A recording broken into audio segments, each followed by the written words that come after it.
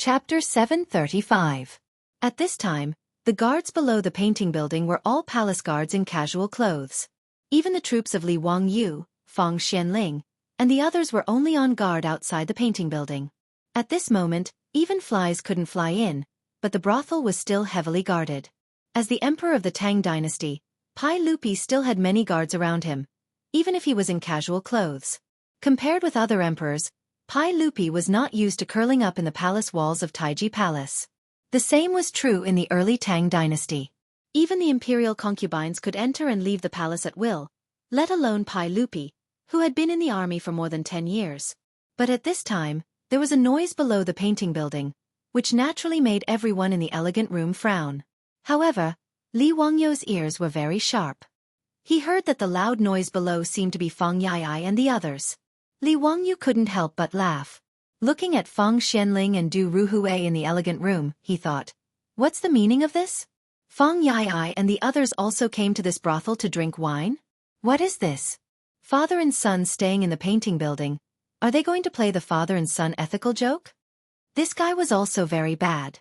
He directly winked at Pai Lupi and said with a smile, "Uncle, it should be the second son of General Fang," and the two sons of General Du Lier laughed loudly when he heard that and said, "This bunch of scoundrel brats, why did they come to this painting house today as well? Me too, go and call them up." Li Wangyu stole a glance and noticed that the faces of Fang Xianling and Du Ruhui twitched unconsciously. Obviously, they were very annoyed by Pai Lupi's nature of enjoying the fun. Although visiting a brothel in the Tang Dynasty was an elegant thing to do, if the father and son visited the same brothel at the same time, it would definitely be a lively gossip in Chang and the next day. Li Wangyu, Pai Lupi, Zhang Sun Wuji, and Kong Yingda all laughed and winked at Fang Xianling and Du Ruhui. Fang Xianling and Du Ruhui were so angry that they cursed in their hearts. They decided to teach those bastards a lesson when they returned home. Very soon, the sound of hurried footsteps could be heard from the painting building. It seemed that this group of fops was still very impatient. Li Wangyu was increasingly looking forward to the scene of the father and son meeting when the debauches pushed open the door of the elegant room. Wahahaha! Such a lively scene was not something one could see often. He was not the only one who thought so. Even Pai Lupi, Zhang Sun Wuji, and Kong Yingda stopped talking. They looked at Fang and Du with mischievous smiles on their faces. Ma Xizhou and the others were also holding back their laughter. They were all waiting to watch the show. But when Fang Eai, Du He, Du Go, and this group of silk pants suddenly pushed open the door, their appearance gave everyone a fright. A group of fops, all of their clothes were stained with blood. Li Wangyu, Fang Xianling, Du Ruhui, and the others all rose to their feet. "What happened? What's with the blood on you?" Fang Yai, Du He, and Du Go did not even have time to salute and greet their father and Pai Lupi. They stepped forward and grabbed Li Wangyu's sleeves and dragged him out. "Zio, we finally found you. Quick, go and save him. Brother Chumo is in trouble. He's in danger." Li Wangyu's mind buzzed. "Brother Yai, tell me clearly what happened. What happened to Brother Chumo?" Brother Chumo was injured by an arrow and was sent to the Union Hospital for emergency treatment. Mr. Treasure said that it might be difficult to save him, so we quickly came to find you to save him. Stop talking, let's go, the horse is downstairs. Fang Yai explained as he pulled Li Wangyu out of the room. Li Wangyu also panicked. He knew that this was not the time to talk, and he did not have time to greet Pai Lupi and the others. He hurriedly followed the fops downstairs. "Send someone to the Xiangyao bureau to find Lu Fengyu and ask him to go to the Union Hospital immediately." Li Wangyu ordered as he ran. Fang Yai said, "I've already sent someone to invite Lu Fengyu. But even Mr. Treasure is helpless. I'm afraid only you and Old Immortal Sun can save Brother Chumo. Old Immortal Sun is still in Dingzhou village and can't help. Now we can only rely on you." Li Wangyu was so anxious that he cursed in his heart. What was the use of looking for him? He didn't know anything about medicine. Did these fops really think that he was a divine doctor? In fact, it was not their fault that they were desperate.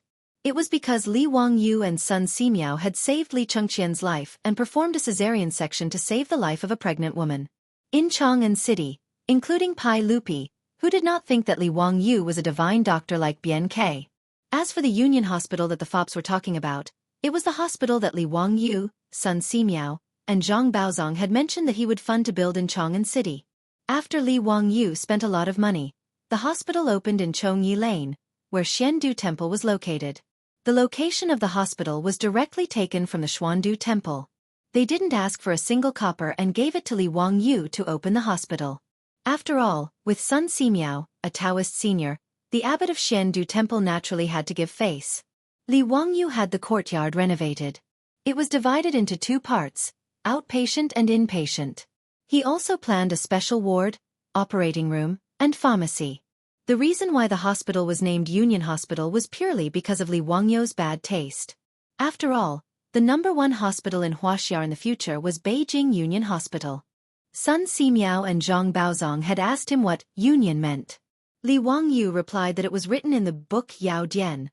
The people are clear, and the people are in harmony. Although Sun Simiao and Zhang Baozong did not understand why a hospital had to be in harmony with the people, they were too lazy to ask. After the opening of Union Hospital, Zhang Baozong, a famous doctor from the Tang Dynasty, and Sun Simiao and Zhang Baozong's disciples were there to treat patients. Moreover, the poor people were given free treatment and medicine. Therefore, as expected, the Union Medical College Hospital immediately became popular in Chang'an City. Every day, the number of patients queuing up for treatment could stretch from Chongyi all the way to Vermilion Bird Avenue. Not only the poor people rushed to see a doctor, but even the high officials, nobles, and businessmen in Chang'an City also came to Union Hospital to seek treatment. Every day, people queued up from the morning drum to the moment before the door was closed. There was no time to rest. Zhang Baozong, the old man, was almost tired out.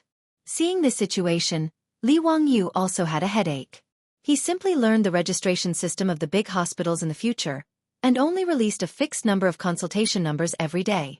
Except for patients who needed emergency treatment and were on the verge of death, those who did not have a registered number were not treated.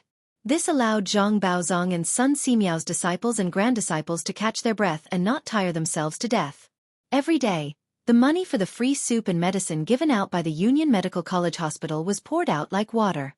The old butler, Li Heng, was almost heartbroken. However, the people of the Tang Dynasty were pure and kind. After receiving free treatment and medicine, they also knew how to be grateful. Almost every patient would kneel down respectfully and kowtow to the Union Hospital as soon as they walked out of the gate. Of course, Li Wangyu was not just running a charity. After all, Union Hospital had Zhang Baozong, a famous doctor, and a group of Sun Simiao's disciples and apprentices, whose medical skills were among the best in Chang'an City. Pai Lupi's private doctor, Lu Shenwei, the minister of the Shangyao Bureau, was just Sun Simiao's disciple. For those officials and nobles who came to Union Hospital to seek medical treatment, the fees set by Li Wangyu for consultation and medicine were unbelievably exorbitant. However, the medical skills of Union Hospital were excellent. The officials and nobles, as well as the businessmen, could only hold their noses and obediently line up to see a doctor. At this time, Li Wangyu knew that Chang Chimo was injured and sent to Union Hospital. Naturally, he did not dare to delay.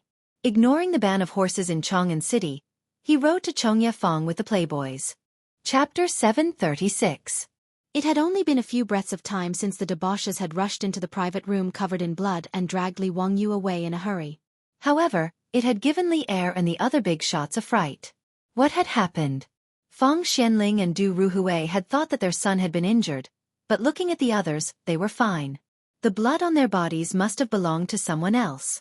What was worse was that Fang Yai had said that Chang Chimo was seriously injured and on the verge of death. Fang Xianling and Du Ruhui were both shocked. Pai Lupi ordered me Tua, who was serving beside him. Go and find out what happened. Quickly report to me. Yes. Me Tua didn't dare to delay. He bowed and immediately left the room to look for Yusi. After such a commotion, no one was in the mood to continue drinking and having fun. Pai Lupi waved his hand and drove all the ladies out of the room. He then ordered someone to go to Union Hospital to find out what had happened. Ma Zhou, Yan Liben, Shangguan Yi, and Lu Rengue were also at a loss. The incident happened so suddenly and Li Wangyu left in a hurry. They didn't know if they should follow him to the Union Hospital or stay here. While they were anxiously waiting for news, the door to the room was suddenly pushed open. Me Tua rushed in anxiously. Everyone, something has happened. Lu Guogong led troops to surround the Honglu temple and forced the Goguryeo diplomatic mission to hand over the culprit. He wants to avenge Cheng Chumo. What? Pai Lupi was so shocked that he jumped to his feet. How is this related to the Goguryeo diplomatic mission? What's wrong with Cheng Jijia? Mi Tuo swallowed hard and replied, just now, the cavalry department reported that Cheng Chumo and the others went out to hunt today. For some reason, they bumped into the Goguryeo and Dongying diplomatic missions. The two sides clashed, and Cheng Chumo was shot and injured by the Goguryeo diplomatic mission. Pa! With a loud bang, Pai Lupi smashed the wine cup in his hand on the floor. These bastards, how dare they? Mi Tuo, explain to me clearly. How can the Goguryeo envoy be so brazen? How dare you shoot Cheng Chumo in Chang'an? Mi Tuo was already sweating profusely. Reporting to everyone, the 100 Cavalry Division does not know the details of what happened. Li Er had already become unable to restrain his anger. A bunch of trash. Let's go to the Chamberlain of Dependencies. Today, we must not let that bastard Cheng Jijia kill his way into Honglu Temple. Otherwise, where will our Tang dynasty put its face? No one dared to hesitate. Fang Xianling, Du Ruhui, and Zhang Sun Wuji escorted Pai Lupi out of the building and towards the Chamberlain of Dependencies. Ma Zhou and Yan Liben looked at each other and decided to go to Peking Union Hospital first to see if there was anything they could help with. Today's matter was really too big. If it wasn't handled properly, it might cause a huge earthquake in the world. Duke of Lu, Chang Yaojin, had led his troops to surround the Chamberlain of Dependencies, and the eldest son of Duke of Lu, Cheng Chumo, had been shot by the Goguryeo envoy. His life was hanging by a thread. This matter was truly going to pierce through the heavens. If something went wrong, the war between Goguryeo and the Tang dynasty would probably start again. Although Goguryeo wasn't big, it was a hard bone to chew. The Sui dynasty invaded Goguryeo 3 times. Not only did they fail to take down Goguryeo, they even caused their own country to fall apart. In the end, the Sui dynasty was replaced by Li Tang. Today, the relationship between the Tang dynasty and Goguryeo seemed to have eased up a lot on the surface. Li Yuan had even conferred the Goguryeo king the title of Xianghu state and king of Liaodong. However, how could a country that repeatedly submitted to the Sui dynasty and repeatedly violated the borders of the suzerain state be able to exist peacefully at the borders of the Tang dynasty? The friction between the two sides had always been constant. They fought openly and secretly, and there were turbulent waves in private. There was no friendship at all. Now that such a thing had happened, if Cheng Chumo really couldn't be saved, or if Duke of Lu was angered and massacred the Chamberlain of Dependencies, the two countries would probably immediately erupt into war. This wasn't a good thing for the current Tang dynasty. Thinking of this, Ma Zhou and Yan Liben both broke out in a cold sweat. Now they could only pray that their teacher could save Duke of Lu's eldest son from the King of Hell. Otherwise, who knows how many people in the world would be buried with Cheng Chumo. On the other side, Li Wangyu followed a group of wastrels and galloped through Chang'an. In a few moments, they rushed into Chongye Square. Li Wangyu jumped off the horse and rushed into the emergency room of Union Medical Hospital. Mr. Baozong, how is Cheng Chumo? Zhang Baozong sighed and shook his head. The arrow in the young duke's body has been removed, and this old man has treated his wound. However, he lost too much blood and was already unconscious when he was sent to the hospital. Sigh, based on this old man's experience, I'm afraid it's not good. County Count Hu, you should make arrangements early. Hearing this, Li Wangyu couldn't help but feel a little dizzy. There was a bitter taste in his mouth, but he didn't know what to do. He couldn't understand why Cheng Chumo would encounter such a thing. In history, Cheng Chumo, this little bastard, was living well. Not only did he marry Princess Qinghe, but after Chang Yaojin's death, he also inherited the title of Duke of Lu. He had a long life. How could Cheng Chumo be seriously injured and on the verge of death in the 3rd year of Zhengguan? He suddenly thought of Li Chengqian's inexplicable appendicitis. It was also a scene that had never appeared in history.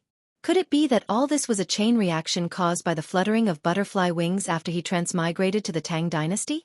Damn it! No matter what, he had to find a way to save Cheng Chumo. Ma Zhou and the others could imagine what would happen after Cheng Chumo's death. Li Wangyu could also imagine it. Moreover, he also knew that the Tang dynasty was not strong enough and the Eastern Turks had not been destroyed. More than 10 years later, in the 17th year of Zhengguan, Pai Lupi personally went to Goguryeo, but he was also defeated and returned empty-handed. If they went to war with Goguryeo because of Cheng Chumo, Li Wangyu really couldn't predict where the history of the Tang dynasty would lead to. Therefore, Cheng Chumo must not die. But how could he save him? Excessive blood loss was not an incurable disease. If it was in the future, blood transfusion would suffice. Any official hospital would have blood for emergency use in the operating room. Cheng Chumo's situation was not a big deal and could be saved easily. But this was the Tang dynasty. Where could they find blood for Cheng Chumo? Of course, blood was easy to find. They could just collect it. With so many troops here, they could collect as much blood as they wanted. But the key was blood type. Even primary school students in the future knew that the most common blood types in the human body were A, B, AB, and O blood types. Among them, O blood type was the universal blood donor and AB blood type was the universal blood recipient.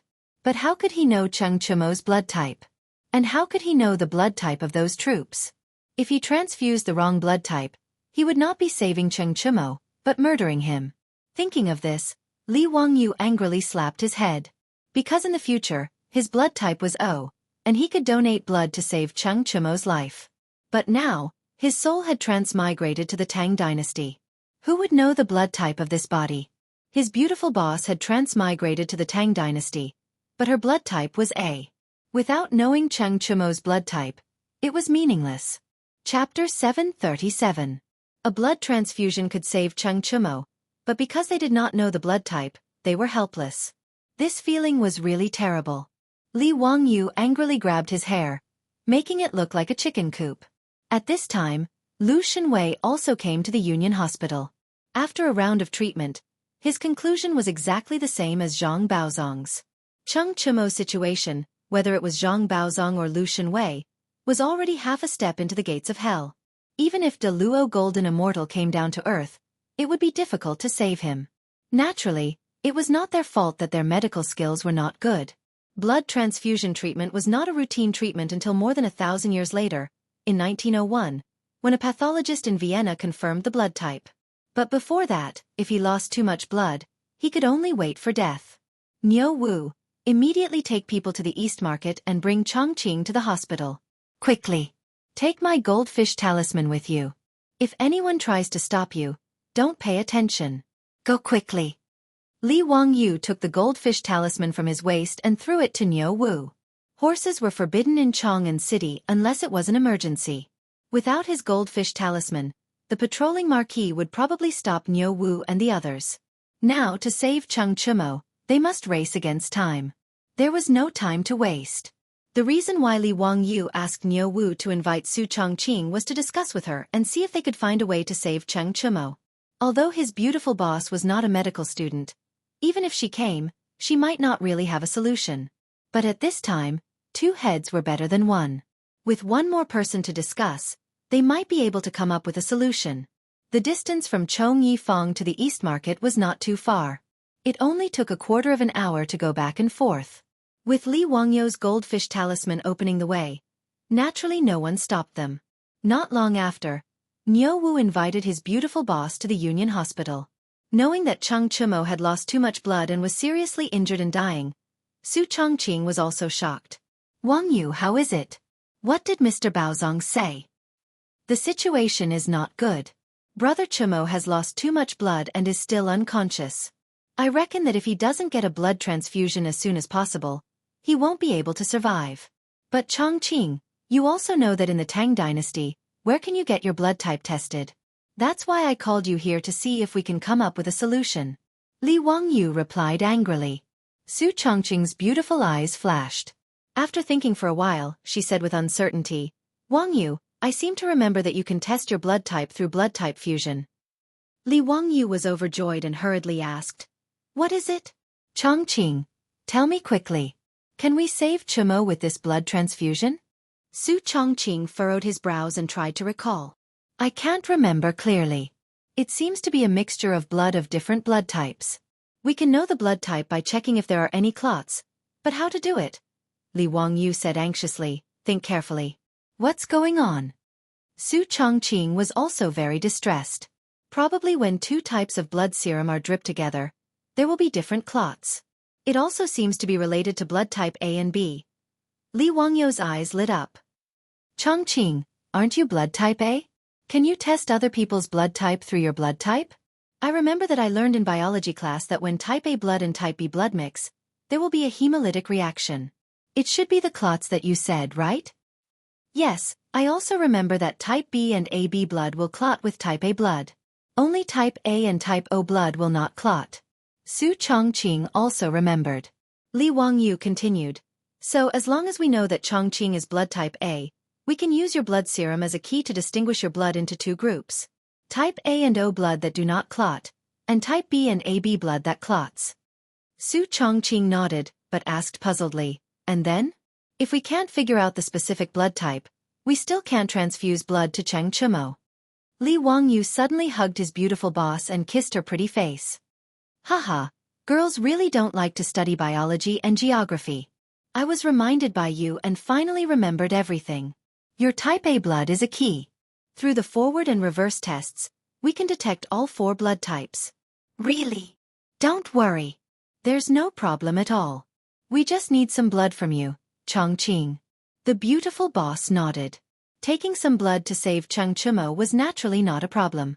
Li Wangyu pulled his beautiful boss and rushed into the emergency room of Union Medical College Hospital. Quick, prepare the syringe. I know how to save Chumo. His words made Zhang Baozong, Lu Shenwei, and several of Sun Simiao's disciples in the emergency room raise their eyebrows. Lu Shenwei asked, Zio, what's the use of a syringe? Cheng Chumo has lost too much blood. Even if we inject penicillin, it's useless. No, we're not going to inject penicillin for Chumo. Brother Shenwei, quick, prepare the syringe and draw some blood from Chongqing and Chumo. Lu Shenwei was stunned when he heard this. Zio, are you crazy? Cheng Chumo has lost too much blood and is still unconscious. I'm afraid he's dead. You still want to draw blood from him? Don't worry, it's just a little bit. This is to save him. Hurry up, there's no time. I'll explain it to you in detail later. Li Wangyu didn't have time to give Lu Shenwei and Zhang Baozong a lesson about blood types. Everything was to save Cheng Chumo. Lu Shenwei couldn't dissuade him, so he could only listen to his orders. Using a bamboo needle, he extracted a tube of blood from Su Chongqing and the unconscious Lu Shenwei. Fortunately, he practiced injecting penicillin and knew where the blood vessels were. He knew where to draw blood from. If it was an imperial physician from the Tang Dynasty, he wouldn't be able to do it.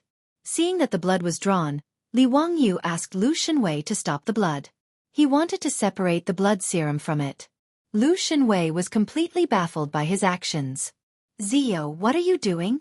Brother Shenwei, Chumo has lost too much blood. There's only one way to save him, and that's to give him a blood transfusion. Blood transfusion?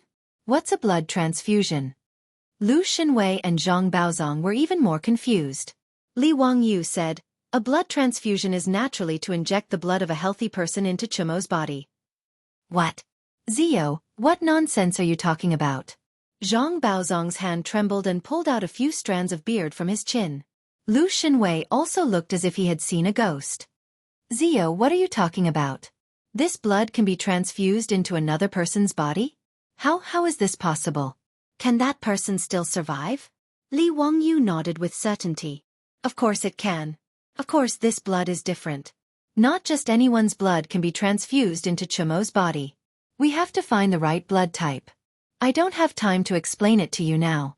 I'll tell you in detail after we save Chumo. 10 minutes later, the 2 tubes of blood that had been collected began to coagulate slowly. The serum was separated, and they could start the blood type identification test. Chapter 738.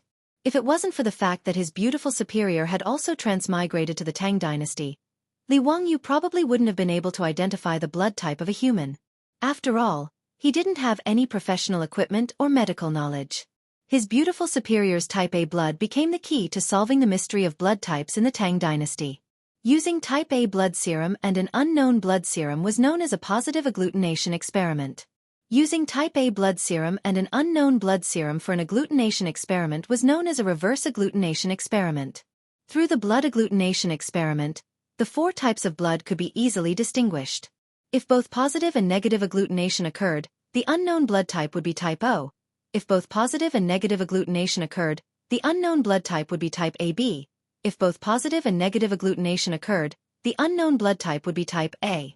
If positive and negative agglutination occurred, the unknown blood type would be type B. With his beautiful superior's type A blood serum, Li Wangyu and his beautiful superior quickly found out that Cheng Chimo's blood type was type B through the blood agglutination experiment. Zhang Baozong and Lu Shenwei were confused. They didn't understand what Li Wangyu meant by A, B, AB, O. Zio, what is type O blood? Coin blood? Lu Shenwei asked curiously. Li Wangyu rolled his eyes. Naturally, he couldn't explain the English ABCD to Lu Shenwei, so he could only brush it off. Brother Shenwei, let's talk about this later. Saving Brother Chimo is more important. Right now, I need you to go outside and collect the blood of those Imperial Guards. I want to test whose blood is the same as Brother Chimo's. Go quickly, time is of the essence. Lu Shenwei still didn't believe in blood transfusion to save a life. But since he and Zhang Baozong were both at their wits' end, they could only follow Li Wangyu's orders and hope that this unheard-of method of blood transfusion could really save Cheng Chimo. At this moment, not only were there Li Wangyu's troops outside of Union Medical Hospital, there were also hundreds of Imperial Guards from the Imperial Guards. These Imperial Guards surrounded the hospital and chased away all the patients who were originally in the hospital. Zhang Baozong was very unhappy about this, but there was nothing he could do.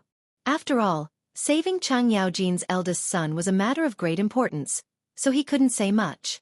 As for the group of playboys, they were as anxious as ants on a hot pan, waiting anxiously outside the emergency room of the hospital. Cheng Chuliang and Cheng Chubi, the two brothers, were not in Union Hospital at this time. After Li Wangyu asked, he found out that after the two brothers sent their elder brother to the hospital, they madly rushed back to the manor to report to their father. Li Wangyu felt a little strange. Cheng Chimo was seriously injured and dying, but why wasn't Cheng Yaojin in the hospital? Other than the hundreds of Imperial Guards that Cheng Yaojin had sent, only a few stewards, maids, and servants rushed to the hospital. However, these people were obviously of no help. Zhang Baozong and Lu Shenwei chased them out of the emergency room. How could Li Wangyu have expected that old geezer Cheng Yaojin, after learning that his son was seriously injured and on the verge of death, not only did he not come to the hospital to visit, he actually led his two sons and a group of Jianghu guards to the Chamberlain of Dependencies to seek revenge for his son. In truth, Cheng Yaojin had thought things through very clearly. He wasn't a doctor, so even if he went to the hospital, he wouldn't be able to save Cheng Chimo. Whether or not he came, everyone would do their best to save his son. Rather than being helpless in the hospital, it was better to think of a way to take revenge for his son. Thus, Cheng Yaojin led Cheng Chuliang and Cheng Chubi to the Chamberlain of Dependencies to block the Gogrian diplomatic mission and demand the culprit. If his son really couldn't be saved, then he would naturally cut off the culprit's head and bury him with Cheng Chimo. Li Wangyu naturally didn't know about the commotion at the Chamberlain of Dependencies. Even if he knew, he couldn't care less. Right now, saving Cheng Chimo was the most important thing. When they heard that the Count of Wuxia needed human blood to save the young duke's life, the Imperial Guards outside Union Hospital were all dumbfounded. Why did this matter sound so unrealistic? Using human blood to save a patient? Why did it sound like some sort of evil witchcraft? Since ancient times, China had emphasized that the body, hair, and skin are given to one's parents and should not be harmed. Thus, since ancient times, except for monks, all men and women had long hair. They couldn't even cut off their hair, let alone draw blood from their own body. This was truly inconsistent with the values of the Tang people. The group of Imperial Guards looked at each other in dismay and did not say anything. No one dared to step forward and pat their chest and say, "Use my blood to save the young duke." Not only did the Imperial Guards remain silent, even the Li family's troops and Feng Yai's group of wastrels fell silent upon hearing Li Wangyu's words. It wasn't that the troops were disloyal, nor that their relationship with Cheng Chimo wasn't good, or that they didn't trust Li Wangyu. It was just that this matter was far too bizarre. This was actually quite normal. Even in the later era, many people believed that donating blood was harmful to one's health, so they weren't willing to donate blood. The blood banks of the hospitals often lacked blood, so they needed to organize and promote the masses to donate blood. This was the case in the later era, let alone in the Tang Dynasty. Other than those monsters in the legends that needed to suck human blood, who would believe that blood transfusions could save lives? Seeing that no one spoke, Lu Shenwei also shook his head. He didn't agree with Li Wangyu's words because he didn't understand the medical theory that blood transfusions could save lives. He also knew that it wasn't easy to get someone to donate their own blood. Li Wangyu was also anxious. Previously, he couldn't confirm Cheng Chumo's blood type and couldn't donate blood. But now that the blood type was finally determined, he couldn't find anyone willing to donate blood. This was really strange. Cheng Chumo, who was lying on the operating table, had lost too much blood. His face was as white as paper, and his breathing was getting weaker. Zhang Baozong took Cheng Chumo's pulse again and shook his head with a bitter smile. Zio, I'm afraid the young duke won't make it. His pulse is so weak that it's almost undetectable. It's better to inform the people of Duke Lu's residence to prepare for his funeral. I've already tried my best, but there's nothing I can do. Li Wangyu was also anxious. He directly pulled Lu Shenwei over and said, "Bring me a needle. Prick my finger and take my blood for a blood test." "Zio, what are you going to do?" his beautiful superior asked anxiously. "Save him. If my blood type is B, I'll give Cheng Chumo a blood transfusion." "But, no buts. Quick!" Li Wangyu shouted, jumping up and down. He was really anxious now. Seeing that Lu Shenwei didn't do anything, he directly grabbed the needle and wiped it with alcohol to disinfect it. Then, he pricked his finger and squeezed out a drop of blood into the porcelain bottle. Then he started to test it himself. His blood and the beautiful superior's serum were coagulating, but not coagulating. It was actually the same as Cheng Chumo's. B-type. Li Wangyu took a deep breath and turned to look at Su Chongqing, then at Lu Shenwei and Zhang Baozong. The blood type matches. Prepare for a blood transfusion. Give my blood to Brother Chumo. Li Wangyu said calmly. How can we do this? Zio, why don't we go and search among the Imperial Guards again? Give them more money. With a generous reward, there will be brave men. Lu Shenwei muttered. There's no time. Prepare for a blood transfusion.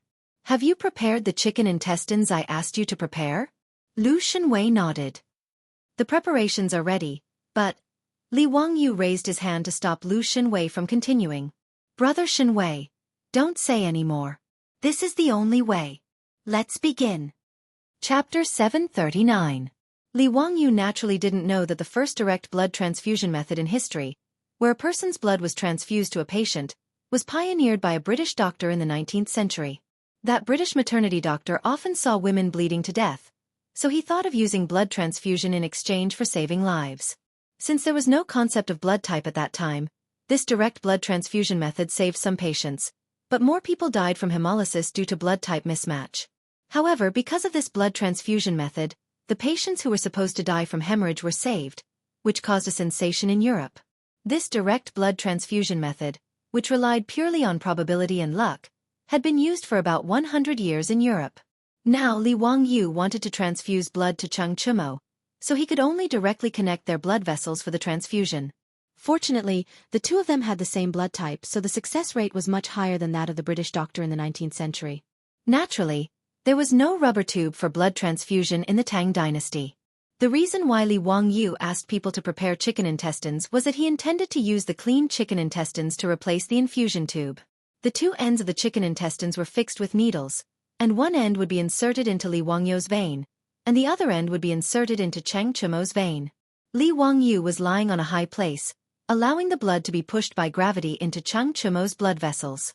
With an anxious face, his beautiful boss pulled Li Wangyu to the side and whispered, Wangyu, although you and Cheng Chumo have type B blood and can transfuse blood to him, I'm not a medical doctor. But I know that the blood used for blood transfusion is collected blood that has been specially processed into medical blood before it can be transfused to the patient. But you're going to directly transfuse blood to him. Is this okay? Li Wangyu helplessly spread out his hands and sighed. Hey, Chongqing, of course I'm aware of what you just said. Did you forget? The company organized a voluntary blood donation, and I also participated in it. I also talked to the nurse at that time, so I know a little bit about the situation. You're right. This blood cannot be transfused casually. If there's a hemolysis reaction, even the gods won't be able to save him. But now that things have come to this, we can only go all out. Otherwise, Cheng Chumo will definitely die. If I do, I might die. If I don't, I'll definitely die. What do you think I should do? The beautiful boss bit her lip. But if you fail to save Cheng Chumo, what if Cheng Yaojin blames you? Li Wangyu patted her shoulder to comfort her. I don't think so. Cheng Yaojin, that old rogue, although he is not a good thing, he is not an unreasonable person. He will not blame me. Sigh, I'm just worried that if Cheng Chumo can't be saved, the Tang Dynasty and Goguryeo might erupt in war ahead of time. The beautiful boss was not familiar with the history of the Tang Dynasty. She did not know what to say about Li Wangyu's worries, so she could only gently hug the little man in front of her. Li Wangyu let out a long sigh. Well, there's not much time left. Let's hurry up and give Cheng Chumo a blood transfusion. Sigh, life and death are ruled by fate, riches and honor are ruled by heaven. It all depends on whether his life is tough or not. The beautiful boss still said worriedly, but I'm worried about you. You know, blood donation is usually 200 milliliters, at most 400 milliliters. But this is a direct blood transfusion. How do you know how much blood you've given to Cheng Chumo? What if? It's okay. I've talked to the nurse. Between 500 milliliters and 1000 milliliters, nothing will happen. Li Wangyu comforted her. The beautiful boss still frowned. Even so, we still don't know how much blood you've given. Li Wangyu knew what the beautiful boss was worried about. In fact, he was also a little scared. If he donated too much blood to save people, it would be a big joke if he went into shock from excessive blood loss. He pondered for a moment and said, It's simple. Chongqing, you ask someone to prepare a water bag. Insert the needle into it, connect the needle with the chicken intestine needle, and use a basin to collect the water. A caddy of water is 500 milliliters, so blood should be about the same, right? When about a caddy of water leaks out, I'll stop. Then there won't be any danger. The beautiful boss pondered for a moment and felt that this was the only way. She helplessly nodded and agreed. Li Wangyu lay down beside Cheng Chumo, who had already gone into shock due to excessive blood loss. Lu Xinwei picked up the needle with the chicken intestine and looked at Li Wangyu, who had rolled up his sleeves. Although his hands were always steady, he still couldn't help but feel nervous, which caused his fingers to tremble. Zio, do you really want to do this? Li Wangyu was also nervous. The risk of a direct blood transfusion was too great. But now, he had no choice but to give it his all. Brother Xinwei, let's start. Brother Chumo can't hold on any longer. Lu Xinwei nodded and calmed his mind. He then inserted the needle into the vein on Li Wangyu's arm. Li Wangyu felt a sharp pain, which made him frown subconsciously. Then, the dark red venous blood flowed through the needle into the intestine, which replaced the infusion tube. Lu Xinwei didn't dare to be negligent. He immediately inserted the other needle into the vein on Cheng Chumo's arm. The beautiful boss on the side also immediately inserted the needle into the hanging water bag. Then, using the water bucket below, she started to calculate the amount of blood Li Wangyu would receive. When they heard that Li Wangyu was actually going to personally transfuse his blood into Cheng Chumo's body, the rich people gathered in the emergency room couldn't hold back anymore. They ignored Zhang Baozong and Lu Xinwei's dissuasion and directly rushed into the emergency room. Sure enough, what everyone saw was Li Wangyu and Cheng Chumo lying side by side. In front of the two of them was a transfusion tube made of chicken intestine. At this moment, the dark red blood flowing continuously in the translucent chicken intestine could be clearly seen. Zio Yu. Feng Yai I didn't know what to say. In their opinion, this was equivalent to Li Wangyu handing over his life to Cheng Chumo to prolong it. The Tang people didn't know the secrets of the human blood, but they knew the importance of blood to the human body. The owner of the human body is blood, qi, and ears. The human body has yin and yang, which is blood and qi. This was the understanding of blood in traditional Chinese medicine. In fact, in the eyes of the common people, human blood was equivalent to lifespan. Therefore, in the folklore, there were stories of mountain spirits and monsters that relied on absorbing human blood to live forever. This was also the reason why the imperial guards and the rich people were silent when they heard that blood was going to be transfused to Cheng Chumo. But now, when they saw Li Wangyu transferring his blood into Cheng Chumo's body with their own eyes, they immediately felt ashamed. Feng Yai suddenly slapped himself in the face. With a crisp slap. His face immediately became red and swollen. It was obvious that he used a lot of strength. Lady Su, didn't you say that you wanted a blood test? Come and test my blood. I'm going to give Brother Chumo my blood. Fang Yai didn't care about his face and directly rolled up his sleeves as he spoke to Su Chongqing. Yes, I'm going to give Brother Chumo my blood. Come and test my blood.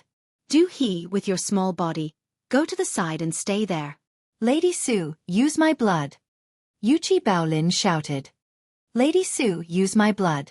Yuchi is so smelly, so his blood probably stinks too. Chai Lingwu pushed Yuchi Baolin aside. Li Wangyu was lying on the side. Seeing this situation, he couldn't help but laugh and scold. You bastards, do you think you're buying meat? Do you want to see if your teeth are good? Chongqing, test the blood of these bastards. None of them can escape today. His words caused everyone to laugh without end, and the awkward atmosphere from before instantly vanished without a trace. Chapter 740. The foppish playboys were really lucky. Fang Yai was also type B, while Chai Lingwu and Dugo were both type O, so they could all be transfused to Cheng Chumo. The twin brothers, Yuchi Baoqi and Yuchi Baolin, suddenly flushed. They stretched their necks and shouted, Zio, what do you mean? Why can't we transfuse blood to Cheng Chumo? Did we brothers offend Zio? Li Wangyu was lying on the bed, silently rolling his eyes. He didn't want to talk to these two bastards. He was so tired. Li Wangyu felt that it was simply playing the lute to a cow to explain to these illiterates what blood type was and what hemolysis was. He simply closed his eyes and ignored these two idiots. On the other hand, the beautiful superior covered her mouth and chuckled.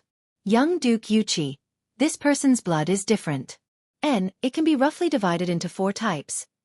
Agricultural blood type, nomadic blood type, mixed blood type, and hunter blood type. Cheng Chumo has nomadic blood type, so Wang Yu and Fang Yai are also nomadic blood type, so they can be transfused to him. Chai Lingwu and Du Go have hunter blood type, which is a universal blood type that can be transfused to all blood types. If the blood type is wrong, it won't be saving people, but killing people. Su Chongqing naturally wouldn't make Li Wangyu's mistake and say such English words as type A and O to the foppish playboys. However, the names of these blood types she said stunned even Li Wangyu. Nomadic blood type. Hunter blood type? What the hell was this? Could it be that the beautiful superior made it up? Su Chongqing's words made Lu Shenwei and Zhang Baozong's eyes light up. They quickly asked, Madam Su, can you tell us in detail about these 4 blood types? How do you differentiate them? The 2 famous doctors of the Tang Dynasty looked at Su Chongqing with eyes full of desire for knowledge, which gave her a headache. She didn't study medicine, so how could she answer their questions in detail? Su Chongqing could only look at Li Wangyu for help, hoping that he would help him out. In the end, Li Wangyu simply closed his eyes and pretended not to see anything. Su Chongqing was so angry that he almost wanted to go forward and give this bastard a good kick. Actually I also heard it from Wangyu. You can ask him later. I'm not very clear about the details.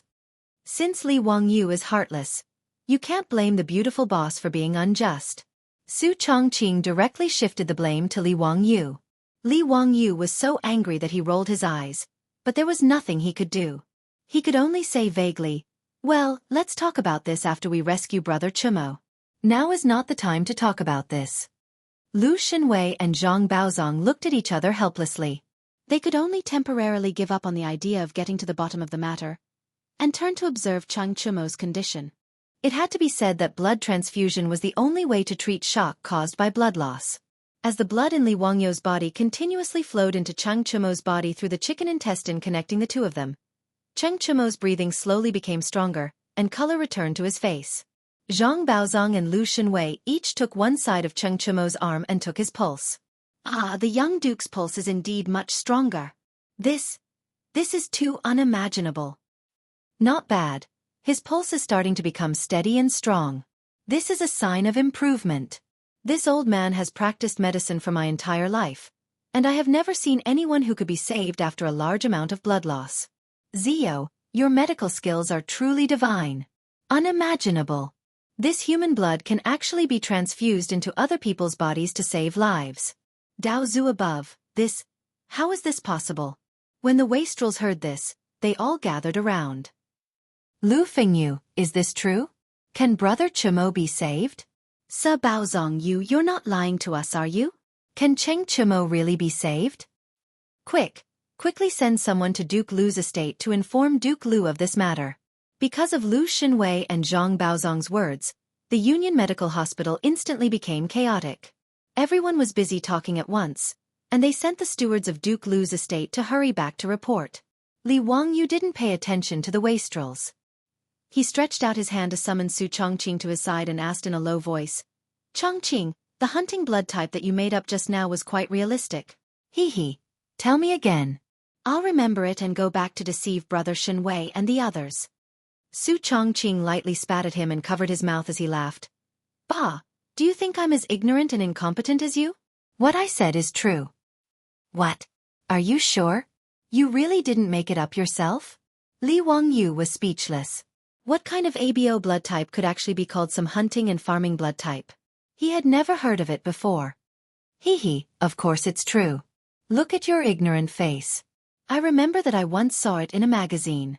Type O blood is the oldest blood type, so it was called the hunting blood type. Almost all ancient humans had type O blood. Later, the human body continued to adapt to the changes brought about by new food, and type A blood appeared, so it was called the farming blood type. A part of the ancient human body gradually adapted to the changes in the environment and produced type B blood. Most of the people with this blood type were nomads, such as Mongolians and other northern minorities, so type B blood was called the nomadic blood type. Type AB appeared the latest. It is said that there was no type AB blood before the Tang Dynasty.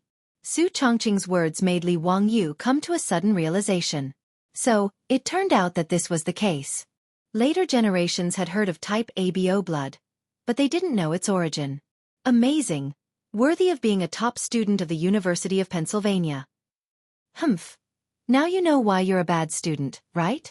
Yes. Otherwise, how could you be my leader? Li Wangyu and his beautiful superior quietly joked with each other while waiting for the blood transfusion to complete. Although neither of them had received a blood transfusion before, they knew that it should be similar to an 4 drip. The speed definitely couldn't be fast. Li Wangyu even had Lu Xinwei tie a thin rope in the middle of the intestine to limit the blood flow. The beautiful superior turned her head and looked at the bucket used to measure the blood transfusion. The drops of water that fell from the bucket only covered the bottom of the bucket. She estimated that it would take at least half an hour to reach 500 milliliters, which was the volume of a bottle of mineral water in the future. Zhang Baozong and Lu Xinwei had been constantly checking Cheng Chumo's pulse. Looking at the excited expression on their faces, it was clear that Cheng Chumo's condition was getting better and better. The debauches were finally able to put down the stone in their hearts. Only now did Li Wangyu remember to ask the debauches how Cheng Chumo had been injured, and why was his injury so serious. Just by looking at the bloodstains on the dandy's clothes, which had long dried up, one could see how much blood Cheng Chumo had shed at that time. "Brother Yai, what happened today? Who was so bold to actually shoot Brother Chumo?" Hearing Li Wangyu mention this matter, the playboys' expressions suddenly became interesting. Some looked embarrassed, some were angry, and some were sullen. Feng Yai sighed deeply. "Zio, today we brothers lost. It's embarrassing to talk about it. The one who made the first move was actually Brother Chumo." Chapter 741. Feng Yai took out an arrow stained with blood and handed it to Li Wangyu. Brother Chumo was injured by this arrow. "Zio, take a look at this arrow." Li Wangyu, who was lying on the hospital bed, took the arrow with one hand and looked at it carefully. He didn't feel anything special about it. He didn't understand why Feng Yai showed him this arrow. However, when his eyes fell on the back of the arrow, his pupils suddenly shrank. At the end of the arrow, there was a character, Cheng, engraved on it. This is Brother Chumo's own arrow?" Li Wangyu asked in disbelief. Feng Yai and the other playboys nodded. "Yes, it is Brother Chumo's own arrow." Li Wangyu was dumbfounded. Cheng Chumo had injured himself with his own arrow? Could it be that the arrow could automatically turn? Cheng Chumo was injured by an arrow. The arrow directly penetrated his abdomen. Before Li Wangyu traveled to the Tang Dynasty, he always had a misconception that the power of a bow and arrow was far inferior to bullets. This was actually not correct. In the TV series of later generations, there were often fierce generals who could continue to fight after being hit by more than 10 arrows. In fact, compared with bullets within 100 steps, the power of a bow and arrow was stronger than the pistol and rifle bullets of later generations. If the bullet was fast, it could only cause a penetrating wound. If it didn't hit the vital parts, it wouldn't cause serious sequelae. But a bow and arrow was different. The arrowhead of an arrow was much larger than a bullet. The arrowheads had different shapes. There were 2 winged arrows with ridges, 3 pronged arrows, flying arrows. These arrows were designed to kill the enemy with the greatest power. Take the 2-winged arrow for example. The 2 sides of the arrowhead were ridges with sharp edges. Once it was shot into a person's body, not only would it cause a penetrating wound, but the sharp edges of the wings would also cut open the blood vessels. It was extremely fierce. Xianxia was hit by this 2-winged arrow. The sharp arrowhead directly cut open the blood vessels in his abdomen, causing a lot of bleeding. If it weren't for Li Wangyou's blood transfusion, perhaps Duke Lu's mansion would have already started the funeral. Fortunately, both Zhang Baozong and Lu Shenwei had grasped the technique of suturing wounds. Otherwise, even if Li Wangyu could think of a way to give Xianxia a blood transfusion, Xianxia wouldn't be able to last until Li Wangyu rushed over. Li Wangyu looked at the arrow in his hand and then turned to look at the unconscious Xianxia lying beside him. With a puzzled expression he asked, "What is going on here? Didn't you say that it was the Gogrian envoy who shot Brother Chumo? Why did Brother Chumo's arrow hit him?" The silk pants looked at each other, and it was Fang Yai who spoke. Hi, this is a long story. Since we have nothing to do today, we decided to hunt outside the city to pass the time. However, he didn't expect to meet the Gogrian envoys outside the city. They were also out hunting today. Zio, you also know that the skulls of the Sui Dynasty soldiers were piled up by the Gogurians and erected to the east of the Liao River. This is the humiliation of the Sui Dynasty. But isn't it also the humiliation of our Tang Dynasty? The reason why the Gogrian envoys came to Chang'an was because the sage wrote a letter to the Gogrian king, requesting them to tear down the Jingguan and return the skulls. The Gogrian envoys came because of this. Li Wangyu nodded slightly. Of course I know about this. Emperor Yang of Sui mobilized an army of 1 million and failed to conquer Goguryeo. Millions of people died in Liaodong. The Gogurians used the skulls of the corpses to build a Jingguan to display their military might. The so-called Jingguan was actually a mound of the corpses of the soldiers who died in battle. Li Wangyu still vaguely remembered that in history, Pai Lupi negotiated with the Gogrian king during the 2nd or 3rd year of the Jingguan and sent officials to Liaodong to destroy the Jingguan built by the Gogurians. Thinking about it, the Gogrian envoys came to Chang'an to discuss this matter with Pai Lupi. But how could the Gogrian envoys be so daring as to shoot Xianxia? Why did the 2 sides clash? Li Wangyu couldn't be bothered to think about it, so he asked directly, "Brothers, why did you clash with the Gogrian envoys?" Fang Yai glanced at him. "This matter has something to do with Zio." Li Wangyu was dumbfounded. "Something to do with me? What does this have to do with me? I'm at the Imperial College today, recruiting teachers for the school. How can I be related to the debauches going out of Chang'an?" Seeing Li Wangyu's confusion, Fang Yai explained, "Zio, do you still remember how you killed 3 Dongying people in the prison?" Of course, Li Wangyu couldn't forget the fact that he had killed 3 people. Even now, he still felt nauseous whenever he thought about it.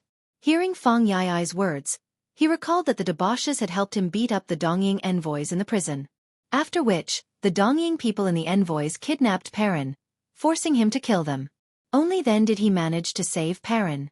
But he still couldn't understand what this had to do with the Gogurians. Fang Yai continued, "The Dongying envoys haven't returned yet. It's said that the sage is still considering whether to accept their request. On the other hand, the Dongying people were inextricably linked to the Gogurians. Today, we didn't just meet the Gogurian envoys. The Dongying people whom we beat up were also with them. Naturally, those Dongying people recognized us. Zio, you should know that we didn't have the patience to bring our men with us when we went out. Those Dongying people didn't seem to know who we were, and they mocked us loudly. How could we tolerate this? So, we got into a fight with them." Li Wangyu was stunned. He recalled that back then in the prison, in order to persuade Pai Lupi not to accept the Dongying envoys, or at least not to let them learn the advanced techniques of the Tang Dynasty, he dragged the Dongying people and the Gogurians together, saying that they were of the same race and shared the same language. He didn't expect his words to come true. The Gogurians and the Dongying envoys really colluded with one another. He turned to look at the debauches. In his panic earlier, he didn't notice that these debauches were covered in blood and their clothes were in a mess. Some of them even had wounds on their faces. Clearly, They were beaten up by the Goguryans and the Dongying people. Li Wangyu asked in confusion, even if you fought, it wasn't a big deal. Did you use your weapons? We didn't. Our brothers know that very well. Even if they were envoys, it wasn't a big deal to fight with them. But if they used their weapons and killed a few of them, it would be a huge problem. Do you think we're you? Damn it, you killed 3 members of the Dongying envoys in the prison back then, and you got away scot-free. We brothers really admire you, Zio. Li Wangyu rubbed his nose awkwardly, cut the crap and speak clearly. Since it was just a fight, why did Brother Mo get hit by an arrow? He almost went to meet the King of Hell. Zio, this matter is still your fault. Feng Yai said. The surrounding debauches nodded their heads in agreement. Li Wangyu felt that he was in deep *T. How did it have anything to do with him again? He really wanted to see if he was carrying a big pot on his back today, with the words, scapegoat, written on it. Chapter 742. Li Wangyu couldn't even be bothered to raise his middle finger at them. He laughed and scolded. What does this have to do with me? Of course it's because of your romance of the 3 kingdoms. Feng Yai replied. Li Wangyu was speechless. What does this have to do with the 3 kingdoms? Ziyu, who is the best archer in the 3 kingdoms? It should be Huang Zhong. Li Wangyu didn't understand why Feng Yai asked this question. However, everyone knew that Huang Zhong was good at archery. In the later 3 kingdoms games, Huang Zhong was also a godly archer. Feng Yai slapped his thigh and said, That's right. Huang Zhong's coolest and most handsome move was his horse return arrow. There was a saying in the 3 kingdoms. Yun Chang fought with Huang Zhong for 2 days, but Huang Zhong didn't give up. After 30 rounds, Huang Zhong faked defeat and Yun Chang rushed over. Remembering the kindness of not killing him the day before, Zhongyu could not bear to shoot. Carrying his saber, he feigned pulling the bowstring. Yun Chang hastily dodged, but did not see the arrow. Yun Chang rushed. Zhongyu feigned pulling the bowstring. Yun Chang hastily dodged, but did not see the arrow. When he got close to the suspension bridge, Huang Zhong knocked an arrow on the bridge. The arrow arrived and hit Yun Chang's helmet. Yun Chang was startled and brought the arrow back to the camp. Only then did he know that Huang Zhong had the ability to shoot a willow leaf from 100 paces away. Today he only shot the helmet tassel to repay the kindness of not killing him yesterday. Chumo Xiong admires Huang Zhong the most. His favorite skill is the return arrow. After spending so much time with Li Wangyu, these foppish kids had learned the 2 words cool and handsome. However, Li Wangyu was dumbfounded. How obsessed were these foppish kids with the romance of the 3 kingdoms? If he didn't copy the content on his phone, he wouldn't have been able to memorize it. However, Feng Yai was able to recite it without missing a word. Actually, this was normal. To these playboys, the romance of the 3 kingdoms was like the 80s, where a bunch of students were obsessed with Jin Yong and Gu Long's wuxia novels. It might even be worse. In the past, many ignorant teenagers went to Shaolin Temple and Wudong Mountain to learn martial arts after reading the wuxia novels written by the old masters. There were plenty of people like Feng Yai and the others who could recite the contents of the book backwards, so it wasn't rare. But Li Wangyu still did not understand. What did this have to do with Chung Chumo being shot by his own arrow? What does this have to do with Chumo's injury? Don't worry, I'll tell you slowly. Feng Yai had a talent for storytelling. He didn't keep Li Wangyu in suspense and recounted everything that had happened outside the city. However, Li Wangyu's jaw dropped. He felt as if he had seen a ghost. Chung Chumo and his group of silk pants had gone hunting out of boredom today, but it wasn't a big deal that they encountered the Goguryeo and Dongying envoys. The group of profligates didn't think much of the Goguryans and Dongying people, so naturally, they couldn't be bothered with them. After all, in the eyes of the Tang people, whether it was Goguryeo or Dongying, they were just barbarians. As for beating up the Dongying people in the prison, the profligates didn't think much of it. A bunch of barbarian envoys. So what if they were beaten up? It wasn't a big deal. As long as they didn't kill them like Li Wangyu, even a saint wouldn't care if the Dongying envoys were beaten up. The profligates felt that the Dongying people were like weeds and didn't think much of them. But the Dongying people didn't think that way. The Dongying envoys had 3 of their men killed by Li Wangyu in the prison that day, and they felt extremely sullen, but they couldn't do anything about it. These Dongying people weren't stupid. They naturally went around asking around to find out who had killed their companions in the prison. When they found out that the culprit was Li Wangyu, Li Zio, the nephew of the emperor of the Great Tang, the founding county count of the Huxian County, the Dongying envoys immediately became obedient. Just like the analysis in the book, Chrysanthemum and Blade, the Dongying people were used to submitting to the strong. Hence, after Li Wangyu killed 3 of their companions, after these Japanese learned of Li Wangyu's identity, not only did they not dare to harbor any resentment, they even respectfully prepared a generous gift and sent it to Li Wangyu's residence as an apology. Li Wangyu naturally couldn't be bothered to interact with these Dongying people. He didn't even meet them, and directly sent the old butler, Li Hang, to send them away. Logically speaking, since these Dongying people knew about Li Wangyu's identity, they should be able to guess that he wasn't an ordinary person even if they didn't find out that he had beaten them up together with Li Wangyu in the prison that day. However, this was what normal people would think. The Dongying envoys' thoughts were clearly different. There was clearly something wrong with their brain circuits. After they found out about Li Wangyu's identity, they actually forgot about the Dongying people who had beaten them up in the prison, as if they were just a group of passers-by. In the Dongying people's minds, they directly thought of the Dongying people as people who were flattering Li Wangyu. After all, in their minds, if they had known about Li Wangyu's identity back then, they would probably have knelt on the ground and licked his boots. It was precisely because of this thought that when the Dongying people saw the Dongying people today, they remembered how they had been beaten up by them in the prison that day. They actually began to mock and ridicule the Dongying people. The Dongying people were used to being unscrupulous in Chang and city. How could they endure such humiliation? Without hesitation, they jumped off their horses and attacked. On the other hand, the Goguryeo envoys at the side could tell at a glance that the Dongying people were not ordinary people. This group of well-dressed young people was definitely not ordinary people. Therefore, they didn't choose to help. They just watched coldly from the side, allowing the Dongying people to beat up the Dongying envoys again. When the Dongying people had vented their anger and were about to leave, a young man in the Goguryeo envoys suddenly said, "You must all be nobles of the Tang Dynasty.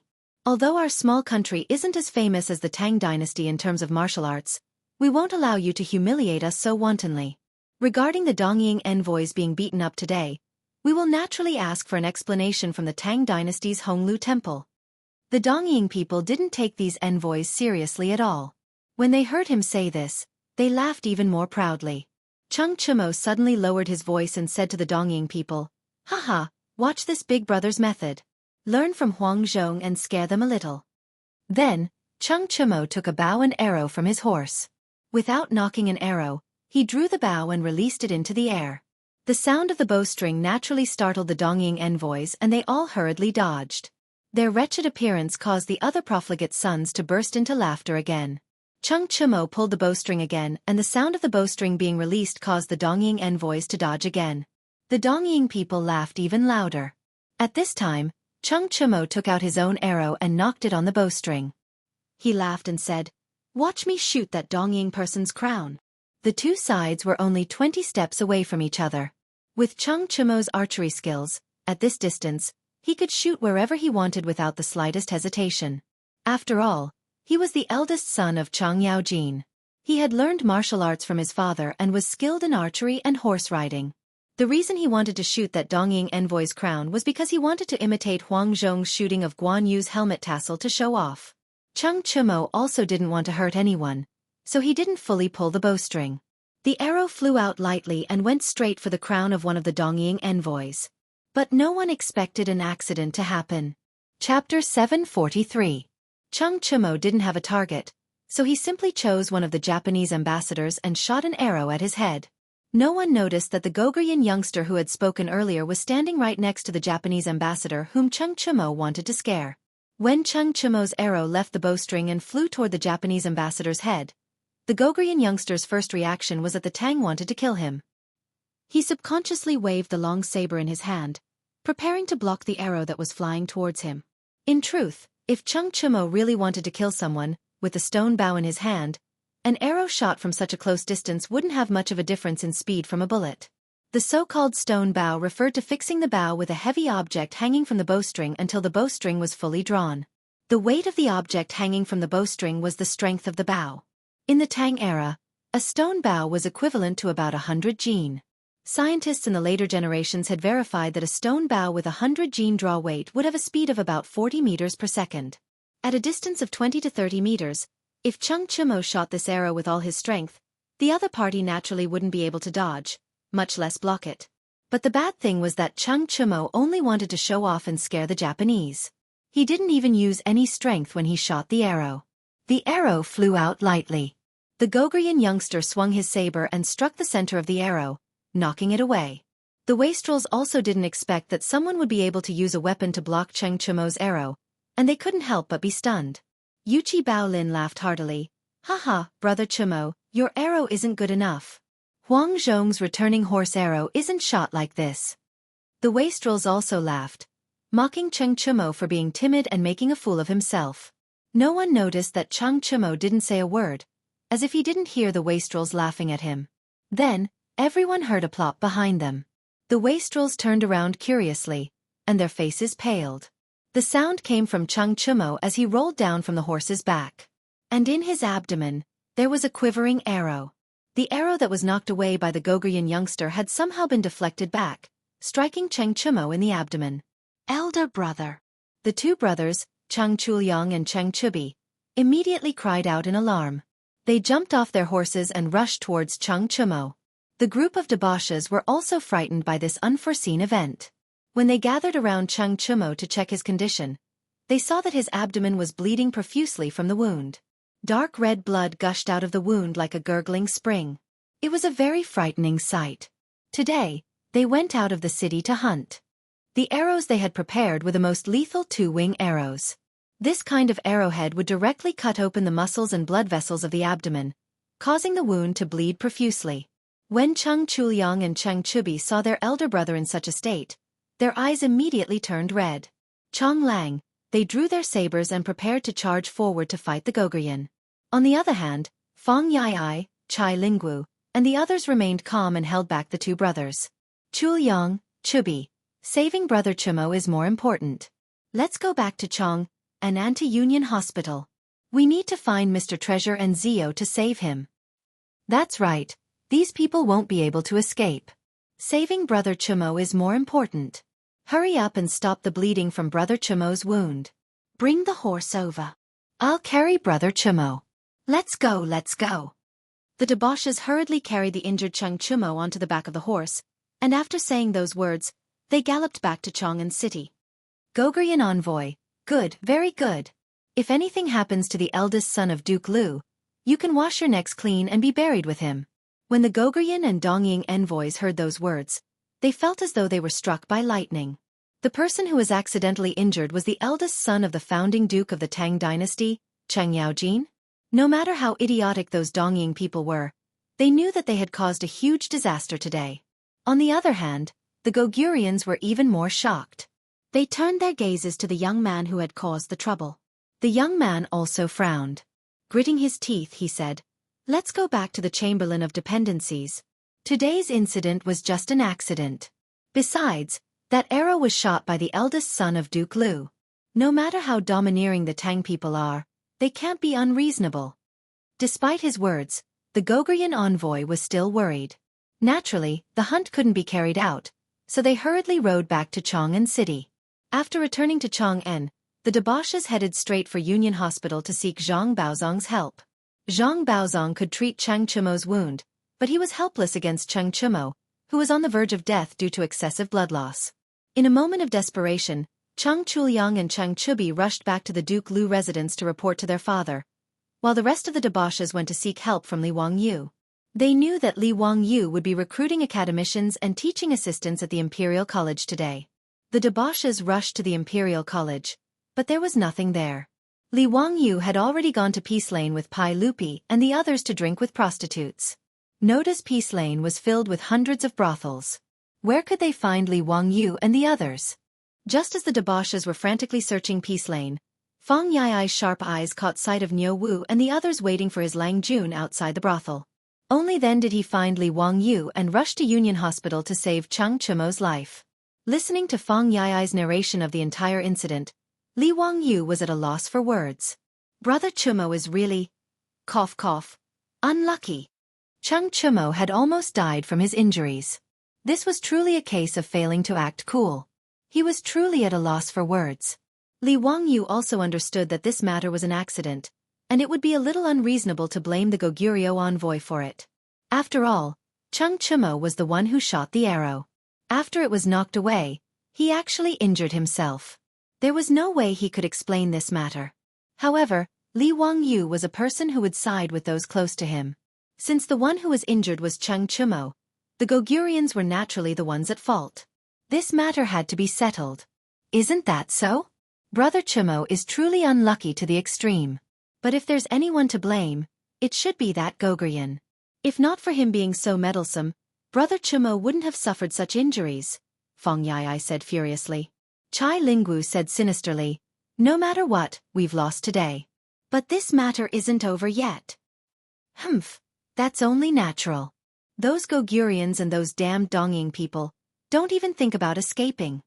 The silk pants looked as though they were about to swallow someone whole. To them, today's matter was a complete loss of face. How could they possibly be willing to let this matter rest? Li Wangyu nodded as he pondered over how he should resolve this matter. If he were to bring this matter out in the open, Cheng Chimo and the other silk pants might not be able to vent their anger. After all, Pai Lupi still cared about his face. Some things could be done in private, but they couldn't be brought out in the open. And Pai Lupi couldn't possibly issue an edict to arrest the Goguryan envoy just because Cheng Chimo was injured. Just as he was pondering over the matter, Lu Shenwei suddenly exclaimed in surprise, "The little duke is awake." Chapter 744. Lu Shenwei's words made everyone overjoyed. They looked up and saw Cheng Chimo lying on the emergency bed. His eyelids were trembling slightly, and it seemed that he was about to wake up. "Brother Chimo, you're awake. You scared us to death." Although Cheng Chimo had woken up, his face was pale, his hands and feet were cold, and his breathing was rapid. These were all common symptoms of hemorrhagic shock. However, this fellow had the appearance of Chang Yaojin, and his body was unbelievably strong. Even after waking up, his voice was still full of energy. When Cheng Chimo was first sent to Union Hospital, he was still conscious and knew that he was in the hospital. He opened his eyes and looked at the group of playboys. He grinned and said, "I thought I was going to die. Wahahaha, it seems that I'm still alive. Even the king of hell won't accept me." "Bah, you're still alive, my ass. If Zio didn't come in time and pull you back from the king of hell, I'm afraid that we would have to hold a funeral for you today." This was Yuchi Baolin's big mouth.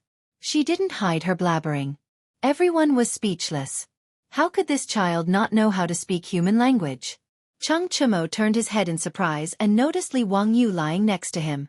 He looked down at the chicken intestine used for blood transfusion and asked in confusion, "Zio, what are you doing? You're injured too? Why are you lying next to me?" Before Li Wangyu could answer, the other hedonistic sons beside him started to explain. "Zio is giving you a blood transfusion. Brother Chimo, you have lost too much blood." Both Mr. Treasure and Lu Fengyu were helpless, but Zio said that he would give his blood to you to save your life. I did not expect that he really pulled Brother Chimo back from the gates of hell. Yes, Madame Su said that Brother Chimo and Zio have the same hunting blood type. His blood can be given to you to prolong your life. Tiska. I really opened my eyes today. It turns out that blood can be given to others. Brother Chimo, you have to thank Zio properly. Cheng Chimo heard this and carefully looked at the chicken intestine that was still bleeding between the two of them. He couldn't help but be moved. "Ziyu, how do you want me to repay you for saving my life?" Cheng Chimo's eyes reddened and his voice choked with sobs. Li Wangyu laughed and said, "Chimo Gu, you and I call each other brothers, you are treating me like an outsider. If little brother is in trouble, would elder brothers leave little brother in the lurch? It's just giving some blood to Chimo Gu, it's nothing." This was not Li Wangyu being modest. To him and his beautiful boss, donating blood to save people was not a big deal at all. Voluntary blood donation, the selfless contribution of one's own blood to social welfare, had long been commonplace in the later generations. But in the eyes of the Tang, passing one's blood into another's body to save one's life was the same as passing over one's vitality and lifespan. This was no longer as simple as saving his life. In the eyes of Cheng Chimo and the others, Li Wangyu's blood flowed in Cheng Chimo's body, which was equivalent to giving him a new lease on life.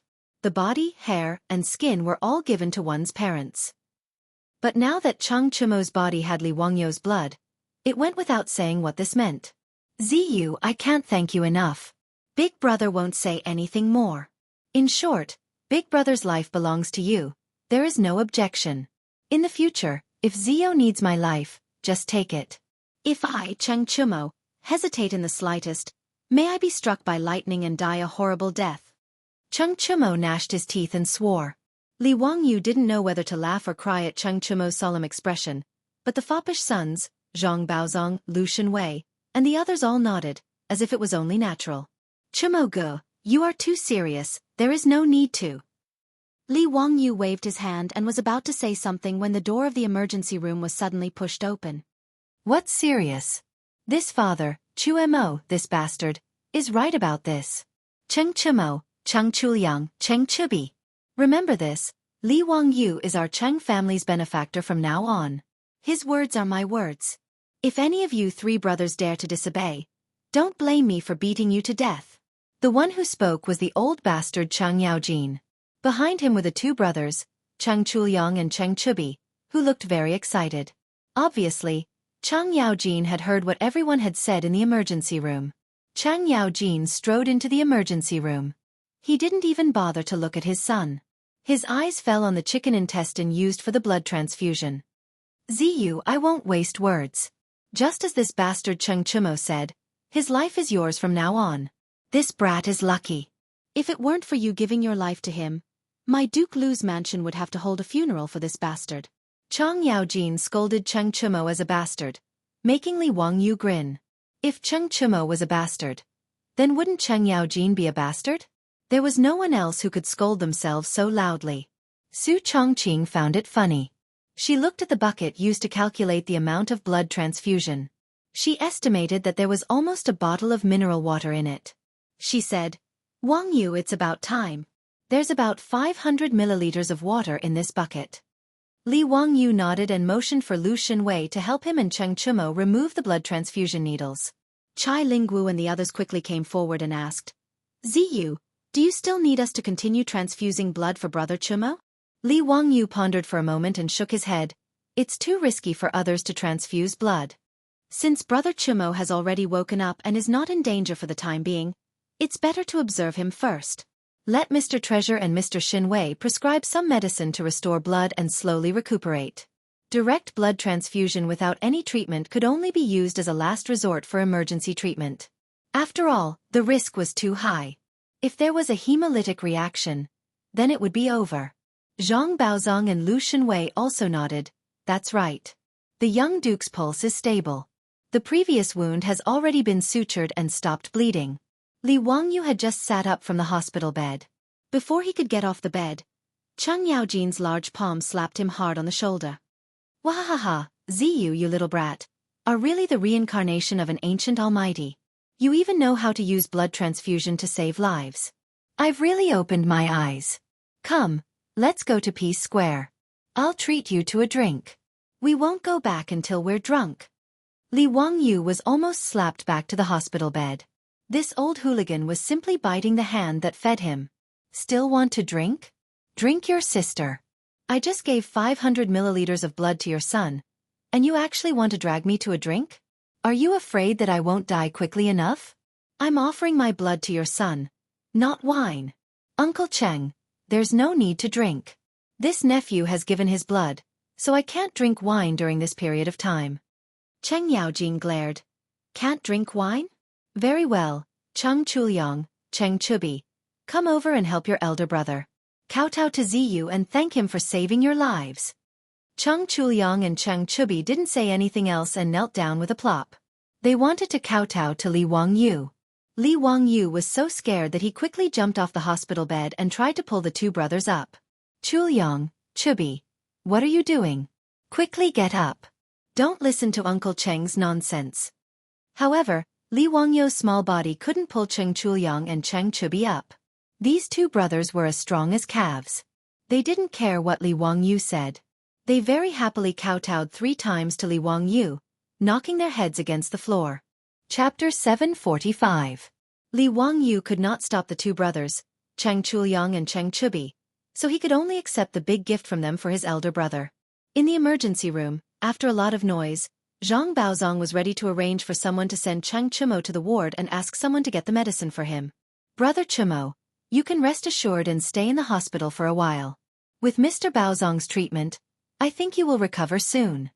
Union Hospital naturally had a special ward for hospitalization. Li Wangyu considered the needs of the officials and nobles in Chang'an City, so he specially arranged for a VIP ward. The furnishings and nurses serving the patients were carefully selected. Cheng Chumo waved his hand casually and said, "It's just a small injury.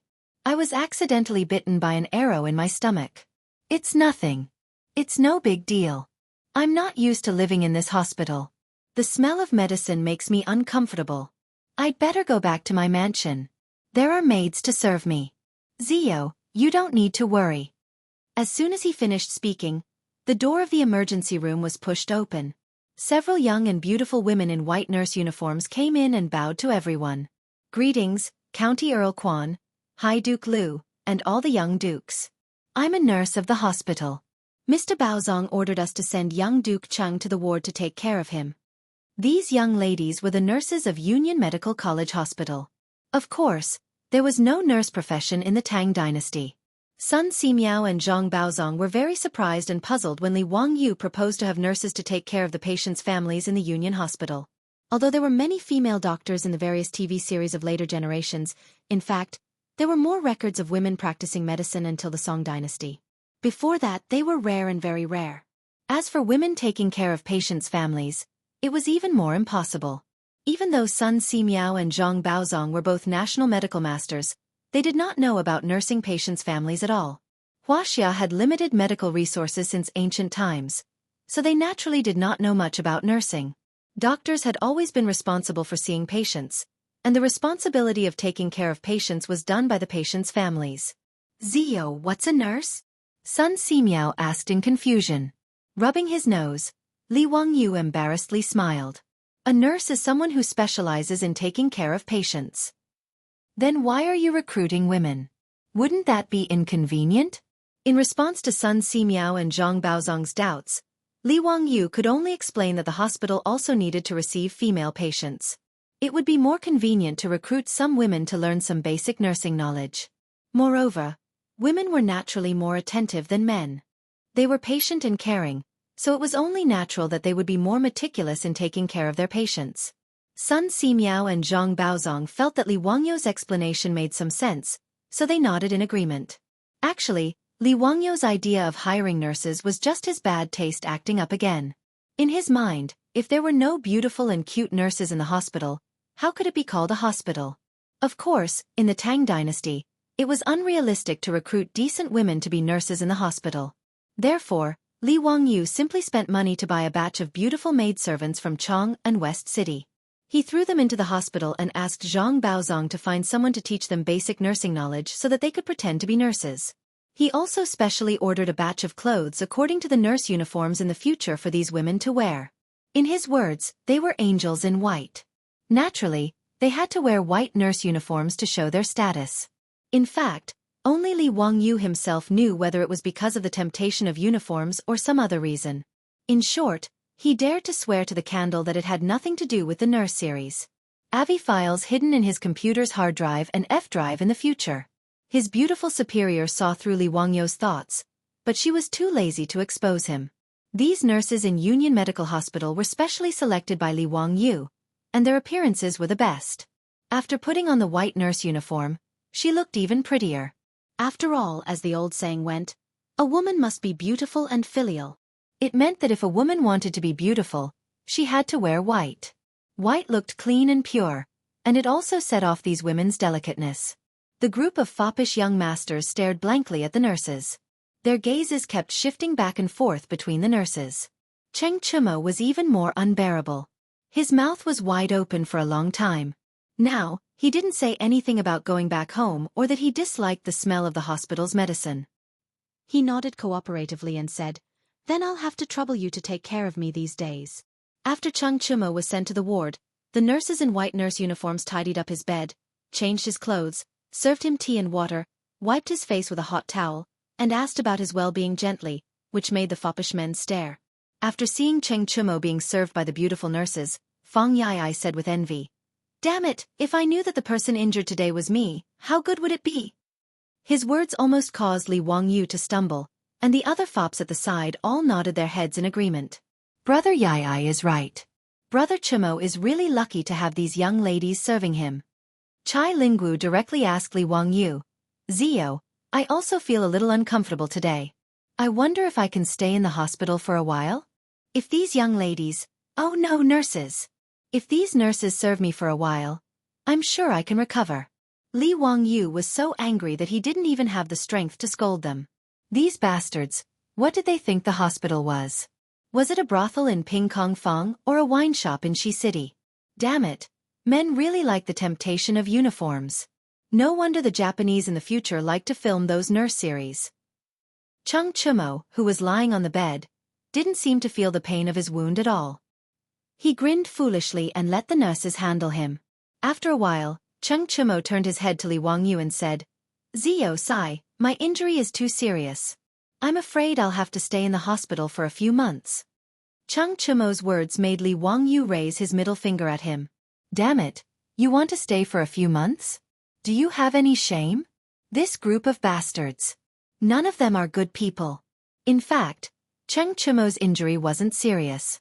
It was just that the arrow had pierced his abdomen. Zhang Baozong and Lu Shenwei had examined him and found that his abdomen wasn't injured. After the wound was sutured, he would be able to jump around again after a few days of rest. This guy's body was already ridiculously strong. Previously in the emergency room, he was still yelling about going back home. He actually had the nerve to say that he wanted to stay for a few months. Bah, I despise this kind of scum. Li Wang, you couldn't be bothered to talk to these lustful fellows. He turned his head to look at Cheng Yaojin. "Uncle Cheng, what do you plan to do about Brother Chumo's injury?" Hearing him mention this matter, Cheng Yaojin was so angry that he slammed his fist on the table in the ward, causing the teacups to clatter. "Just now, I led my troops to surround the Honglu Temple and forced the Goguryeo diplomatic mission to hand over the culprit. Who knew that the sage would suddenly appear, and not only did he not allow me to capture the culprit, he even scolded me. Zio, you sure have a lot of ideas. Help me think of a solution. We can't let those bastards off." Chapter 746. When Li Wangyu and the other scions heard Cheng Yaojin's words, black lines appeared on their foreheads. The heck, no wonder they didn't see Cheng Yaojin coming to the hospital. It turned out that this old hooligan had brought his troops to the Chamberlain of Dependencies to take down the culprit and avenge Cheng Chumo. It was no wonder Pai Lupi scolded him. Even if Goguryeo and the Tang Dynasty weren't on friendly terms, the Goguryeo envoy was still a foreign subject. If Cheng Yaojin were to charge into the Chamberlain of Dependencies and take away the envoy, how could the royal court preserve its face? Besides, Pai Lupi had also received a detailed report from the 100 Horsemen Department, so he knew exactly how Cheng Chumo had been injured. Other than lamenting that Cheng Chumo's luck was too bad, what else could Pai Lupi say? To think that the arrow he shot out would be blocked by the other party and then fly back to stab him. This was simply an unheard of miracle. Even though Pai Lupi didn't feel comfortable with this matter, he couldn't ignore it. He could only step forward to scold Cheng Yaojin and chase him away. Fortunately, Cheng Chumo was saved by Li Wangyu. When the news reached the Chamberlain of Dependencies, everyone, including Pai Lupi, heaved a sigh of relief. Otherwise, given Cheng Yaojin's personality, if his eldest son had really died, he would have charged into the Chamberlain of Dependencies and cut off the head of the Goguryeo envoy. At that time, what could Pai Lupi do? Could he have Cheng Yaojin pay for the Goguryeo envoy's life? After pondering for a moment, Li Wangyu felt that it would be a little tricky to avenge Cheng Chumo. It was difficult to bring this matter to the table. After all, it was just an accident. He and the other scions knew that Cheng Chumo's arrow was aimed at the crown of the Eastern Continent's envoy, but others didn't know. In the eyes of the officials, Cheng Chumo wanted to injure someone but was stopped by the Goguryeo envoy, resulting in an accident that injured himself. Under such circumstances, if the royal court still had to punish the Goguryeo envoy, where would they put their face? Does Pai Lupi not want the Khan's face anymore? Li Wangyu asked, "Uncle Cheng, have you found out who the person who injured Brother Chumo is?" "I reckon that it would be very difficult for the saint to pass down a decree to punish him. I can only find trouble with that person in private. Chang Yaojin nodded. Even though the Goguryeo envoy is currently holed up in the Chamberlain of Dependencies, I had the head of the Chamberlain of Dependencies investigate the matter. The brat who had injured Chumo was called Yun Gaesaman, the deputy envoy of Goguryeo. His father, Yuan Taizwa, is the Eastern Lord of Goguryeo. It will be troublesome to deal with this lad. Yun Gaesaman? It was actually him. Li Wangyo's pupils constricted upon hearing this. This name was too familiar. An influential official of Goguryeo, a famous general.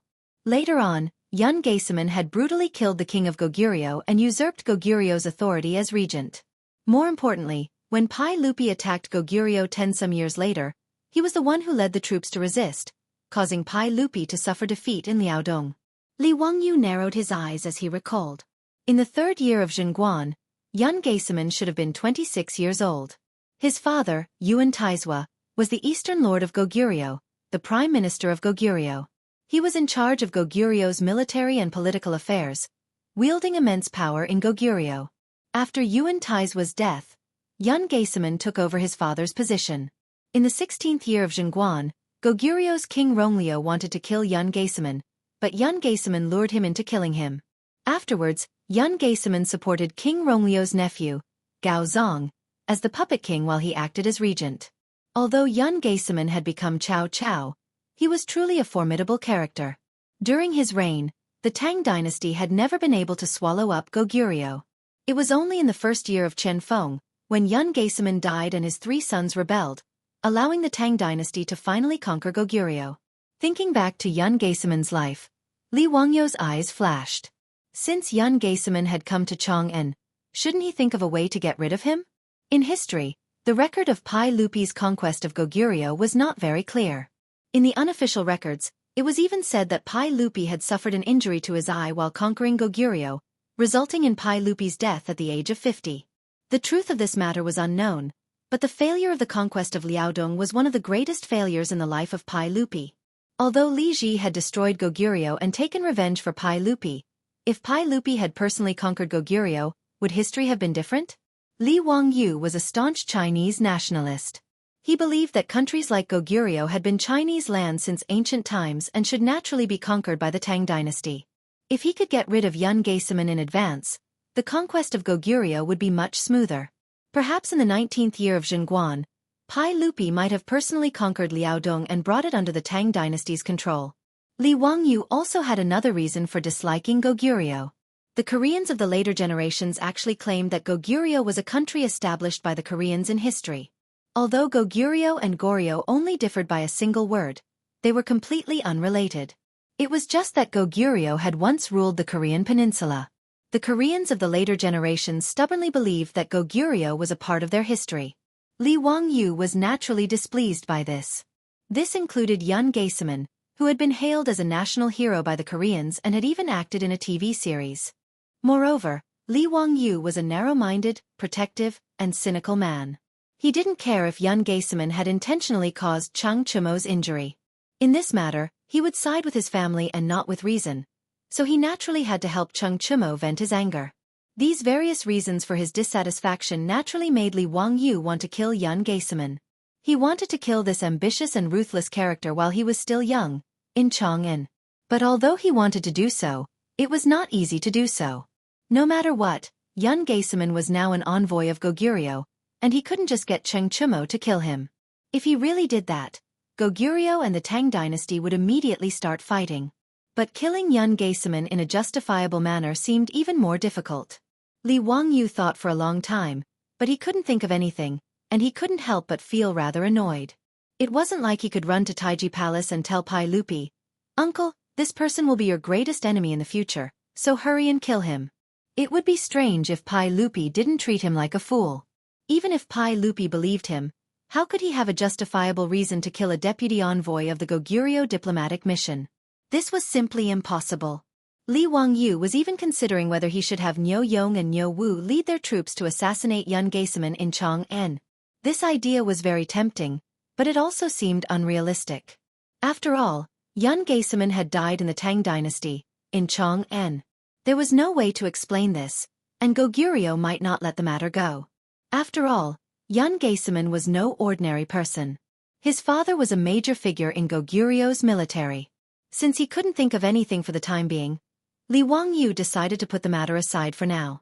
In any case, the Goguryeo diplomatic mission would remain in Chang'an for several more months, so he could slowly think of a way to kill Yun Gaesaman. Uncle Cheng, this matter is truly difficult. Give your little nephew a few days to think about it. Cheng Chumo nodded. After learning of Yun Gaesaman's identity, he also found this matter troublesome, so he did not force Li Wangyu to immediately think of a solution. Cheng Chumo stayed in Union Hospital to recover from his injuries. Li Wangyu had given Cheng Chumo quite a bit of blood today and felt rather tired, so he bid farewell and returned to his residence to rest. Today's matter quickly spread throughout Chang'an, and Li Wangyu became famous once more. Chapter 747. There was almost no secret in Chang'an. Even though the transmission of information in this era was shockingly slow, it did not affect the spread of gossip at the speed of light. Whether it was Lu Guogong's eldest son who was accidentally injured and dying, or Li Wangyu, the Count of Wuxia, who used the magic to save people through blood transfusion, it was enough to make the officials and the common people in Chang'an talk about it for a long time. As for Cheng Chumo's injury, no one cared. At most, they sighed at his bad luck. However, the more the news about Li Wangyu's blood transfusion, the more mysterious it became. After all, whether it was cutting open Crown Prince Li Chengqian's abdomen to treat intestinal congestion or performing a cesarean section on a pregnant woman, it was not as mysterious as before because of the Union Hospital. Now both Zhang Baozong and Lu Shenwei, under the guidance of Sun Simiao, had mastered the medical skill of cutting open a patient's abdomen. Since the establishment of the Union Hospital, it had treated many patients with appendicitis and dystocia, so it was not as magical as before. At least, it was not regarded as a magic. However, although the doctors of the Tang Dynasty did not know how to save people through blood transfusion, at least it was recorded in the ancient books. Bianc even did a craniotomy for Chow Chow. But it was different this time. Saving people through blood transfusion was not heard of in the ancient books of the medical school. In the eyes of the Tang people, it was not in the category of medical skills. It was completely a magic. Not to mention how the illiterate common people on the street believed in Li Wangyu. Even the officials in the imperial court and the aristocratic families were not shocked. After the people confirmed the authenticity of the blood transfusion, they also regarded Li Wangyu as a god. Even Wang Renyu, Zhang Yuanshou, and the others who had retired but still lived in Chang, and began to regret it when they learned about this. They should not have made their relationship with Li Wangyu so bad. After all, even if they were the heads of the 5 families and still had noble status after retirement, they were still human. Human beings ate grains and grains, and human beings died of old age. If they were on good terms with that county count Li Wangyu, when they fell seriously ill in the future, wouldn't they be able to go to Li Wangyu's house to seek medical treatment? Wouldn't they be able to ask Li Wangyu for help and save their lives? Compared to their lives, it was unwise to offend Li Wangyu for the sake of personal feelings. Speaking of Wuxia, the rich and powerful had always been conflicted. On one hand, they were afraid of death and wanted to live forever. On the other hand, they had also degraded the status of doctors. Other than famous doctors like Sun Simiao and Zhang Baozong, ordinary doctors were considered low class in ancient China. Han Yu wrote in Shishua, "Shamans and musicians are masters of 100 arts. Gentlemen despise them. Now their wisdom is beyond our reach." How strange. Doctors were classified as workers, and their status was much lower than that of the scholar officials. They were people that were despised by the noblemen. From this one could see the social atmosphere at that time. Sun Simiao was not only a doctor, but also a Taoist priest. That was why Pai Lupi valued him so much that he wanted to invite him to Chang'an and confer him the title of nobility. Zhang Baozong was not only a famous doctor, but also a man who was well-read. It could be said that most of the famous doctors in Wuxia were not ordinary people, so they were respected. Those ordinary doctors, on the other hand, had low status and were not valued. They were lowly people. Wang Renyu and the others could look down on doctors. After all, even if they looked down on these doctors, once they fell ill, these doctors would not dare to not treat them seriously. But Li Wangyu was different. He was the county magistrate who founded the country, the nephew of the sage, and the imperial tutor of the crown prince. Who would dare to force him to treat their own illness? Not to mention how regretful Wang Renyu and the others were when they learned of this matter. Even Empress Zhong's son and Pai Lupi in Taiji Palace were shocked when they learned of this matter.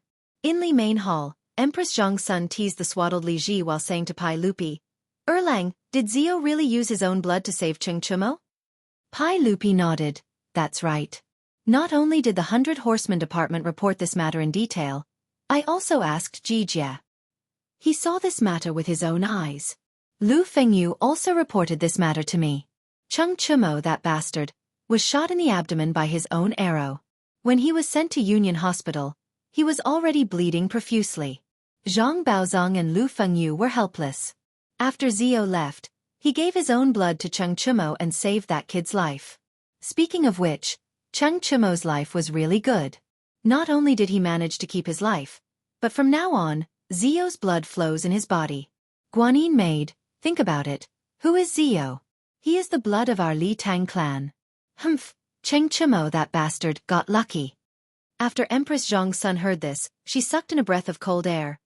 "Erlang, everyone says that Zio is the reincarnation of a celestial being. It seems that this is true. Otherwise, how could he know the method of blood transfer?" She lowered her head to look at Li Ji in her arms and couldn't help but smile. Fortunately, Erlang had a way to make Cheng Qian and Qing Ke take Zio as their master. When Ji Nu is a bit older, Erlang should also have Zio take him in and teach him well. Haha, that's natural. Speaking of which, Zio, Cheng Qian, Qing Ke, and Ji Nu are all brothers who haven't gone beyond 5 generations. If he doesn't pass on his skills to Cheng Qian and the others, how can it be justified? I also plan to have Li Ku, Li Yu, and the others go to the academy to study. The task of teaching the crown prince and the princes will all be given to Zio. I want to see if this kid dares to not do his best. Pai Lupi laughed loudly. Empress Zhong's son covered her mouth and laughed lightly. How can there be an uncle like you, wholeheartedly scheming against your own nephew? Guanyin maid, it's not like you don't know. That kid is very tired. If I didn't force him, he would definitely be happy to hide in that Dingzhou village and be the Xiaoyao county count. Humph, this kid has so much skill and talent, but he is willing to waste it like this. How can I do as he wishes? As an emperor, Pai Lupi was naturally wary of his subjects. After all, the throne moved people's hearts. Back then, in order to sit on the throne, he had viciously and mercilessly killed his brother and father before ascending to the throne. Among the Li Tang clan relatives, those who had some ability all obediently handed over their military power in order to avoid being targeted by Pai Lupi. They didn't dare to interfere with government affairs. Zhao County Prince Li Shaogong had the title of Minister of the Imperial Clan Temple, but he could only indulge in the singing and dancing of beauties. He was afraid that Pai Lupi would be wary of him. However, Pai Lupi was not afraid of Li Wangyu at all. Not only was he not afraid, but he also wanted Li Wangyu to become an official and serve the court. Pai Lupi's eyes were quite sharp when it came to judging people. He had already completely seen through Li Wangyu's character. This was a tired person. Not to mention that it was impossible for him to usurp power. Even if he abdicated the throne to him, he would probably find it troublesome and run as far away as possible. Pai Lupi naturally liked this kind of capable and unambitious subject the most. Therefore, the more Li Wangyu didn't want to become an official, the more Pai Lupi wanted to force him to become an official and serve the court and the Tang Dynasty. When Pai Lupi and Empress Zhong's son were scheming against Li Wangyu in Taiji Palace, they didn't know that Li Wangyu had caused trouble again. Chapter 748. Cheng Chumo was injured and hospitalized. Li Wangyu and the other playboys naturally went to the hospital to accompany him every day. Li Wangyu didn't know what these playboys were thinking. He was afraid that if he didn't go, this bastard would really treat the hospital as a brothel. She bought those beautiful maidservants and spent a lot of effort to train them into nurses who knew how to take care of people. She didn't want them to be defiled by these filthy rich men. Cheng Chumo stayed in the hospital for 3 days. After Zhang Baozong examined him, he felt that he was fine and could be discharged home. However, this guy didn't seem to want to leave at all. He still shamelessly stayed in the hospital. Li Wangyu was so angry that he wanted to kick this scourge out of the hospital. D*Mn, not only did he not receive any hospitalization fee, but he also had to eat and drink well. When he was bored, he had to come to the hospital to accompany him to play. Li Wangyu felt that saving a life was better than building a 7-floor pagoda. He simply saved an ancestor. A group of playboys gathered in the ward, playing mahjong and playing cards. It was very lively. Li Wangyu, Cheng Chumo, and Feng Yai were playing cards on the hospital bed. A beautiful nurse, no more than 14 or 15 years old, pushed the door and came in to give Cheng Chumo a bowl of medicine. "Young master, here is your medicine." "A pair of 5. Okay, I'll drink it right away." After Cheng Chumo threw out his cards, he didn't care what cards Li Wangyu played. He reached out and took the bowl of medicine. Li Wangyu's eyes were sharp. He immediately saw that this guy was using the opportunity of reaching out to take the medicine to touch the nurse's soft body. The nurse's cheeks suddenly turned red. She lowered her head and didn't dare to speak. D*MN. He really thought that he didn't exist. He actually took advantage of the nurse's tofu. If it was in the future, Cheng Chumo, this bastard, dared to take advantage of the nurse's tofu, he would have been splashed with a bowl of medicine and slapped in the face. But this was the great Tang, and these maidservants had no human rights to speak of. Not to mention just touching her little hand. Even if Cheng Chumo wanted her to serve him in bed, this little nurse would not dare to say no. Fortunately, although Cheng Chumo and his group were lecherous, they were not bastards. As for these servant girls, he would only tease them verbally and take advantage of them. He would not force them to do anything against their will. Cheng Chumo raised his head to finish the medicine and reluctantly watched the shy nurse leave. He then sighed to Li Wangyu. "Zio, the nurses in your hospital are all beautiful. Why don't you give me a few?" Feng Yai nodded as well. "Daki. 1 against 7. I also think that these nurses are much better than the concubines in the mansion." Li Wangyu's face twitched a few times. Suppressing the urge to beat these two bastards to death, he glanced at the nurse who closed the door and left. He didn't understand what was so attractive about this immature girl with no breasts or buttocks. Speaking of which, the Tang people were a little lullicon. Most of their wives were women of this age. When they were over 20 years old, they would despise others for being old. "A pair of A's, I can't afford it." Li Wangyu glanced at the nurse's chest and couldn't help but blurt out. "What pair of A's? I gave a pair of 7. Zio, are your eyes playing tricks on you?" Feng Yai was puzzled. Li Wangyu snickered. This was a joke that even the veterans in the future knew, but Cheng Chumo and his group naturally didn't. He didn't explain either. He still wanted to maintain his image. He couldn't explain to this group of foppish men what a cup size was and what a ABCDEF size was. "Nothing, I'm wrong. A pair of 10. The nurses in this hospital, you perverts, don't even think about it. Go as far away as you can." Cheng Chumo, Feng Yai, Chai Linggu, and the others were not angry. Instead they laughed. "Zio, I didn't know that you were quite affectionate. You're so protective of these young ladies. Aren't you afraid that Lady Su will be jealous?" Feng Yai teased. Ever since Li Wangyu and Su Chongqing broke through the last line of defense on New Year's Eve of the second year of Zhongguan, even a blind person could see the intimacy between the two, let alone the foppish men close to him. Towards Lady Su, the foppish men now admired her. Originally, the foppish men thought that Lady Su wasn't suitable to marry Li Wangyu as a wife.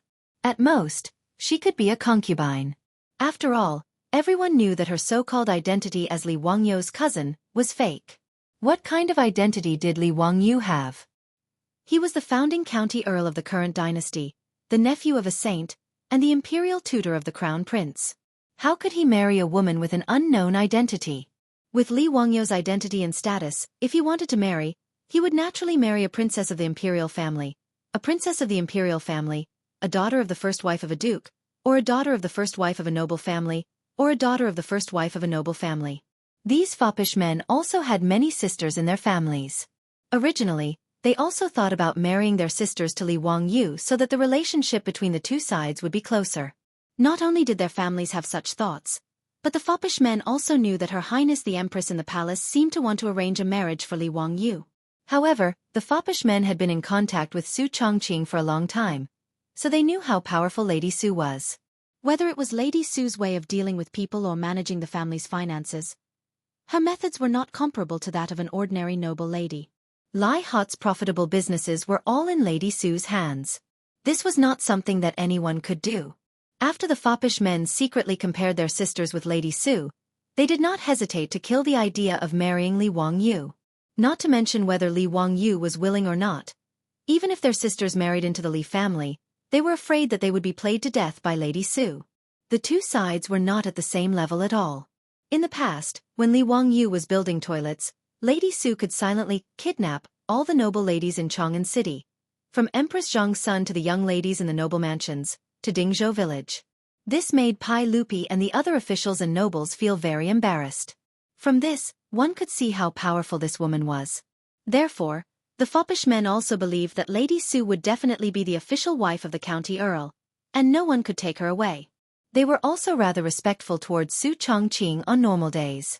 In the eyes of the foppish men, Lady Su's only shortcoming was that she was a bit older and had no background to rely on. However, marrying a woman who was so good at managing the household would bring prosperity to the family. This was the principle of marrying a virtuous wife and marrying a concubine.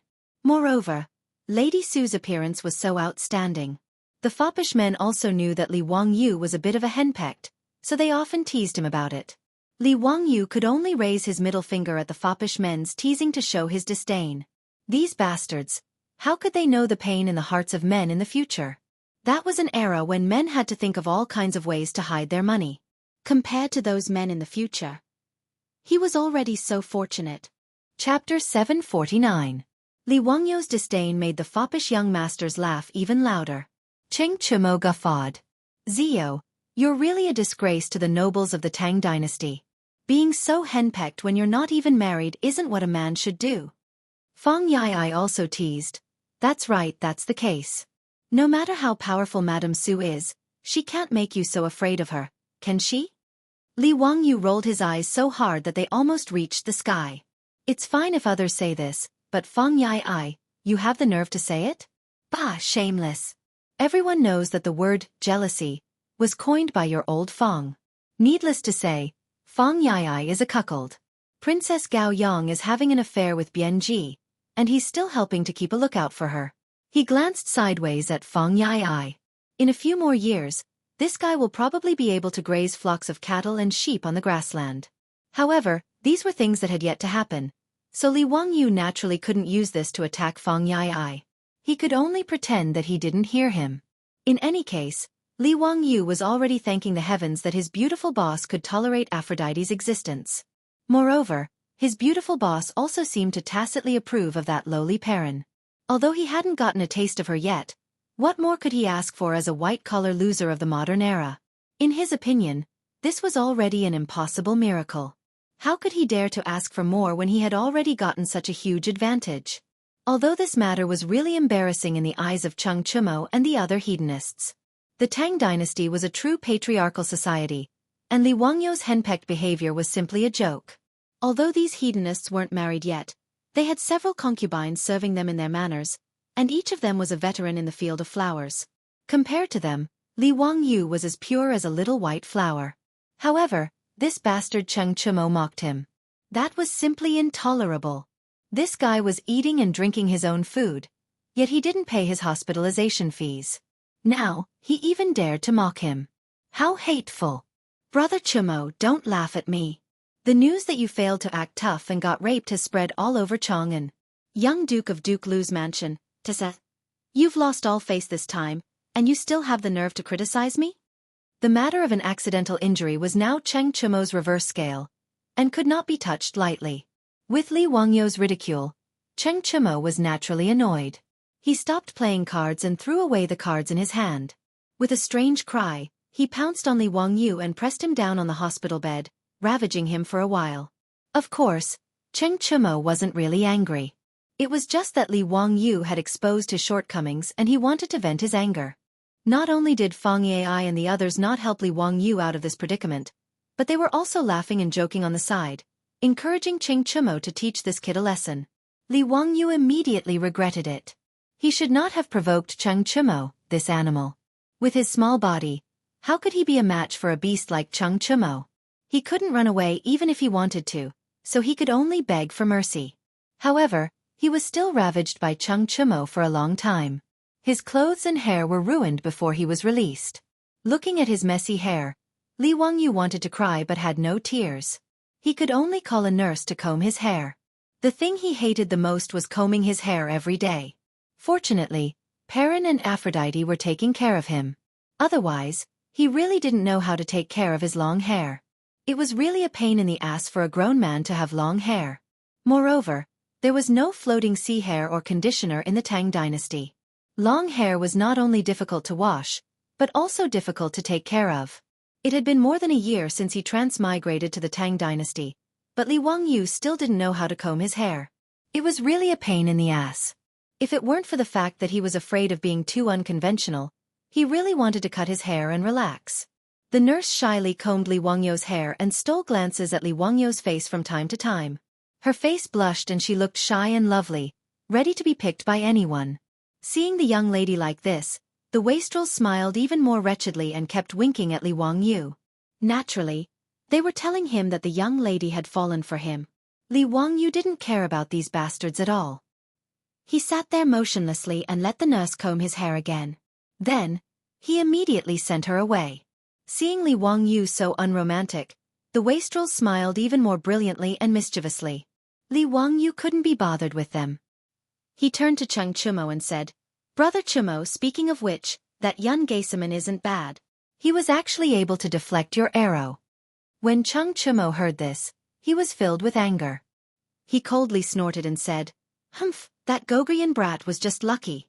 This daddy only wanted to scare those Dongying people and didn't even pull the bowstring. Otherwise, how could he have deflected my arrow? When this daddy recovers, I'll go look for that Gogrian brat." "Hee, Brother Chumo, it won't be easy for you to take revenge. Yun Geisaman is the deputy envoy of the Gogrian diplomatic mission, and His Majesty has also spoken. This matter can't be blamed on him. Let alone you, even Uncle Chung can't do anything to that Yun Geisaman. What can you do?" Li Wangyu shrugged. Cheng Chumo glared at him. "This daddy doesn't care. In any case, I have to take revenge. Zio, you can't just sit by and watch, right?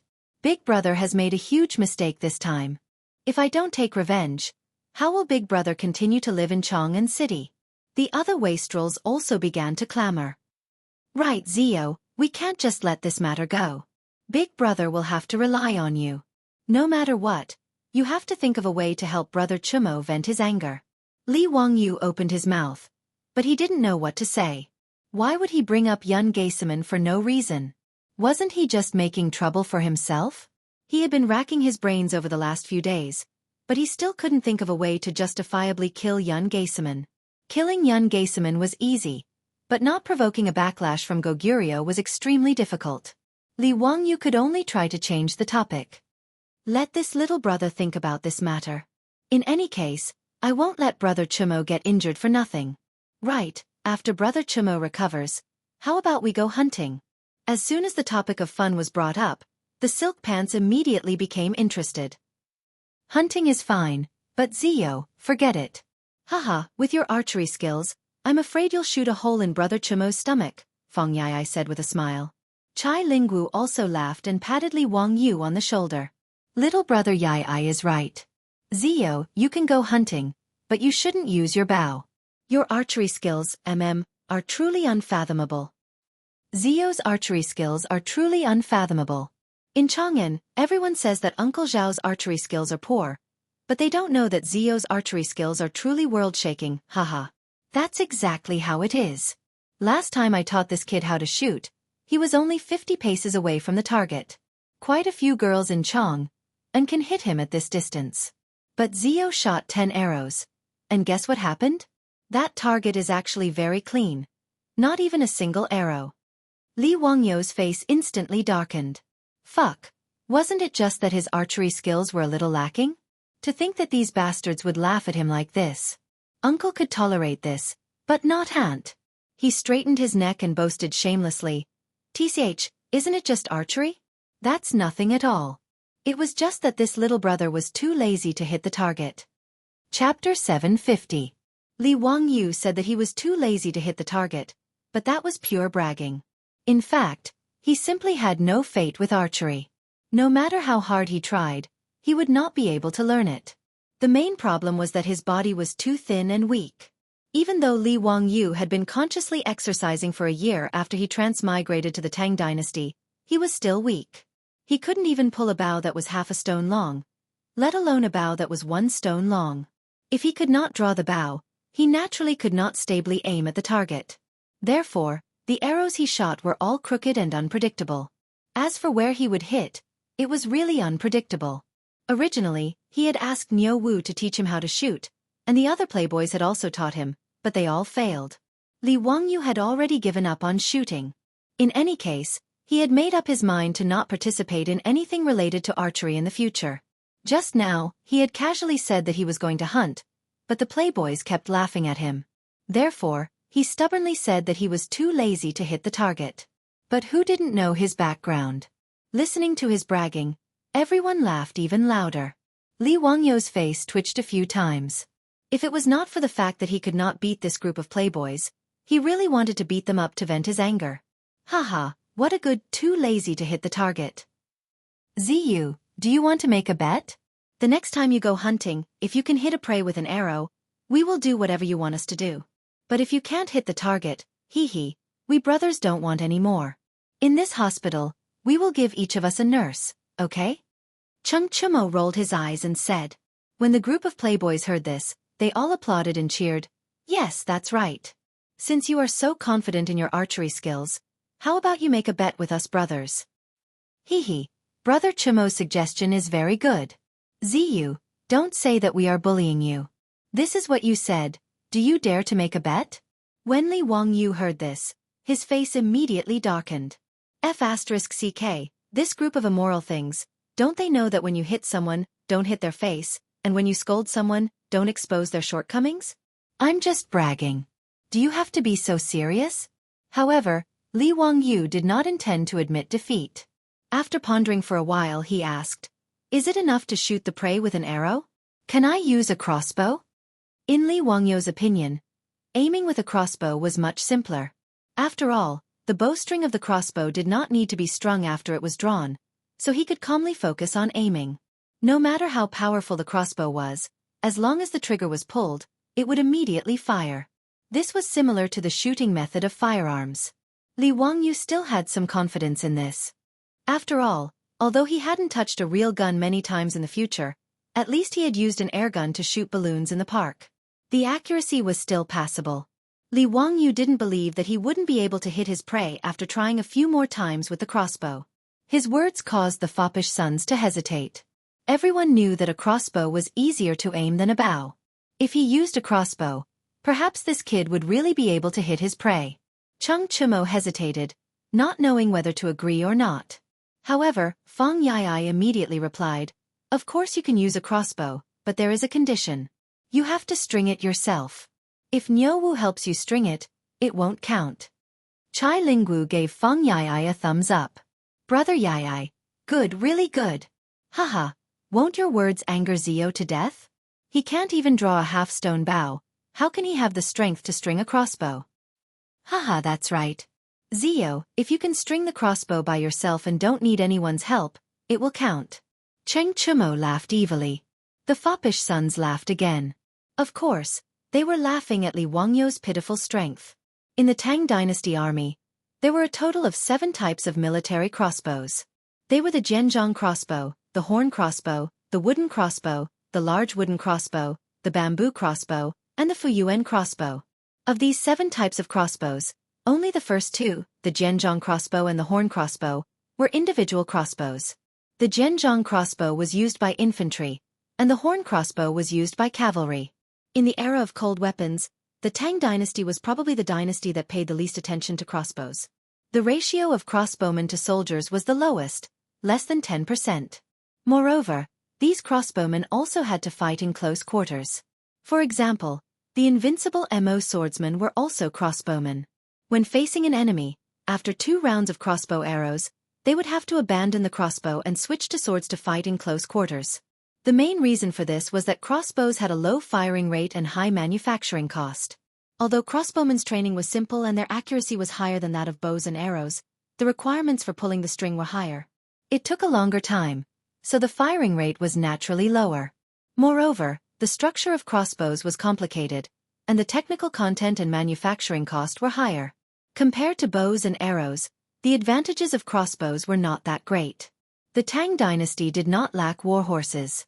In a situation where a large number of cavalry were equipped, Bows were naturally better than crossbows. However, crossbows were also very powerful. Even in the Tang Dynasty, which paid the least attention to crossbows, there were famous Huainan crossbowmen, Jianghu crossbowmen, and Zhujiang crossbowmen. Among them, the Jianghu crossbowmen were the most famous. In the history of the Tang Dynasty, there were once 500 Jianghu crossbowmen guarding a city. They were fearless in the face of 50,000 enemy troops. According to the history books, bandits of Jidan drove brave soldiers up the city walls. The hidden crossbows in the city were fired, and all of them were killed. In the end, they forced the tens of thousands of enemy troops to retreat. They were regarded as the elite troops of the Tang Dynasty. Although crossbows were good, the pulling force required to pull the string was even higher than that of bows and arrows. For example, the crossbows used by the Tang soldiers could not be pulled without the strength of 2 stones. Although it was possible to pull the string with one's feet and use the strength of one's whole body to pull the string, it was impossible. However, the debauches were certain that even if Li Wangyu used all of his strength, he wouldn't be able to string the crossbow with his small body. When Li Wangyu heard this, he was also in a difficult position. His original plan was to let Niu Wu or Fu Zhongchu help him pull the string. He only needed to aim and shoot. However, he did not expect Feng Yai to block this loophole. Ziyu, aren't your brothers loyal enough? We even agreed to let you use the crossbow. Even if Ziyu shot a rabbit, it would be your win. How about it? Cheng Chumo continued to laugh. He was certain that Li Wangyu would not dare to make this bet with them, so he deliberately said this. The playboys all knew that Li Wangyu was good at everything except for his weak body. It was rare to have a chance to ridicule this kid. How could they not seize the opportunity? Chai Linggu, Feng Yai, and the others also chimed in one after another, opening their mouths to mock Li Wangyu, making Li Wangyu extremely depressed. Just as he did not know how to answer, the door of the ward was pushed open again. A nurse came in with a basin of water. Young Duke, Mr. Treasure ordered this servant to help you clean your wounds. Cheng Chumo didn't continue to taunt Li Wangyu and ran up to the nurse with a cheeky smile on his face. He took the opportunity to help the nurse with the basin and deliberately took advantage of the nurse. Aya, how can a weak little girl like you do such a strenuous job? Put it aside. I'll do it myself. The next time you go to the well to draw water, remember to call me. The wheels of the well are heavy. I don't want to tire you little girls out. Cheng Chumo's words made Li Wangyu stare and slap his thigh. Wahahaha, I'll make this bet with you. Chapter 751. Li Wangyu's sudden words stunned all the wastrels. Cheng Chumo turned his head and asked, Ziyu, what did you say? Li Wangyu had a mysterious smile on his face. Hee, I said I'll take this bet. Give me 10 days. Then we'll go into the mountains to hunt. I'll use a crossbow and don't need anyone's help. I'll string the bow myself. If I can hit the prey, you'll have to listen to my orders and do one thing for me. How about it? Do you want to bet or not? His confident words made Cheng Chumo, Feng Yai, and the others hesitate. They didn't understand what Li Wangyu was planning. They were sure that Li Wangyu couldn't string the crossbow with his own strength. It was a military crossbow from the Tang Dynasty. If the tension of the crossbow was reduced, then the arrow would be light and powerless. It would be impossible to hit the prey. Could it be that Li Wangyu was up to something again? The wastrels had never won a bet with Li Wangyu. They couldn't help but be suspicious. They suspected that Li Wangyu was up to something when he suddenly agreed to the bet. Originally, the wastrels thought that Li Wangyu wouldn't dare to agree to the bet. That was why they laughed at him. But when Li Wangyu really nodded in agreement, they couldn't help but hesitate. The group of wastrels huddled together and discussed in low voices. Ziyu isn't bluffing, is he? Is he trying to scare us? I think it's possible. A crossbow needs a lot more strength to string than a bow. Even if he can use his feet to kick, this kid can't possibly have the strength of 2 stones. This kid must be bluffing. He's using Zhuge Kongming's empty fort stratagem. That's right, it must be the empty fort stratagem. He's trying to scare us. Let's bet with him. I don't believe that Ziyu with his small body can draw the bowstring of a crossbow by himself. After some discussion, they all felt that Li Wangyu was just bluffing to scare them. Cheng Chumo said, Let's bet then. Ziyu, if we go hunting after 10 days and you can't catch anything, these little nurses, hey, we won't be polite. Li Wangyu simply nodded. All right, Let's do that. A gentleman keeps his word. Hee, if all of you lose, then you have to listen to my instructions and do something. When the time comes, you can't go back on your words.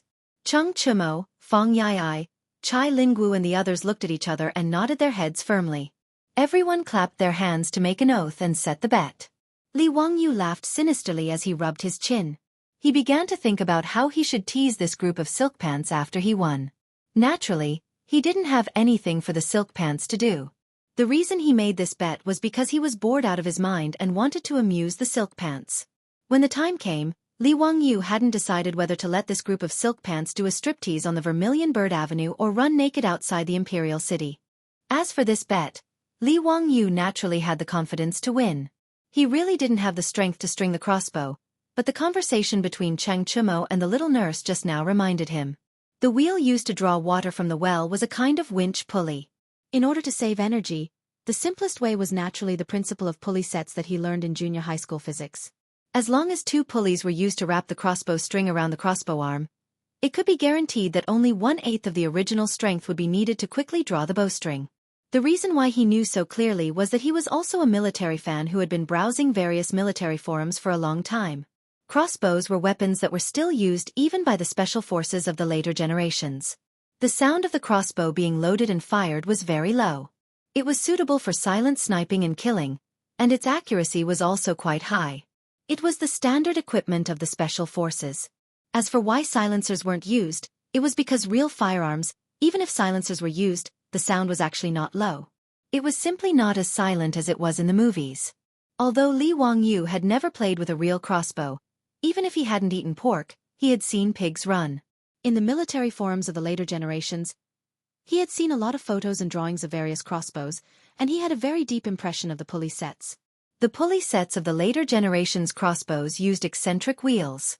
When the eccentric wheels rotated, the radius of movement was different. When the eccentric wheels moved from a short radius to a long radius, the tension generated changed from a labor-intensive lever to a labor-saving lever. The data that could save 1/8 of the strength to string the crossbow was also something he saw in the forums. The range of a crossbow was actually greater than that of a bow. Using the Tang Dynasty as an example, the range of a bow was usually 1 stone 2 to 1 stone 4, while a crossbow was around 2 stones to 2 stones 4. Even a 2-stone crossbow would require a pulling force of more than 200 pounds to string the bowstring. This was naturally something Li Wangyu couldn't do no matter what. But if he used a pulley set, he would only need 20 to 30 pounds of strength to string the bowstring. Even if Li Wangyu was thin and weak, he still had a pulling force of 50 to 60 pounds. Naturally, he would be able to string the bowstring. Moreover, even if this data was wrong, it wouldn't be so labor-saving. He still had other ways to string the bowstring, and that was the principle of leverage. Combining the pulley set and the principle of leverage, he didn't believe that he couldn't string the crossbow. It was because he thought of a way that Li Wangyu had made a bet with the playboys. But this kind of crossbow wasn't available in the Tang Dynasty. Although Li Wangyu knew the general principle, he still needed some time to make it. Therefore, he made an agreement with the playboys to go hunting in the mountains in 10 days.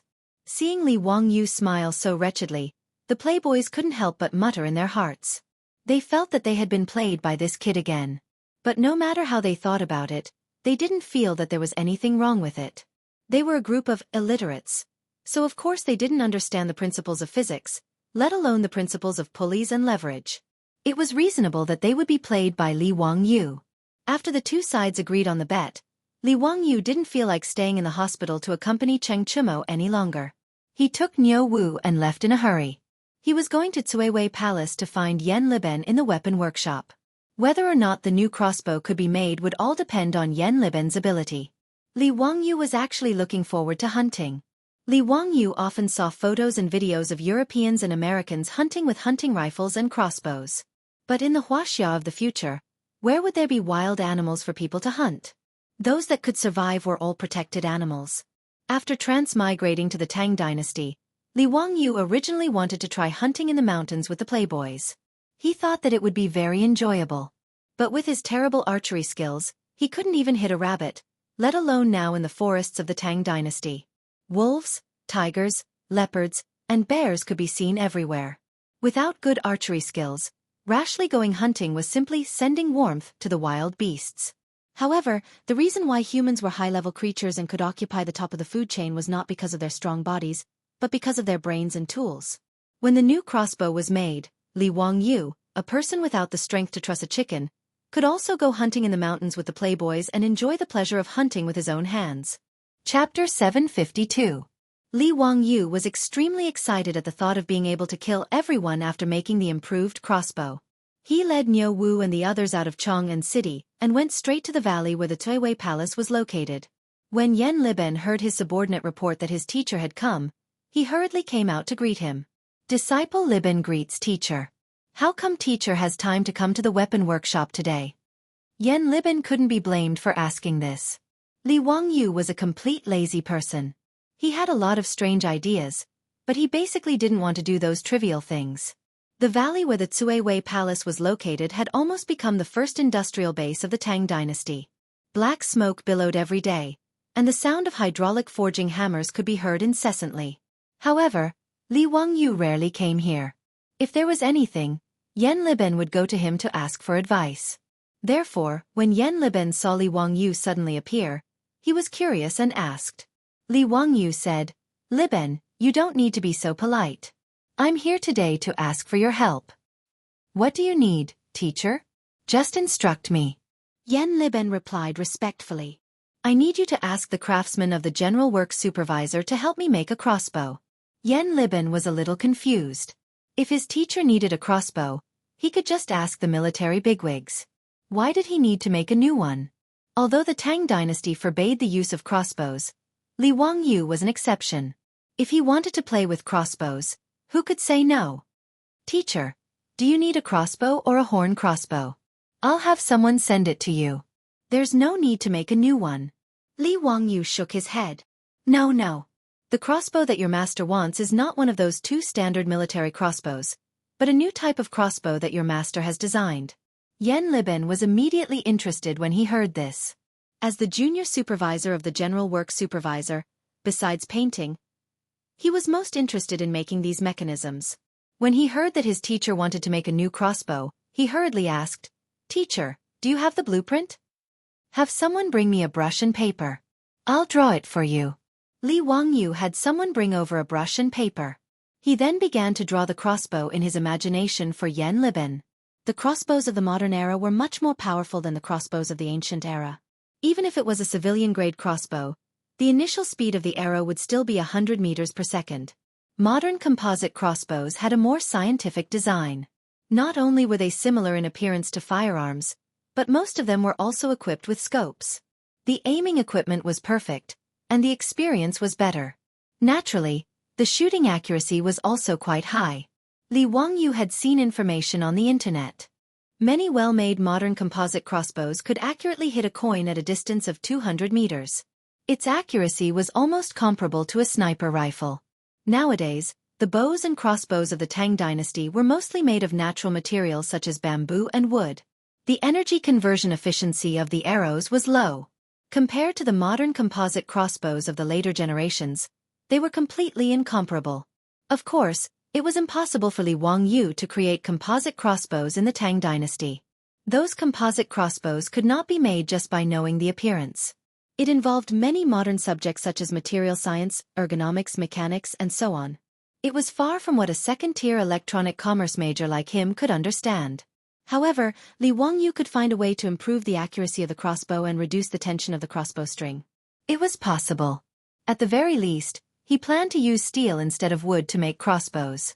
Now, with the use of hydraulic forging hammers, the ordnance workshop in the valley of the Tuiwei Palace could forge a lot of well-tempered steel every day. Li Wangyu felt that these well-tempered steel should be able to be used to make crossbows. As for the appearance of the crossbow, he directly copied the appearance of the crossbow of the later generations. If the crossbow arm and bowstring were removed, the crossbow's appearance would not be much different from a sniper rifle. Li Wangyu even planned to fix the monocular that he had asked the supervising craftsman to make on the crossbow as a scope. He did not believe that when this new crossbow was made, he would not be able to catch prey. The more Yan Liben looked at the drawings drawn by Li Wangyu, the more surprised he was. He could not help but ask, "Sir, the crossbow arm of your crossbow is so thin. It seems that there is no wood that can make it like this without breaking. Li Wangyu shook his head. Wrong. Liben. The crossbow arm I drew is not made of wood, but of steel. Steel? How is this possible? How can steel be bent like this? Li Wangyu's words stunned Yan Liben. In his knowledge, steel could not be bent like this. Li Wangyu did not feel that there was anything wrong with it. He answered matter-of-factly, naturally, the crossbow arm is made of spring steel. Halfway through his words, he suddenly felt that something was wrong. Damn, there was no spring steel in the Tang Dynasty, right? Since ancient times, there seemed to be no metal springs unearthed in Wuxia. The soft sword that could be wrapped around the waist as a belt was just a fiction in Wuxia novels. There was no such soft metal sword in reality. Yan Liben certainly did not know what spring steel was, but the key was that he did not know either. Li Wangyu knew that the spring steel of the later generations was used to maintain its elasticity under quenching and tempering conditions. It was a steel that was specially used to make springs and elastic components. As for how spring steel was made, he knew nothing. Li Wangyu remembered that he once visited the terracotta army in Xianxia. There was a bronze sword of the Qin dynasty displayed in the museum. He clearly remembered that the museum's explanation once said that when the bronze sword was unearthed, it was pressed by the terracotta and bent at a 45-degree angle. But when the archaeologists carefully removed the terracotta and took out the sword, the bronze sword quickly bounced back and became straight again. Since the Qin dynasty could do it, there was no reason that the craftsmen of the Tang dynasty could not do it. He scratched his head angrily and asked, Liben, don't you know what kind of steel can be elastic? Is there no steel that can be restored after being bent? Teacher, I really don't know. Why don't I find a few craftsmen who specialize in making weapons and ask them if they know? Soon, a few craftsmen in the military equipment workshop who specialized in making weapons were found. In response to Li Wangyu's question, the craftsmen looked at each other and did not know how to answer. When they made weapons, they required the steel to be hard and resistant to wear. They had never thought of using steel to make crossbows. Although China had iron bows, they did not use steel to make the body of the bow. Instead, they used a mixture of metal, bamboo, wood, and tendons to inlay iron bars on the back of the bow. As for the bending of the bow, it was still made of bamboo, wood, and tendons. Seeing the craftsmen shake their heads, Li Wangyu was naturally disappointed. If the new crossbow was made of bamboo or wood, it was not impossible. But obviously, the power of the crossbow would be far inferior to the crossbow made of spring steel. Moreover, if the crossbow was made of bamboo or wood, it would be much heavier. With his small arms and legs, how could he be willing to carry a heavy crossbow to hunt? However, since he could not use metal spring steel, he could only settle for the next best thing. He would first make the other parts of the crossbow.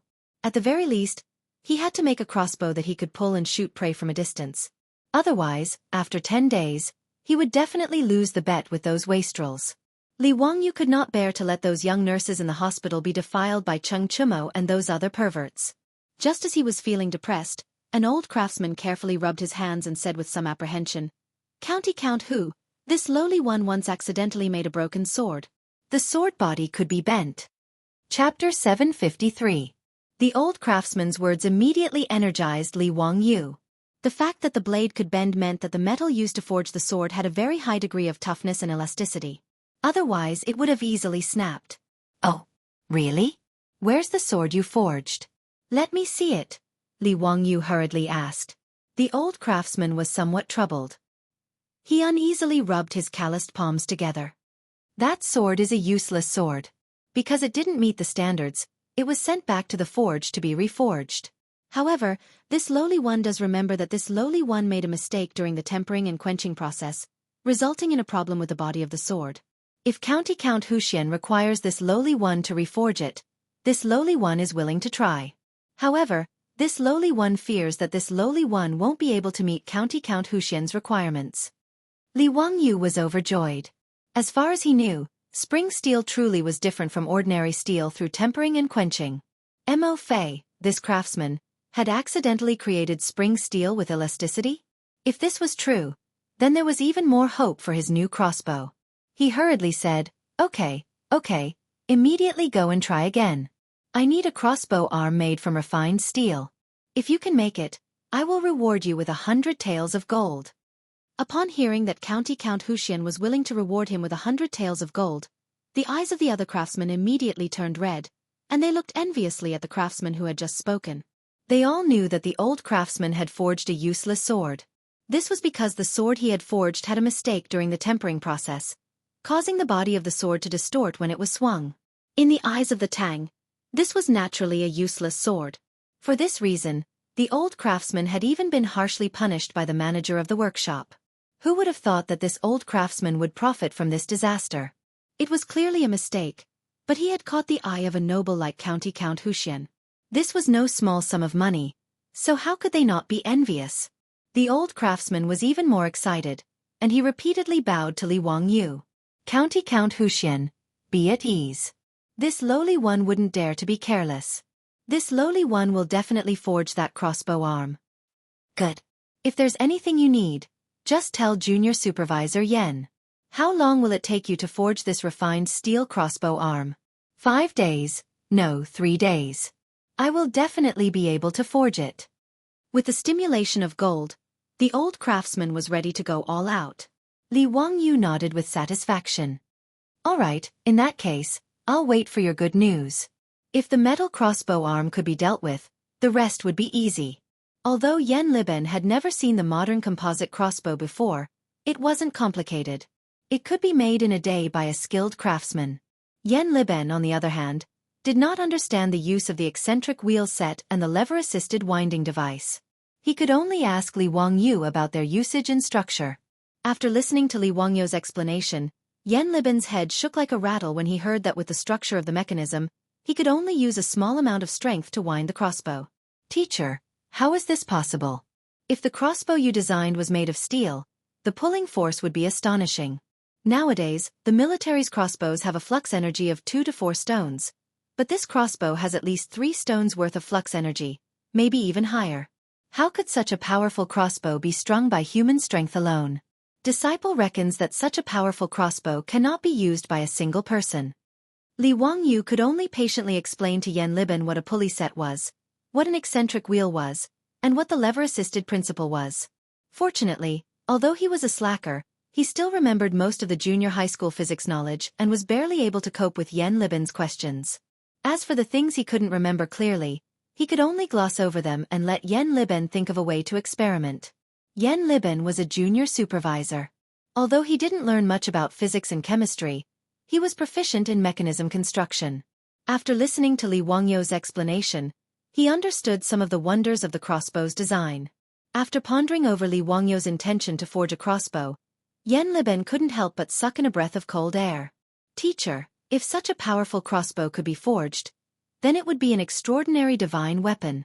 Disciple reckons that even if it was fired in a straight line, it could easily hit a target 100 steps away. The Tang Dynasty had several types of military crossbows. The Fu Yuan crossbow had a range of 300 steps, the Zhangzhang crossbow had a range of 230 steps, and the Horn crossbow had a range of 200 steps. It must be known that a single step in the Tang Dynasty was about 1.5 meters in the modern era. In other words, even the Horn crossbow, which had the shortest range, had a range of 300 meters. The modern era's assault rifles usually had an effective range of 200 meters. Naturally, this wasn't because the Tang Dynasty's crossbows were more powerful than the modern era's firearms, but because the range referred to projectile shooting. Regardless of whether it was a crossbow or a crossbow, the main method of combat in war was not direct shooting, but projectile shooting. Shooting a crossbow arrow into the sky at a certain angle, using gravity, acceleration, and the principle of parabola to increase the crossbow arrow's range and killing power. The principle was similar to the modern era's cannons. The angle at which the arrow was fired and where the arrow would land were all calculated long ago. During battle, the crossbowman would listen to orders and shoot at the enemy from different angles, covering a large area and at different distances. Therefore, the ancient Chinese crossbows often had a range of several hundred steps, referring to the projectile shooting distance. However, if they were used to hunt or kill individual targets, they could only shoot directly, and their effective killing range would be quite short.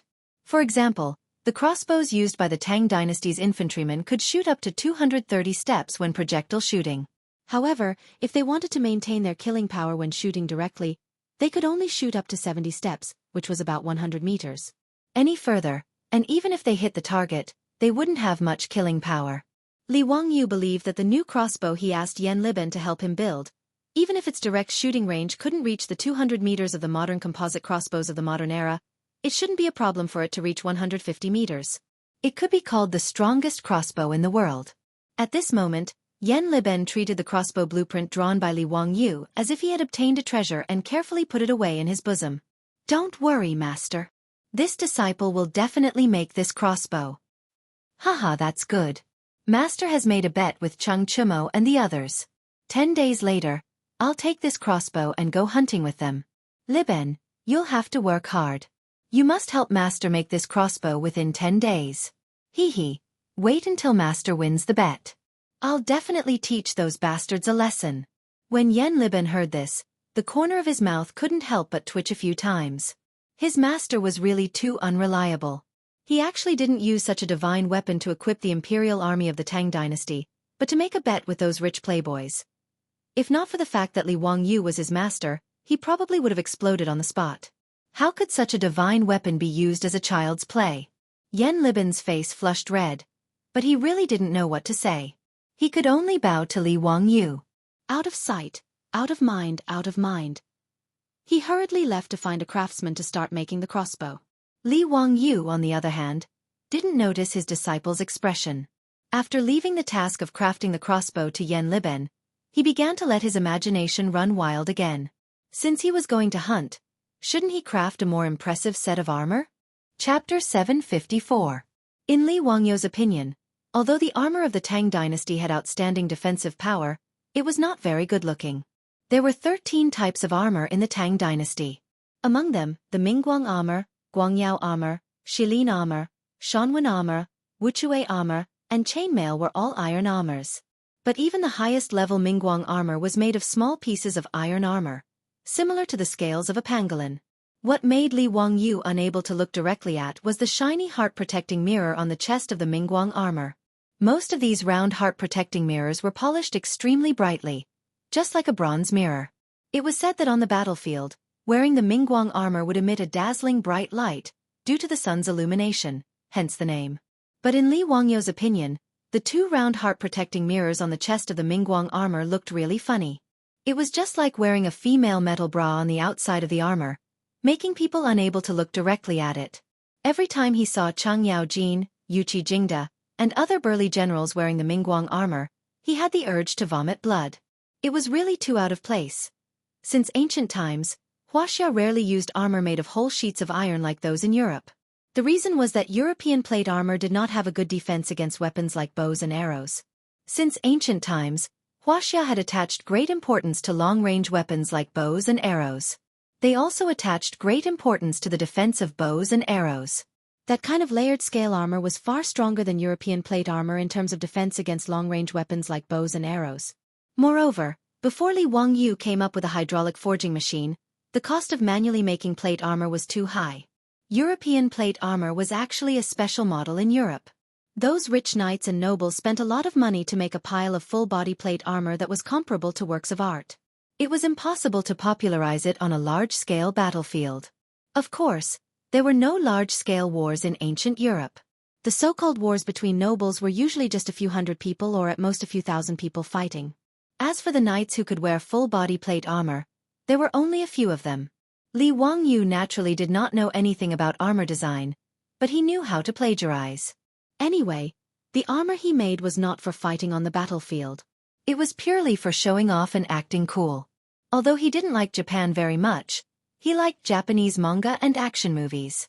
In Li Wangyu's opinion, the most handsome armors were naturally the holy garments in the cartoon Xianxia that had left a deep impression on him when he was young. Especially Xianxia's set of Pegasus constellation sacred clothes. It was definitely an existence that was off the charts. Now that he had the hydraulic forging hammer, it shouldn't be difficult to use it to forge armors. He should also be able to forge the Saint Seiya's saint clothes. Of course, the so-called holy garment Li Wangyu was preparing to create could not even be considered armor. He was only going to use thin iron sheets to make something that looked good. To put it bluntly, it was just a cosplay prop. There was no such thing as defense. It was just to show off. Li Wangyu couldn't help but smirk at the thought of the Saint Seiya's saint cloth. He suddenly thought of something that he should get the playboys to do. Hee, it just so happens that I'm bored. It should be interesting to let these playboys play cosplay with me, right? There were exactly 10 playboys. When the time came, he could add Niu Yong and Niu Wu to form a gold Saint Seiya of the 12 zodiac temples. It would be very interesting. Thinking of this, Li Wangyu was instantly interested. He immediately started to draw the blueprint of the Saint Seiya's Saint Cloth. Luckily, he loved to read the Saint Seiya comic book the most when he was young. He roughly remembered the style of the Saint Cloth, so it wasn't a problem to draw it out. After drawing the Saint Seiya's Saint Cloth and the gold Saint Cloth of the 12 zodiac temples in one go, Li Wangyu sent someone to find Yan Liben. Liben, help me find a few craftsmen to forge the armor on this blueprint. Yan Liben reached out to take the blueprint. After taking a look, his eyeballs almost popped out of their sockets. Mas, teacher, you're drawing armor? Li Wangyu nodded as if it was a matter of course. Of course it's armor. How is it? Isn't it cool?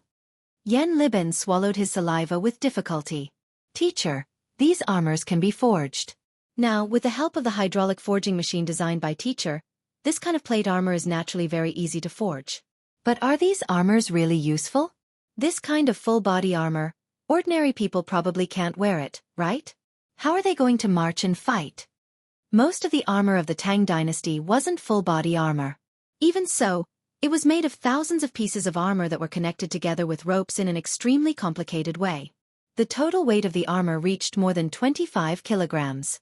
Moreover, the thickness of the pieces of armor was only 1 to 2 millimeters. Based on Yan Liben's experience, if he were to forge the armor on Li Wangyu's blueprint, the weight would probably reach more than 50 kilograms. How could such heavy armor be practical? Even famous generals like Chang Yaojin and Yuqi Jingda would find it difficult to fight while wearing armor that weighed more than 50 kilograms. Li Wangyu smiled and shook his head. Liben, you're wrong. This armor is only made of thin iron sheets. It's light and portable. Then how does it defend against arrows and weapons? Yan Liben asked, puzzled. Li Wang smiled and rubbed his nose. You can just treat it as a costume. It's not for battle. All right, remember to plate this set of armor with silver. As for the other 12 sets, let me plate them with gold. You must make them look beautiful. Costume? You still need to plate them with gold? Yan Liben felt that his worldview was about to collapse today. Was Teacher Li messing with him? He looked at the stack of blueprints in his hand again.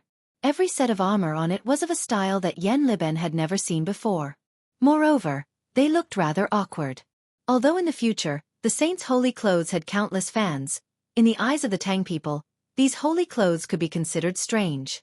One must know that since ancient times, the design and decorations of armor were not randomly done. There was a meaning behind them. For example, the top of the copper helmet was often inserted with the feathers of a colorful bird. Because the bird was ferocious and aggressive, it was used to symbolize bravery even in death. The ferocious copper shoulder guards and buckles in the shape of a beast's head were not only for decoration, but also to deter the enemy. However, it was not as if the Tang Dynasty did not have armor that was purely for decoration. For example, the shining armor worn by the imperial guards of Taiji Palace was basically just for aesthetic appearance and to show off the majesty of the imperial family. However, it had no practical meaning for defense. Yan Li originally thought that Li Wangyu wanted to forge a suit of armor for the same reason. He nodded helplessly. All right, I understand. It's not difficult to make these armors, but it will cost a lot to plate them with gold and silver. Li Wangyu spoke like a nouveau riche. Don't worry, I'll ask Niu Wu to send the gold over later. Don't be stingy about the expenses, wages, and rewards for the craftsmen. I only have one request, and that is to be fast. Help me make them within 10 days. With his current wealth, spending a few hundred taels of gold just to be happy was not a big deal. Being rich was just that willful. Yes, I understand. Yan Liben only felt that his head was hurting. Chapter 755. After Li Wangyu returned to his mansion in Dingzhou village, he couldn't wait to tell his beautiful boss about the bet he made with the playboys today. Only his beautiful boss could understand the fun in such a fun thing. Sure enough, after hearing Li Wangyu say that he had ordered people to make the Saint Seiya 12 Golden Palaces Saint Seiya and was going to let Cheng Chumo and the others cosplay as Saint Seiya, the beautiful boss couldn't help laughing. She gently hammered Li Wangyu's chest with her pink fist, covered her mouth and laughed. You can tease Cheng Chimo and the others, but it's still very interesting when you think about it. Hee hee, speaking of which, I also liked to read comics when I was a child. I also read Saint Seiya Starshot. Li Wangyu laughed and said, ha ha ha, since I have nothing to do anyway, I'll tease them a bit. Whenever I think of Cheng Chimo and the others wearing the dazzling and flashy Saint Seiya golden palaces, I want to laugh. When the time comes, I'll make these bastards walk back and forth on Vermilion Bird Avenue several times and let all the people in Chang'an City have a good look. The beautiful boss blinked and suddenly said, it doesn't seem interesting to just let them wear the Saint Seiya Golden Palace's Saint Seiya Starshot. Since it's cosplay, why don't you let them cosplay as Saint Seiya Starshot? Wouldn't that be more interesting? Li Wangyu was stunned. Why did it seem that his beautiful boss was more two-faced than he was? Chongqing, you mean? Hee hee, since there are no movies to watch in the Tang Dynasty, why don't you make a stage play and let Cheng Chimo and the others perform? The theatrical version of Saint Seiya Starshot should be very popular, right? The beautiful boss snickered. Li Wangyu was speechless. Who was the one who said that he was teasing Cheng Chimo and the others? It seems that your idea is even worse, right? In a trance, he seemed to see a foxtail wagging behind his beautiful boss. In fact, Su Chongqing couldn't be blamed for coming up with such a bad idea. She was also bored in the Tang Dynasty. Although there was no shortage of gold and copper coins in the mansion, Su Chongqing often felt bored in the Tang Dynasty without TV, movies, games, or internet. She had read the novels in her phone several times and was already sick of them. She had never liked to play mahjong, but now, she had become a frequent guest at the mahjong table. She would often drag Niu Yong and Niu Wu's wives to build the Great Wall to pass the time. Therefore, when he heard Li Wangyu mention letting the hedonistic sons cosplay as Saint Seiya, Su Chongqing suddenly thought that it would be more interesting to let the hedonistic sons perform on stage. After being stunned, Li Wangyu also laughed. The proposal of his beautiful boss was really to his liking. There was no such thing as a stage play in the Tang Dynasty. If he could create one with his beautiful boss, it should be very popular, right? Chongqing, that's a good idea. It sounds interesting. Hee hee, why don't we play a little bigger? Why don't we buy a piece of land in Chang'an City and build a theater there? Then we can show all kinds of programs in the theater every day. Like The Legend of the White Snake, a Chinese ghost story, Romeo and Juliet, we can adapt them and perform them. Operas, stage plays, and plays will do. You and I have a lot of these stories in our heads. His beautiful boss naturally clapped her hands and applauded his proposal. That's a good idea. The Tangs will definitely like it. Hee hee. The last time Empress Zhong's son brought those noble women to the mansion, they just watched those dancers with great interest. If there is really such a stage play, won't those noble women in Chang'an City go crazy? I think this theater will be a profitable business. That's a must. The tickets for this theater can't be sold cheaply. This is an elegant art. Haha, the cheapest price should be 1 copper coin per person, right? The box fees will be calculated separately. Well, we can also sell drinks and snacks. We can't sell them cheaply. It should be at least 2 or 3 times more expensive than outside, right? Oh right, there are no such things as loudspeakers now. The theater can't be too big. It should be able to seat 200 or 300 people. Well, the theater should be smaller. A semicircular theater seems to be able to amplify sound, right? When the time comes, we can ask someone to build some copper loudspeakers to amplify the sound. It should be able to solve this problem. We can find a painter to draw the background of the stage curtain. We can also use the fireworks you made before as special effects on the stage. We can find a musician to play the music live. As for the actors, let's just buy some dancers and dancers. The more they talked, the more excited they became. They took a pen and paper and began to record the venue and personnel needed to set up a theater, what the theater should be like, and so on. It was no wonder that Li Wangyu and Su Chongqing were so diligent. The cultural entertainment of the Tang Dynasty was really boring. Even opera had not appeared at this time. There were only vaudeville artists performing in the streets. It was not until Li Longji ascended the throne that the dancers and dancers in the palace were gathered in the Pear Garden to learn singing, dancing, and opera. This was also the reason why the opera industry was called the Pear Garden in later generations. And Li Longji was also called the founder of the opera industry. But even if there were opera in the Tang Dynasty at this time, Li Wangyu and Su Chongqing would not like it. In later generations, Peking opera and other operas were already very mature. They could not attract young audiences, let alone the two of them, who would like to listen to the operas of the Tang Dynasty. However, it was not easy to rehearse this stage play. Saint Seiya Starshot's 12 Golden Palaces. Whether it was a comic or an animated film, the two of them had no experience in adapting it into a stage play. Just thinking about it gave them a headache. Li Wangyu rolled his eyes and said, "Chongqing, I don't know how to rehearse this stage play. I don't know any music, dancing, lines, or acting. Hee, I'll have to trouble you, Chongqing." His words made the beautiful boss stunned. Then, she immediately reacted. How could this guy not know anything? He was obviously trying to slack off. Indeed, neither she nor Li Wangyu were actors or directors with professional training. It was naturally unrealistic to say that they knew how to rehearse a stage play. If it were in later generations, the works that the two of them rehearsed would probably make the audience laugh their heads off.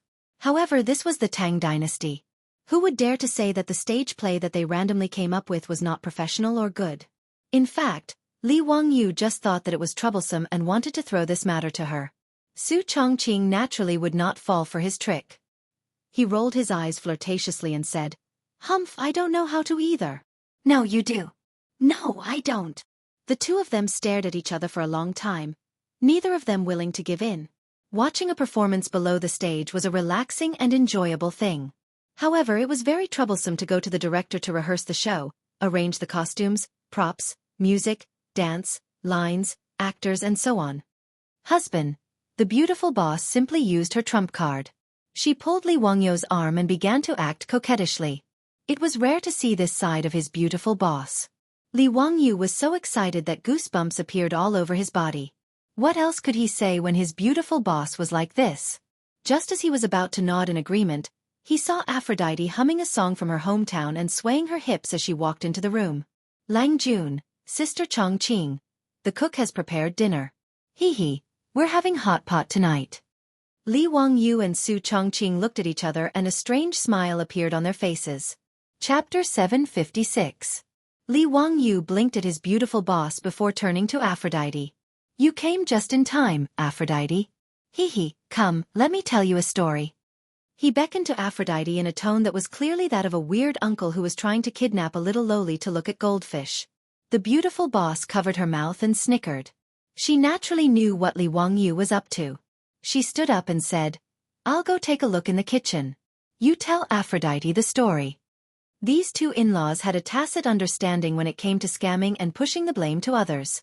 After Su Chongqing got up and left, Aphrodite blinked her blue eyes and asked in confusion, "Lang Jun, what story are you going to tell me?"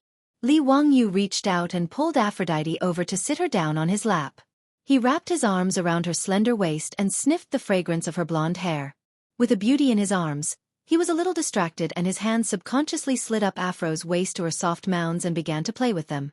Aphrodite's pretty face turned red and her body went limp as she thought that Li Wangyu was going to do something naughty. She couldn't help but whisper in Li Wangyu's ear, "Lang Jun, don't.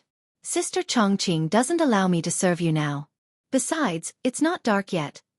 Li Wangyu had long lusted after this blonde beauty, but Su Chongqing didn't allow him to eat Aphrodite because Aphrodite wasn't 16 yet. Although Su Chongqing had tacitly approved of Li Wangyu taking Aphrodite and Perrin in the future, Su Chongqing felt that Aphrodite was still a minor, so how could she allow Li Wangyu to do such a beastly thing?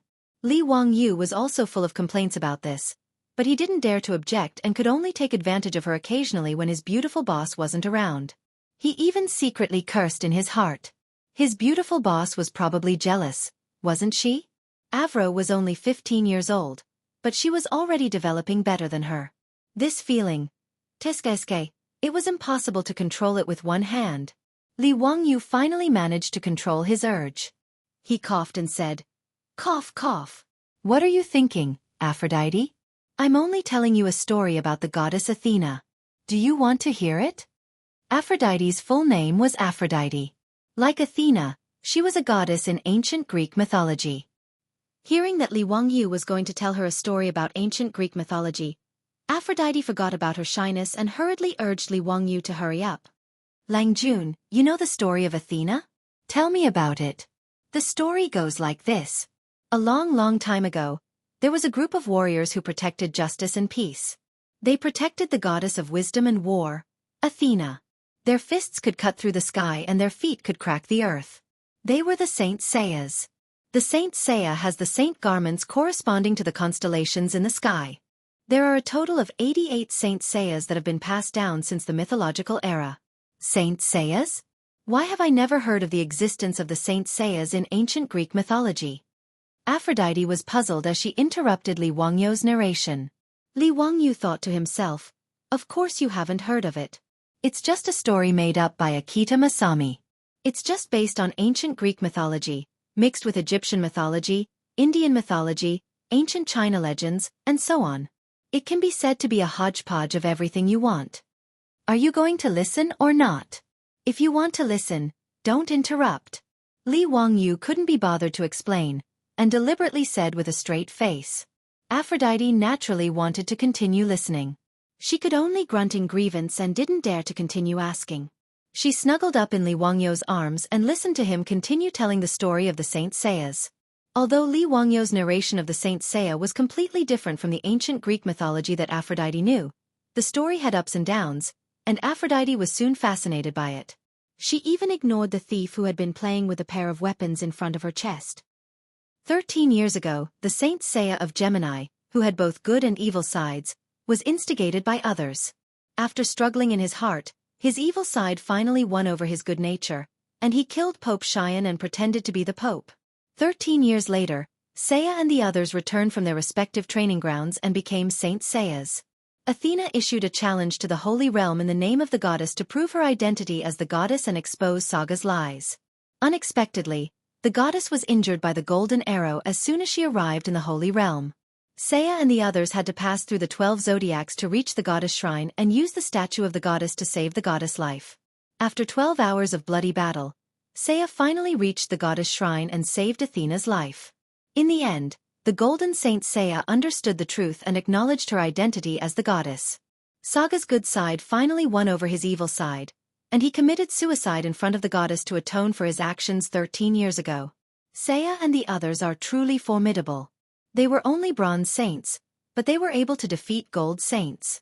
Lang Jun, is there more to this story? I want to hear more. Aphrodite was still unsatisfied after listening to the simplified version of the story of the Saint Seiya. Of course there's more to the story, but Aphrodite, do you want to let more people know about this story? This is the story of the goddess Athena, from your distant homeland. Wouldn't it be interesting to let the Tangs know about this story? Li Wangyu asked. Aphrodite nodded and asked, Lang Jun, are you planning to write these stories and print them into books? Li Wangyu smiled mischievously. Books are boring. I was thinking that it would be more fun if I could put these stories on a stage and perform them. Stage? Perform? Aphrodite couldn't keep up with Li Wangyu's thoughts at all, and didn't understand what he meant by stage and performance. It's a stage in a house. I'll present these stories in the same way as Zaju and Nua operas, Li Wangyu explained. Although there were no operas in the Tang Dynasty, there were Zaju and Nua operas. Zaju included all kinds of operas, mixed music, singing and dancing operas, and puppet operas. Most of them were Zaju performances to worship gods and Buddhas. Moreover, the Zaju performances in the Tang Dynasty weren't sung like operas, but recited in reciting. They were mainly recited in prose and had a bit of a stage play feel to them. Aphrodite still didn't fully understand his explanation, and still didn't understand how Li Wangyu's story could be performed on a stage. Seeing that Aphrodite was looking at him in confusion, Li Wangyu felt a headache coming on. How was he supposed to explain to this blonde girl what a stage play was? If he didn't let Aphrodite understand what he and his beautiful boss were thinking, how was she going to take the blame? As soon as Aphrodite entered the room, Li Wangyu and Su Chongqing, who were trying to push the blame to each other, both thought of the person who would take their place and manage the theater. That was Aphrodite, the blonde girl from Europe. Aphrodite was good at singing and dancing, and it would be too much of a waste if she was just kept as a canary in the residence. Since he and his beautiful boss wanted to slack off, they naturally had to groom Aphrodite and let her take over the theater. But how to make Aphrodite, who had never seen stage plays in the future, understand what he and his beautiful boss were thinking was a big problem. Li Wangyu frowned and pondered for a while before coming up with a solution that wasn't really a solution. Since he couldn't explain it clearly to Aphrodite after so much effort, he might as well let her experience it firsthand. Chapter 757. Since there were no entertainment facilities such as televisions in the Tang Dynasty, people usually had to go to bed early after lighting up. Work at sunrise and rest at sunset was the daily routine of the Tangs. Sleeping, daydreaming, drinking, playing chess, visiting friends, weaving, admiring the moon, and stealing. These were probably the daily routines of the Tangs at night. People like Li Wangyu and his beautiful boss, who were used to the nightlife of the future, were also very helpless about this. However, ever since he pushed down his beautiful boss on New Year's Eve, Li Wangyu no longer had the mood to sleep at night. At least, it was still very exciting to sneak into his beautiful boss's room every night and clap for love. Of course, the so-called clapping was actually just a cover-up. Unless the maids in the county magistrate's residence were all blind and deaf, how could they not notice such a thing? However, they also knew what to say and what not to say, so they all cooperated with their Lang Jun and Mrs. Su to put on an act. That night, Li Wangyu sneaked into his beautiful boss's room again. After a round of passion, Li Wangyu turned on his sage mode and hugged his beautiful woman. Stroking Su Chongqing's smooth back, he talked about the theater. Chongqing, I don't think there'll be a problem if you leave the theater to Aphrodite. It's just that this girl doesn't understand what a stage play is. I'm thinking, why don't you show her your phone? This was the solution that Li Wangyu had come up with after thinking for a long time. There were still some short videos saved in his beautiful boss's phone. Li Wangyu had seen that his beautiful boss, the white-bone spirit, actually had a very artistic side. The videos in her phone actually included operas like Turandot and Romeo and Juliet. Although they were only clips of the climax, it was enough for Aphrodite to understand what a stage performance was. He was just a little hesitant about whether or not he should show Aphrodite the videos on his phone. After all, this was the secret between him and his beautiful boss. Even though Aphrodite would never guess that they were transmigrators even if she saw the video, it was still a problem. Lying on Li Wangyu's body, Su Chongqing casually drew circles on his chest with her slender fingers as she casually replied, "It's not like you can't show it to Avro. She won't reveal anything anyway. At most, she'll just think that you're a god. But I can't show it to her now. I have to wait until..." Halfway through her sentence, she suddenly stopped. "Wait for what?" Li Wangyu asked, puzzled. Su Chongqing didn't answer directly. Instead, he suddenly stretched out his finger and pinched Li Wangyu's arm. "You're lucky. Humph. Pig trotter." Li Wangyu groaned in pain. He didn't understand what was wrong with the beauty in his arms. Why was she pulling his hair? What did I say wrong? "Chongqing, why are you pulling me? What do you mean I'm lucky?" Li Wangyu rubbed his arm and cried out in grievance. This woman was really ruthless. Even his skin had turned red. "Humph. Forget it if you don't understand." Su Chongqing snorted coldly. Seemingly in a bad mood, she turned her back to Li Wangyu and didn't explain her actions just now. Li Wangyu was stunned. What was going on? Why was she angry all of a sudden? A woman's heart was indeed like a needle at the bottom of the sea. Why was it so hard to guess? Li Wangyu looked at his beautiful boss's smooth back and beautiful curves, and a bolt of lightning flashed through his mind. Damn it, he really was a pig. Wasn't his beautiful boss's words very obvious? She naturally meant that he should show the video to her after he had taken Aphrodite as his concubine. This was actually also to keep the secret. In any case, a high-tech product like a mobile phone shouldn't be revealed to the Tangs of this era. If it wasn't a family member whom he could completely trust, such a secret should never be revealed. Since he had to show the video to Aphrodite, he naturally had to take her into his concubine first and make her his woman. At the thought of his beautiful boss actually nodding her head in acquiescence, and Aphrodite's looks that resembled Angelina Jolie's, as well as her voluptuous figure, Li Wangyu, who had just entered sage mode, felt his lower abdomen heat up. He hurriedly stopped his wild thoughts and secretly cursed himself for being a scumbag. It was really too much of a hooligan to fantasize about Aphrodite when his beautiful boss was lying next to him. At this thought, Li Wangyu finally understood why his beautiful boss suddenly threw a tantrum. She was obviously jealous. Li Wangyu hurriedly reached out and hugged his beautiful boss. "Chongqing, it's been hard on you." "Humph, go tell Aphrodite. I don't want to hear it. Go flirt with her." "I won't get in your way," Su Chongqing said coldly. She was indeed feeling very uncomfortable. Although she was mentally prepared for this to happen sooner or later, as a modern woman, she still felt very stifled. Of course, Li Wangyu knew that he had to put on a good performance now and coax his beautiful boss. Hee, Chongqing, what are you talking about? Only children flirt with each other. In the adult world, we flirt with each other. His words made Su Chongqing, who was sulking, burst into laughter. She turned around and pushed Li Wangyu away. Bah, shameless. Who's flirting with you? Li Wangyu directly hugged the beauty in his arms and blocked her words with his mouth as his hands skillfully climbed up.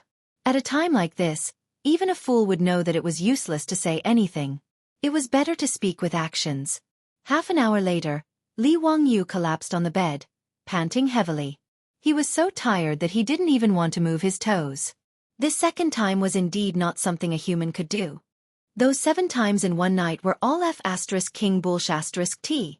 Sure enough, monogamy in the modern world was what protected men.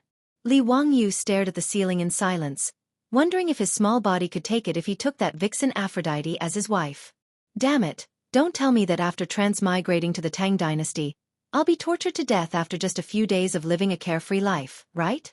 If that really happened, wouldn't he cry himself to death?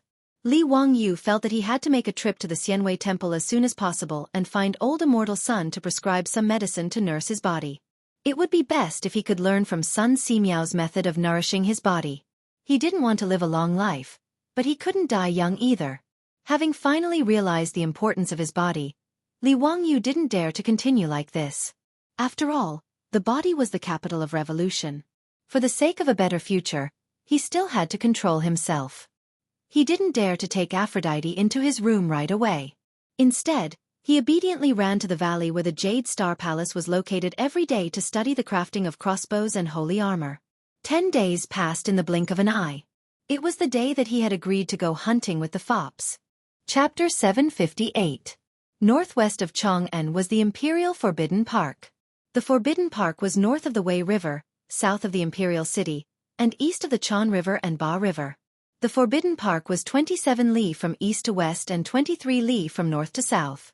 The Forbidden Park was surrounded by walls, with 2 gates on the east and west and 3 gates on the north and south. This was the place where the imperial family of the Tang Dynasty and the nobles played and hunted. Li Wangyu made a bet with the Silk Pants and decided to meet in the Imperial Forbidden Park. When Li Wangyu rushed to the Forbidden Park in his hunting attire, the playboys were already waiting there. Ziyu, we've been waiting for you for a while. Let's make it clear first, if you lose the bet today, you can't go back on your word. You're just a nurse from the Union Medical Hospital, so we won't be polite. Chung Chumo laughed when he saw Li Wangyu. This guy's injury was completely healed. With his physical fitness, that little injury was nothing. Fang Yai also laughed and said, Brother Chumo's words are reasonable. If Ziyu can't hunt with your own hands today, then don't blame us for not being polite. Li Wangyu's face darkened. F***ck, this group of hooligans, I curse them to die early. He was too lazy to pay attention to this group of shameless people. After all, he would definitely not lose today's hunt. Li Wangyu was secretly happy when he thought of winning the bet and seeing Chang Chumo and Fang Yai's dumbfounded faces. Let these bastards laugh. The happier they laugh now, the more they will cry later. Chai Lingwu looked at Li Wangyu and Niu Wu behind him and asked curiously, Ziyu, where is your hunting crossbow? Why don't I see it? Hearing his words, the foppish lords noticed that Li Wangyu didn't have a crossbow on his back, only a strange-looking wooden stick. It looked like a crossbow, but it didn't have a crossbow arm or a bowstring. As for Niu Wu and the dozen or so troops, except for the shi at their waist, each of them carried a large wooden box, but there was no crossbow. Looking at the size of the wooden box, there was no way it could fit a crossbow. How could he hunt without a crossbow? Fang Yai was stunned for a moment before he clapped his hands and laughed. Ziyu, you admit defeat so easily. Knowing that you can't win, you didn't even bring your crossbow. Haha, don't worry. Big Brother will hunt a few more game today and send them to your residence later. As for the nurses in the hospital, I will gladly accept them. Ziyu is indeed smart and knows your place. That way, you won't show any signs of cowardice and be mocked by us. Seeing that you're so tactful, we won't laugh at you today. Ziyu, What are your troops carrying? Is it cooking utensils? It must be the cooking utensils. Zio, you're so thoughtful. Haha, now that we've caught some prey, we can immediately slaughter it and have a picnic in the Forbidden Garden. That's quite interesting. Li Wangyu couldn't help but smirk as the foppish young masters talked. The large wooden box on the backs of Niu Wu and the others was naturally not the cooking utensils, but the 13 sets of armor that Yan Liben had ordered the supervising craftsman to make. Li Wangyu was also very playful in his cosplay. Not only did he make the holy garment, he even found the craftsman to make the box to hold the holy garment out of wood. The reason why he had Niu Wu and the others bring it here today was naturally because he planned to force the foppish young masters to wear the holy garment and swagger back to Chang'an City after the hunt. As for the composite crossbow that he had ordered Yan Liben to make, it was also successfully made. The wooden stick on his back that looked strange to the foppish young masters was the body of the composite crossbow. As for the crossbow arm and string, because they were made of fine steel, they were easy to disassemble. At the moment, they were still in the wooden box on Niu Wu's back and had not been taken out for assembly. It was normal that the foppish young masters couldn't recognize the crossbow on his back. After all, he had copied the design of the composite crossbow in the future. The crossbow looked more like a sniper rifle in the future. Of course, Cheng Chumo and the others couldn't recognize what it was. Li Wangyu chuckled. Just as he was about to show off his divine weapon, he heard the sound of hooves coming from not far away. Looking up, he saw a large group of knights galloping in their direction. Because of the distance, Li Wangyu couldn't see clearly who was coming. He couldn't help but frown and ask, "Brothers, who else wants to come to the Forbidden Garden to hunt today?" The Forbidden Garden of the imperial family of the Tang Dynasty was not only accessible to the royal family, but it had to be at least a duke or a first or second-class big shot in the imperial court. Even the aristocratic families, including the 5 surnames and 7 nobles, couldn't enter to hunt without the permission of Pai Lupi. If they were serious, Li Wangyu and the foppish young masters were also not qualified to enter the Forbidden Garden to hunt. But how could the imperial guards guarding the Forbidden Garden be so blind? Naturally, they didn't dare to make things difficult for them. Letting them enter the Forbidden Garden to hunt was not a big deal. Cheng Chumo and the others looked at each other and shook their heads. Today is not a holiday. Why would anyone come to the Forbidden Garden to hunt? And at this time, the imperial court hasn't ended yet. There shouldn't be anyone coming to the Forbidden Garden. Everyone was confused. Seeing that the group of people was coming quickly, they simply stopped and wanted to see what was going on. But when they saw the group of people, Li Wangyu and the foppish young masters' faces darkened. Damn, this didn't make sense? Today wasn't a break, and looking at the color of the sky, it should be the time for the regular court. Why would Li Er lead Cheng Yaojin, Qin Qiong, Yuqi Jingda, these big shots to appear in the Forbidden Garden? Could it be that Pai Lupi took the lead to skip work? Li Wangyu couldn't help but think of this ridiculous idea. And Cheng Chumo, Yuqi Baolin and the others suddenly saw their lord and the sage appear together. They felt that something was wrong. Could it be that they came to the Forbidden Garden to hunt today and cause some trouble? Looking at the posture of Pai Lupi and the others, it was obvious that they were coming straight for them. Li Wangyu and the foppish young masters didn't have time to think. They hurriedly dismounted and bowed to Pai Lupi and the other big shots. Greetings to Uncle. Greetings to everyone. Greetings to your Majesty. Greetings to everyone. No need for formalities, all rise. Pai Lupi sat on the back of his horse and casually waved his hand. Then he stared at Li Wangyu. Ziyu, you scoundrel, why didn't you report such an important matter to me? What? Li Wangyu was confused. What was Pai Lupi talking about? What was there to report? Did he have to report to Pai Lupi when he came to the Forbidden Garden to hunt? Just for such a trivial matter, Pai Lupi wouldn't have to go to court and lead Cheng Yaojin and the other old hooligans here. Without waiting for Li Wangyu to react, Cheng Yaojin jumped off his horse and strode towards him while cursing. Your Majesty, this old man thinks that this kid is itching for a beating. He dares to hide such an important military matter and not report it. Let this old man beat him up first. Li Wangyu was so scared that cold sweat was about to drip down. He quickly hid behind Cheng Chumo. Uncle Cheng, if you have something to say, let's talk nicely. What are you talking about? This little nephew really doesn't understand. Even if you want to beat this little nephew, at least let this little nephew know before he dies, right? Cheng Yaojin laughed and scolded. You scoundrel, don't talk nonsense. Hurry up and take out those armors. Li Wangyu was stunned. Pai Lupi led a group of dukes and generals to the Forbidden Garden just for the holy robes he used for cosplay? Was he crazy? Chapter 759. Li Wangyu didn't know that the reason why Pai Lupi had hurriedly led Cheng Yaojin and the other military bigwigs to the Forbidden Garden to see the saint garments was actually because his disciple, Yan Liben, had betrayed him. A few days ago, Li Wangyu had spent every day in the weapons workshop in the Valley of the Jade Star Palace, supervising the craftsmen to make composite crossbows and saint garments. This had caused Yan Liben to silently criticize him. Making composite crossbows was one thing. After all, Yan Liben knew that if this crossbow could really be made, it would be extremely powerful and could be called a divine weapon. In Yan Liben's opinion, although the new crossbow designed by his teacher was expensive and difficult to be used on a large scale in the military, it was still a powerful weapon. However, when Yan Liben learned that Li Wangyu wanted to use those strange-looking armors as costumes, he really didn't know how to ridicule him. However, his teacher had ordered him to do so. Even if he was unwilling, as a disciple, he could only do as he was told.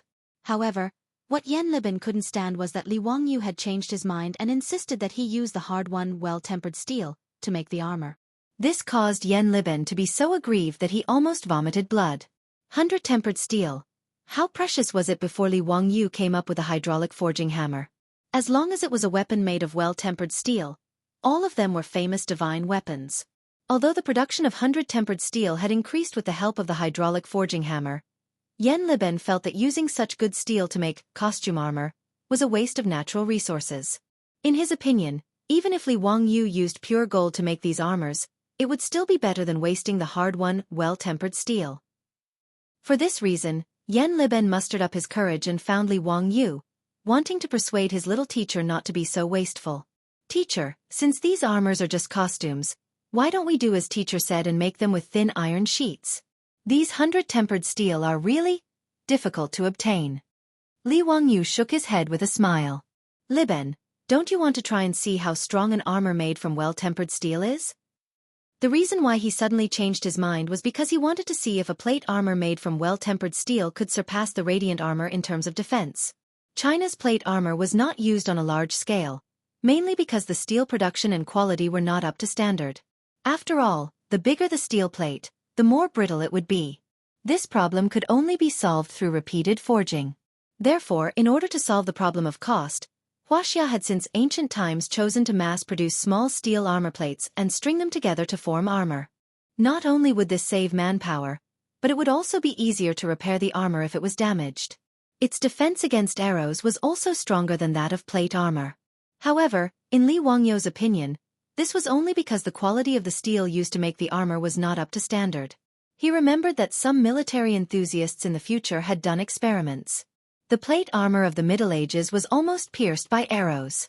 However, the plate armor made from steel in the future was very difficult to be pierced by arrows. This was the difference between steel and armor. When Li Wangyu asked the blacksmith to make the saint garment, he thought of this point and began to ponder. If he used the 100-tempered steel to make the armor, with the hardness of the 100-tempered steel, would it be able to effectively defend against the attack of cold weapons? Although making the saint garment was just his bad taste, if this armor really had the ability to defend, it would not be a bad thing. Although the 100-tempered steel was expensive, this small amount of money was not in Li Wangyu's eyes. He was also not like Yan Liben, who was like a miser, holding on to the 100-tempered steel and not willing to use it. In his opinion, the so-called 100-tempered steel was just the result of the blacksmith repeatedly folding, forging, heating, carburizing, and forging to increase the toughness of the steel. With the hydraulic forging hammer forging 24/7, Li Wangyu did not think that the 100-tempered steel was rare. Yan Liben did not know how to respond to Li Wangyu's words. Using the 100-tempered steel to make armor? In his opinion, this was as extravagant as comparing the wealth of the West Jin Dynasty's Shi Chong and Wang Kai. Teacher, if this 100-tempered steel is used to make weapons, it will naturally be successful. But if it is used to make armor, it may not be comparable to the standard armor in the military. I feel that it is better not to waste it like this. Li Wangyu did not know whether to laugh or cry at Yan Liben's miser personality. Wasn't it just some 100-tempered steel? How big of a deal was it?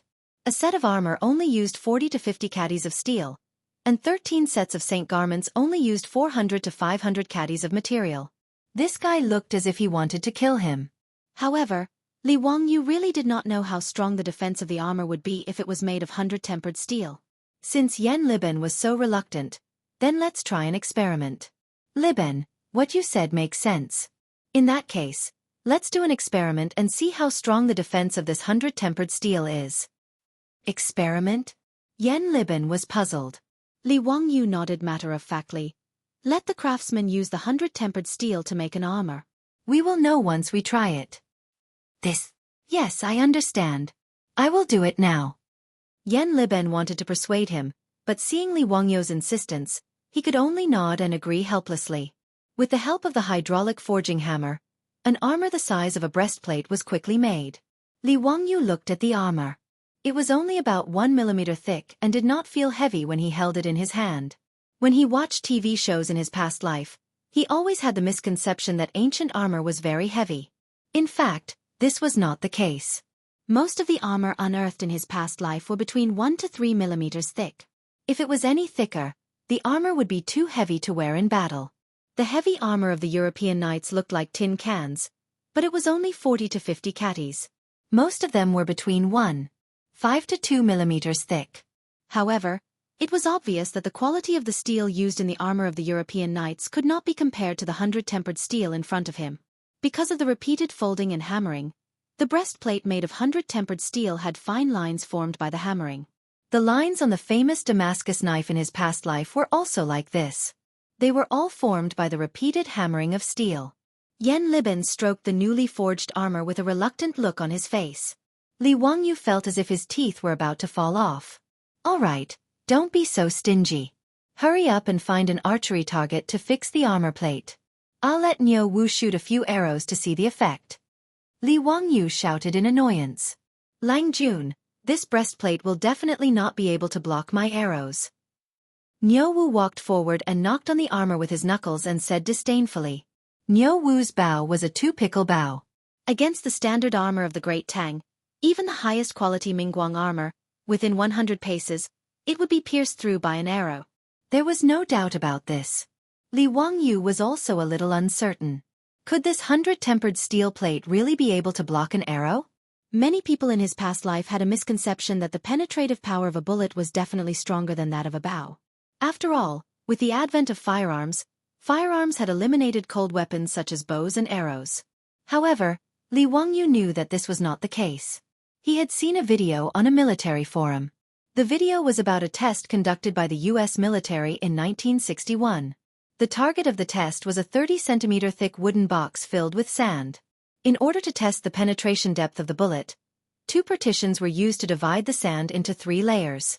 After that, the military used M1 Garand rifles, M1 carbines, and M1911 pistols to shoot at the wooden box. The result of the test was that the M1 Garand rifle, which had the strongest penetrative power, only pierced through 2 partitions. It did not penetrate the entire sandbox. The M1 carbine rifle only pierced through 1 partition. As for the pistols, they did not even penetrate the first partition. They were blocked by the sand. After that, the bow and arrow, which had a pull force of about 50 pounds, directly penetrated the entire sandbox. It should be known that a bow and arrow of about 50 pounds was only equivalent to a 1-pickle-strong bow in the Tang Dynasty. Chapter 760. Li Wangyu also knew that it was not that the power of a bow and arrow was greater than that of a bullet, but the penetrative power of a bow and arrow. Especially for targets like sand, the resistance of an arrow was much lower than that of a bullet. However, when facing a hard target, the penetrative power of a bow and arrow was far inferior to that of a bullet. At the very least, when facing a target like a brick wall, a bullet could easily penetrate it. For a bow and arrow to be able to penetrate it was already very powerful. As for a steel plate, if it was thick enough, a bow and arrow would not be able to penetrate it. However, due to the limitations of the human body's ability to carry weight, the armor could only be made as light as possible.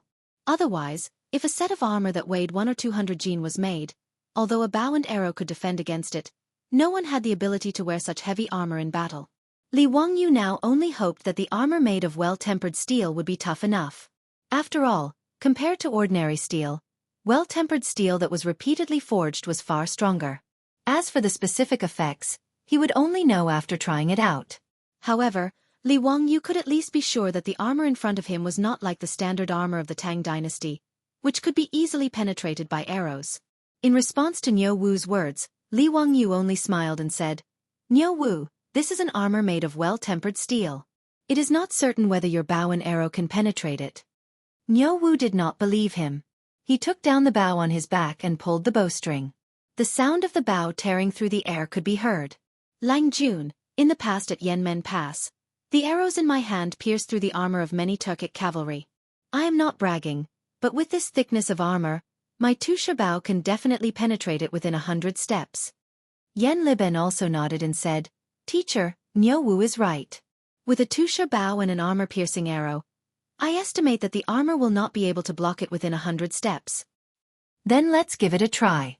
Li Wangyu shrugged and was too lazy to say more. After the armor was fixed on the target, everyone retreated. 100 steps, 150 meters. In Li Wangyu's sight, the armor fixed on the target was only the size of a fingernail. Without another word, Niu Wu knocked an arrow on his bow. With a whoosh, the arrow flew towards the target. In order to test the defensive power of the armor, Yan Liben had someone send Niu Wu an armor-piercing arrow specially used by the army. This type of arrow was specially made to break through the enemy's armor, and its penetrative power was extremely strong. The arrowhead of an armor-piercing arrow was more slender than an ordinary cone-shaped arrow. It was in the shape of a crossblade, so it had very little resistance when piercing through armor. Coupled with a powerful crossbow, it could easily pierce through armor. In a battle formation, if it was used against infantrymen who were not wearing thick armor, it could even pierce through 3 people with 1 arrow. In the next moment, a crisp sound was heard. It was the sound of the armor-piercing arrow hitting the iron armor. In Niu Wu's imagination, his arrows should be able to pierce through the armor and even the target behind it. However, something that surprised him happened. After the armor-piercing arrow accurately hit the iron armor, not only did it not penetrate it, it even bounced off after a crisp sound. Yan Liben was also stunned. He asked in disbelief, "It bounced off? It didn't penetrate? How is this possible?" Niu Wu is using a 2-pickle bow. Niu Wu's old face also turned red. Perhaps the arrow just now was too sharp. Let me shoot another arrow. Without waiting for Li Wangyu to speak, Niu Wu knocked another arrow on his bow. This time, the bow was pulled into a full moon, and the armor-piercing arrow left the bowstring even faster. Li Wangyu could almost hear the sound of the arrow piercing through the air. The inconceivable happened again. With a clang, the armor-piercing arrow was once again bounced off by the iron armor. Niu Wu's gaze was somewhat sluggish. He put down the bow and turned to look at Yan Liben, who was also stupefied. He then looked at his Lang Jun, unable to understand what had happened. Whether it was the armor-piercing arrow or the power of the bow in his hand, Niu Wu was very clear about it. When he was outside Yanmen Pass, at a distance of 150 paces, he had consecutively shot down several Turkic armored cavalry. It must be known that the Turkic armored cavalry were equipped with circular armor, and its defensive power was not at all inferior to the standard armor of the Tang Dynasty. But even so, at a distance of 150 paces, the most elite armored cavalry of the Turkic people still could not block Niu Wu's 2-pickle bow and armor-piercing arrow. But today, he had really seen a ghost. At a distance of only 100 paces, 2 arrows in a row were unable to penetrate the iron armor. Seeing that he really could not penetrate the iron armor at a distance of 100 paces, Niu Wu did not believe in heresy. He walked a few steps toward the target and knocked another arrow on his bow. With a clang, the armor-piercing arrow was once again bounced off. Niu Wu continued to shorten the distance between him and the iron armor. 90 paces, 80 paces, 70 paces, until he was 50 paces away. Finally, the armor-piercing arrow was no longer bounced off the iron armor. Instead, it pierced into the iron armor, causing the arrow feathers to tremble. Niu Wu put down the bow and wiped the sweat off his forehead. Even for someone as strong as him, shooting the 2-pickle bow 7 or 8 times in a row still caused his arms to feel somewhat sore. Li Wangyu also did not expect that the iron armor forged with well-tempered steel would have such great defensive power. At a distance of 50 paces, or more than 70 meters, the armor-piercing arrow had only pierced into the iron armor. Yan Liben was even more shocked. The defensive power of this iron armor was completely beyond his imagination. Everyone quickly walked to the target and saw that there were only 7 or 8 dents on the iron armor. It was obvious that these were the marks left behind by the armor-piercing arrow just now. As for the arrow that was hanging on the iron armor, Li Wangyu lightly touched it and it fell to the ground. Upon closer inspection, the arrowhead of the armor-piercing arrow only made a small hole in the iron armor. It did not penetrate it at all. Niu Wu was now speechless. At a distance of 50 paces, the 2-pickle bow and the armor-piercing arrow could not penetrate this iron armor. If this kind of steel was forged into armor, wouldn't it be equivalent to being invulnerable? Lang Jun, this iron armor is very hard. I estimate that it would take at least 20 to 30 paces to penetrate this iron armor. Teskase, if I had this kind of armor when I went to the battlefield with my elder brother, he would not have lost an arm. Li Wangyu nodded. In the era of cold weapons, if there was a good set of armor, it could indeed effectively reduce the probability of injury. He pondered for a moment and then said to Yan Liben, Liben, let the craftsman line the back of this iron armor with a few more layers of silk, and then line it with tanned cowhide. In this way, I estimate that even at a distance of 20 to 30 paces, Niu Wu would not be able to penetrate this iron armor. Li Wangyu's method was naturally the compound defense of the bulletproof vests of the later generations. The iron armor absorbed and reduced the kinetic energy of the arrowhead, and the silk was made of raw silk. It had good elasticity and tensile strength, which could further reduce the kinetic energy of the bow and arrow. The innermost layer of cowhide itself had very strong tenacity and could defend against the arrowhead. With 3 layers of compound defense, Li Wangyu did not believe that any bow and arrow could penetrate this kind of armor. However, Niu Wu did not believe his words. This iron armor made of well-tempered steel was indeed incomparably strong.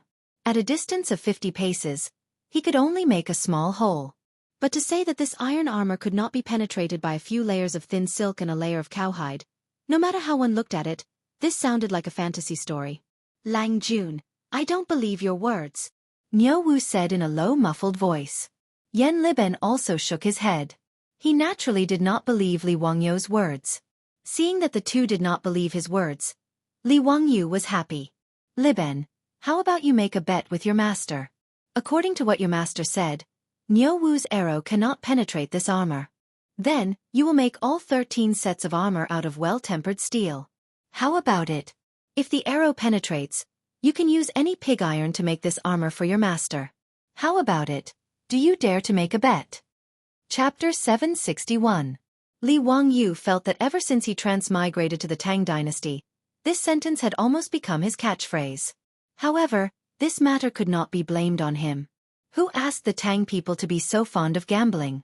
Furthermore, his words were often doubted by others. Therefore, Li Wangyu did not mind using this kind of thing to obtain some benefits for himself. For example, using 100 refinement steel to make armor. Although he could force Yan Liben to take out 100 refinement steel to make the armor, Yan Liben did not believe him. But since Yan Liben didn't believe him, then why not make a bet with him? If he could make Yan Liben willingly take out the 100 tempered steel to forge these 13 sets of armor for him, why not? For Li Wangyu to propose such a bet, he was naturally confident. Firstly, the toughness of the armor made from 100 refinement steel exceeded his expectations. The armor, which was only 1 millimeter thick, was actually able to cause Niu Wu's bow to fail at 50 steps. This was enough to show the toughness of the armor. Secondly, Li Wangyu was confident in the concept of composite protection for bulletproof vests in the future. Although the Tang Dynasty could not make the Kevlar fiber used in the future bulletproof armor, silk could have a similar effect. When the Mongol cavalry swept across Europe and Asia, their suicide squad, the Balu Battalion, would use many layers of silk to tightly wrap their bodies before every battle. They would use layers of silk to wrap it up and use it as a soft armor to reduce the damage caused by the arrows. The world's first bulletproof armor was invented by a tailor in England after the Industrial Revolution. It was made from coated silk. Coupled with the cowhide lining, Li Wangyu didn't believe that Niu Wu's arrow could pierce through the 3 layers of armor that were hard, soft, and tough together. However, Yan Liben and Niu Wu didn't see it that way. Yan Liben carefully looked at the armor that Niu Wu's bow had made a small hole in. Niu Wu was able to make a hole in the armor when he was 50 steps away. If he was 20 to 30 steps away, how could the armor not be pierced? So what if he added leather to the lining? The Tang army's 13 sets of armor included leather armor. The leather armor of the Tang Dynasty was made of many layers of leather, mostly made of rhinoceros, shark, and other leather. The advantage of leather armor over metal armor was that it was lighter and cheaper. However, it wasn't very effective against archers. Even the many layers of leather could not block the arrows. What use would the silk and cowhide that his teacher had mentioned be against the arrows shot from the two pickle bow? As for the silk cloth that Li Wangyu mentioned, what the hell was that? Among the Tang 13 armors, there was a silk cloth armor. Armor made of silk cloth had a beautiful appearance, but it had no defensive function. It was merely the clothing of a general or a ceremonial attire. Therefore, Yan Liben naturally did not think that the silk and cowhide behind the iron armor could withstand the arrows. Wasn't that a pure joke? Although Yan Liben had to admit that the armor made of well-tempered steel was much harder than the armor of the Tang army, when he thought about the dozens of kilograms of well-tempered steel used to make the armor, Yan Liben felt his heart ache. Furthermore, his teacher didn't make these armors to kill enemies on the battlefield, but to use them as costumes. He naturally couldn't bear such an extravagant act. If he could use the opportunity of making a bet with his teacher to save this batch of well-tempered steel, that would be a good thing. Thinking of this, Yan Liben nodded without hesitation and said, "Okay, I will make this bet with my teacher." "Teacher, you have to keep your word." Niu Wu shook his head at the side. He felt that his Lang Jun was too confident and would probably lose the bet with Yan Liben. Li Wangyu chuckled and said, "Liben, you will lose for sure. Prepare the well-tempered steel to make my armor." Yan Liben didn't reply and immediately ordered people to call the craftsmen over. They began to modify the armor according to Li Wangyu's instructions. The craftsmen tightly layered layers of silk cloth on the back of the armor. Between each layer of silk cloth, they painted a layer of tung oil paint according to Li Wangyu's instructions. After that, they found a hard cowhide and wrapped it in silk cloth and used rivets to tightly weld the cowhide and the armor together.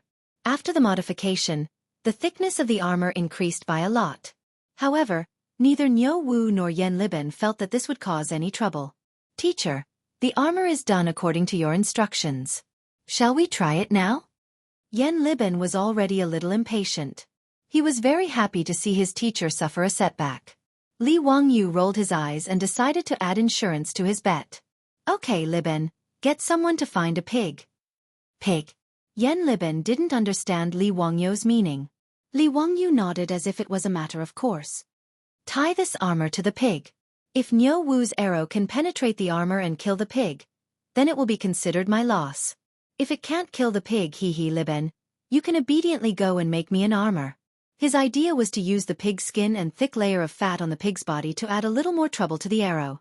Li Wangyu believed that even if Niu Wu's arrows could penetrate through iron armor, silk and cowhide, it would be impossible for them to have a greater penetrative power, passing through the obstruction of pig skin and fat. Yan Liben heard this and opened his mouth. He felt that something was wrong, but he couldn't say anything to refute. The purpose of the armor was naturally to protect the person wearing it. If the arrow couldn't kill the pig at a distance of 20 to 30 steps, it would indeed prove the armor's strong defense. But the bet he made with his teacher didn't seem to be like this. "Teacher, the bet you made with me seemed to be whether or not the arrow could penetrate the armor," Yan Liben said gloomily. Li Wangyu didn't care so much. He argued, if the arrow can't kill the pig, then how can it be considered as penetrating the armor? "Liben, the armor is to protect the person wearing it.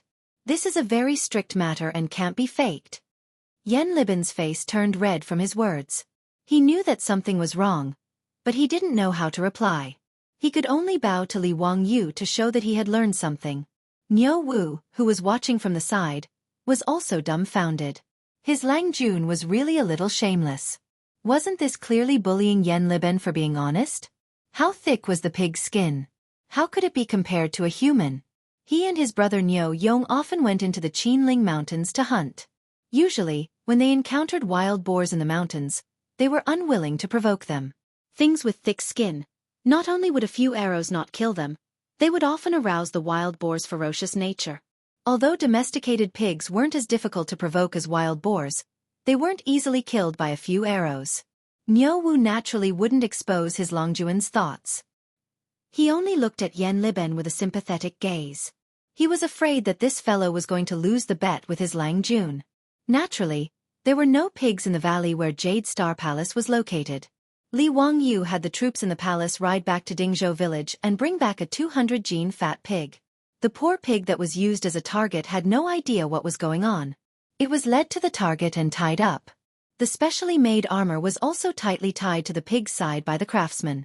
Li Wangyu said with a smile, "All right, Niu Wu, shoot it. You have to aim properly. Don't shoot outside the armor. Even if you kill the pig, it won't count." Niu Wu silently rolled his eyes. He couldn't be bothered to pay attention to Li Wangyu's teasing.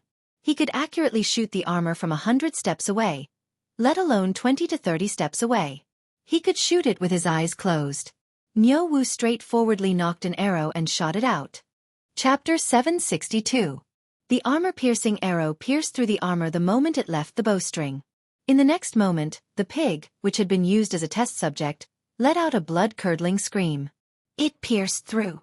In fact, the arrow pierced through. Yan Liben looked at the pig, which was screaming and struggling with all its might. It was obviously injured by the arrow. If it wasn't for the fact that the pig was tied up tightly, it would have already run away. Li Wangyu was also stunned.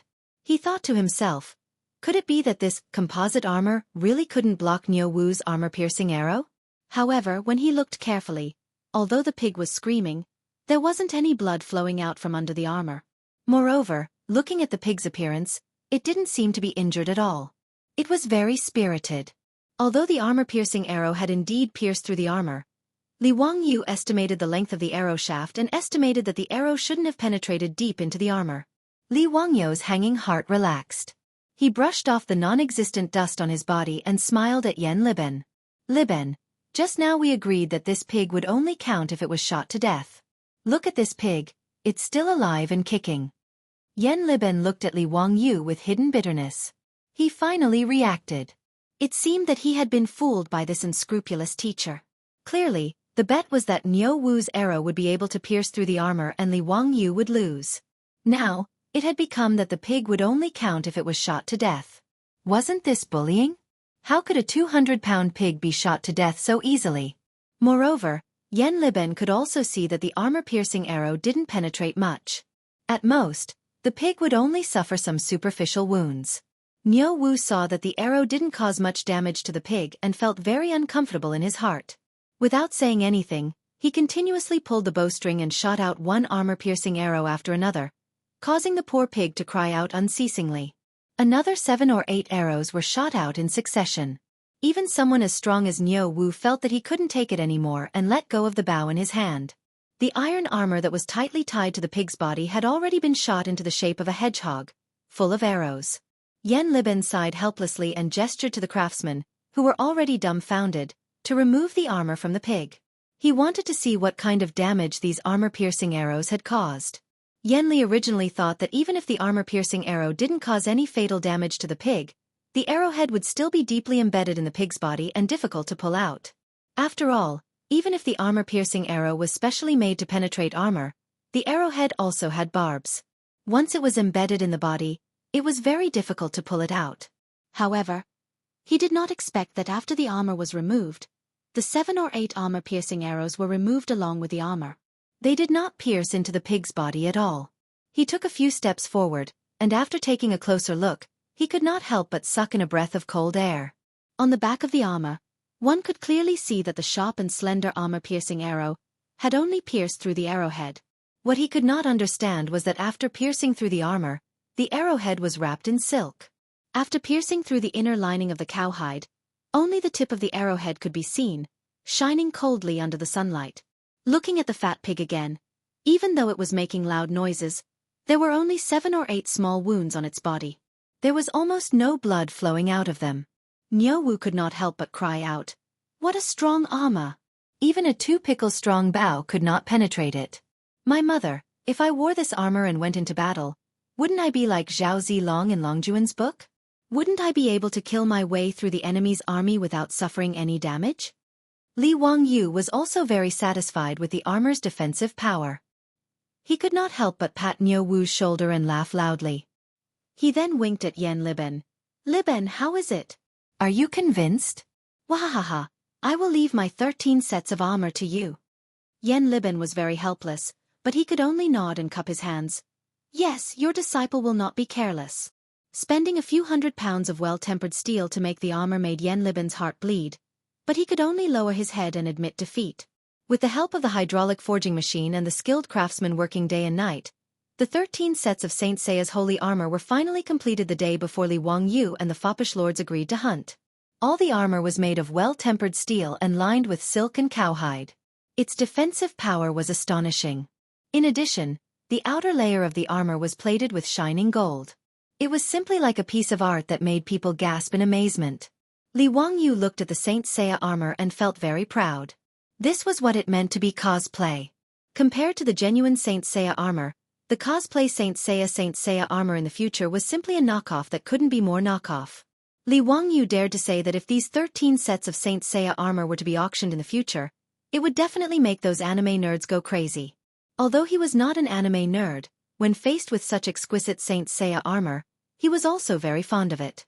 After all, these were beautiful memories of his youth. Li Wangyu could not wait any longer and had Niu Wu help him put on the Saint Seiya armor. The Saint Seiya armor was made of fine steel, and each set weighed around 40 pounds. This weight was nothing to a general, but to Li Wangyu's small body, it was too heavy. After putting on the Saint Seiya armor, Li Wangyu felt that he could barely move his feet. He forced himself to strike a few poses in front of the bronze mirror, narcissistically admiring his appearance in the Saint Seiya armor. Li Wangyu hurriedly had Niu Wu help him take off the Saint Seiya armor. Damn it, I have to start working out. Li Wangyu secretly swore in his heart. Otherwise, it would be difficult to act cool, not to mention that there were still beauties at home who needed his comfort. It was impossible to not have a good body. Li Wangyu was extremely satisfied with these 13 sets of armor. He ordered Niu Wu to put them all into wooden boxes and prepare to take them away. Yen Liben, who was at the side, wanted to say something but stopped. His face was full of conflict and reluctance. He originally thought that these armors looked strange, but when they were really made and placed together, Yen Liben could not bear to give them to Li Wangyu. He caressed these shining golden Saint Seiya armor. That reluctant expression made Li Wangyu start to suspect that Yen Liben had a fetish. Why did it feel like he was going to take away these Saint Seiya armor as if he was going to steal his concubines from his residence? Teacher, are you really going to use these armors as costumes? This is too wasteful. Yen Liben hesitated for a moment, but still said. Li Wangyu looked at these Saint Seiya armor and also hesitated. Damn it, should he still give these exquisite Saint Seiya armor to Cheng Chumo and the others? Wasn't it a bit wasteful? He had originally wanted to torture the wastrels, but now, why did it seem like he was giving them a reward? Li Wangyu also wanted to collect these golden Saint Seiya armor himself. He was even a bit reluctant to give it to the wastrels. Just as he was letting his imagination run wild, he heard Niu Wu ask, Lang Jun, why are these armors placed in boxes? What is the meaning of the scorpion and bull engravings on these boxes? Chapter 763. Li Wangyu knew that Niu Wu was asking about the constellation diagrams of the 12 ecliptic palaces on the wooden box. Li Wangyu had strictly followed the Saint Seiya in the comics. The patterns on the wooden boxes were naturally carved according to the 12 constellations, such as Aries, Taurus, Cancer, and so on. However, there was no such thing as the 12 constellations in China, and Li Wangyu didn't know how to explain it to Niu Wu. Since ancient times, China had divided the sky near the ecliptic into 12 parts from west to east. They were called the 12 stars, and their meaning was the same as the 12 constellations in the west. Star Epoch, Xianxia, Bian, Jianghu, Deliang, Shen, Quail Head, Quail Fire, Quail Tail, Longevity God, Dehua, and Jianghu were the 12 stars of China. The 12 stars corresponded to the 12 constellations of the zodiac: Capricorn, Aquarius, Pisces, Aries, Taurus, Gemini, Cancer, Leo, Virgo, Libra, Scorpio, and Sagittarius. However, the 12 constellations of the zodiac were created by the ancient Greeks, and the Tang Dynasty didn't know about Greece. Li Wangyu didn't know how to explain it to Niu Wu, so he could only vaguely say, it's the 12 stars, also known as the 12 constellations of the zodiac. Yen Liben, who was standing to the side, suddenly clapped his hands. No wonder I felt that these armors were strange. So it turns out that Master had forged them according to the 12 constellations. He pointed at the Taurus Saint cloth and said, This set of armor has a pair of horns on the helmet, so it should correspond to the Taurus. Master, am I right? Li Wangyu was dumbfounded. Yan Liben actually knew about constellations? Why did this matter sound so fantastical? The Tang people also knew about constellations? This didn't make sense. Yan Liben still wanted to continue. He found the Capricorn saint cloth and said self-mockingly, "This should be the armor corresponding to the Capricorn saint cloth. Speaking of which, I was born with the Scorpion saint cloth as my palace. Master, the people in the Capricorn saint cloth palace don't have any riches. They have a lot of slander in their life, and their fate is bad." When Li Wangyu heard this, he felt as if he had been struck by lightning. Damn, did Yan Liben take the wrong script? He turned his head stiffly and looked around, trying to confirm whether he was in the Tang Dynasty or in modern times. When he was sure that he was still in the Valley of the Jade Star Palace and that there were no space-time distortions or wormholes, he began to feel suspicious again. Could it be that Yan Liben was also a transmigrator? Or was Yan Liben's soul replaced by the soul of a modern person? Otherwise, how would he know about the 12 ecliptic palaces, and even talk to him about how Capricorn constellation's fate was bad? Li Wangyu wiped the cold sweat from his forehead and carefully asked, "Li Ben, what's your QQ number?" "What QQ?" Yan Liben was confused. He didn't understand what Li Wangyu was talking about. Li Wangyu saw his blank face and asked curiously, "The Heavenly King covers the Earth Tiger?" Yan Liben became more and more confused. He didn't understand why his teacher would say something he didn't understand. Li Wangyu saw that his confused expression wasn't fake, and that he didn't reply with, "Pagoda suppresses river demons," or "chicken stewed with mushrooms." Only then did he put down a big rock in his heart. That scared him to death. He thought he saw a ghost. "Li Ben, you also know about the 12 ecliptic palaces?" He didn't explain his words just now and asked Yan Liben. Yan Liben looked at Li Wangyu curiously and nodded, explaining, "Yes, this 12 ecliptic palaces was passed down from India to the Central Plains. This disciple also heard about it from a Buddhist monk. It is also recorded in the Buddhist scriptures. This disciple feels that the 12 ecliptic palaces numerology is somewhat reasonable, so I studied it." Li Wangyu finally relaxed. He thought that the 12 ecliptic palaces in the Tang Dynasty had already spread to China. But it was clearly the constellations of ancient Greece. So how did it become India's? He naturally didn't know that the 12 ecliptic palaces were first invented by the ancient Babylonians. At the beginning, their main purpose was to be used in astronomy and calendars. Later on it spread to Greece, and through Greece it spread to India. In India, the 12 ecliptic palaces were combined with the Buddhist scriptures, and along with the Buddhist scriptures, it spread to China. Han Yu of the Tang Dynasty once said, "On the day of my birth, the moon sleeps in the Southern Dipper. A unique spirit in the Southern Dipper. No good name to hear, no evil name to be feared. Reputation multiplies and divides. Gain little and lose more. It means that my palace is in Capricorn, and none of the stars that preside over fate are good. The Southern Dipper doesn't bring good wine. The Southern Dipper doesn't bring good carriages." And in the Song Dynasty, Su Dongpa also once said, "Those who know how to retreat grind scorpions for their palace, and servants grind scorpions for their lives.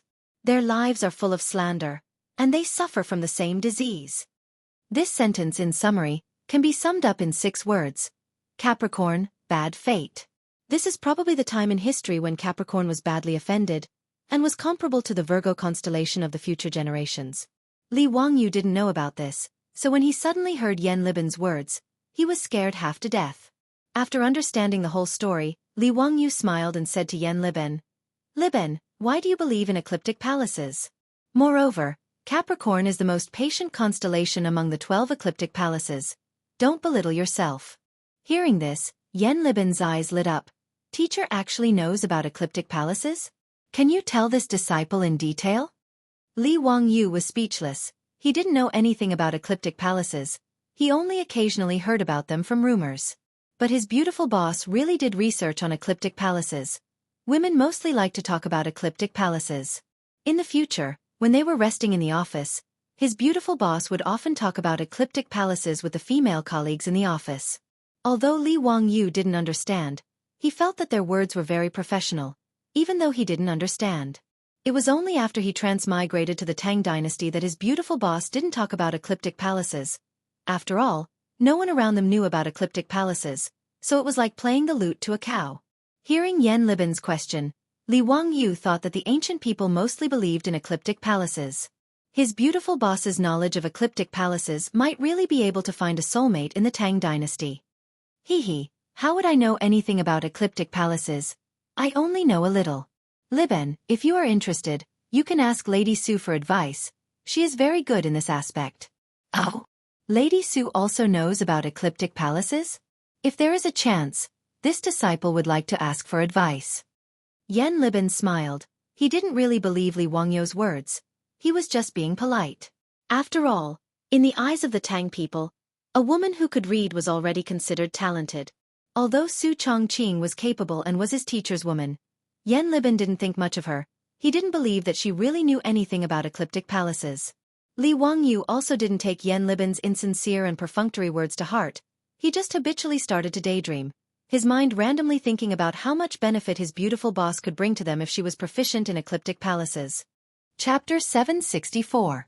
When Yan Liben suddenly talked about the 12 constellations, Li Wangyu felt that he had grasped some inspiration. There were two things that he was most annoyed about. One was that Pai Lupi was going to force him to become an official next year, and the other was how he was going to successfully marry his beautiful superior. The matter of becoming an official was easy to deal with. He could think of many ways. At worst, he could just pretend to be sick. Pai Lupi would not be so inhumane as to force a sick person to become an official. But the matter of marrying a wife was very troublesome. Even if he said it himself, it did not count. Ever since he was conferred the title of nobility by Pai Lupi, although it was a good thing, many things became out of his control. Empress Zhang's son had already wanted to give him a marriage several times, but he used the excuse of mourning to cut off his decline. As for directly telling Pai Lupi and Empress Zhang's son that he wanted to marry Su Chongqing as his wife, he did not even need to think about it. He would be rejected by the two in-laws, and might even be reprimanded. Even if Su Chongqing and Empress Zhang's son were familiar with each other and had a harmonious relationship, from Empress Zhangxuan's point of view, Li Wangyu could take Su Chongqing as a concubine, but definitely not as a wife. No matter if it was Pai Lupi or Empress Zhang's son, they both naturally believed that this talented nephew of theirs had to marry a woman of equal status with a prominent background as his wife. Li Wangyu deeply hated this, but he was also helpless. Every time he thought of this, he felt his head swell. But the conversation with Yan Liben just now made Li Wangyu suddenly realize that he and his beautiful superior could borrow the fate of the constellations and work together.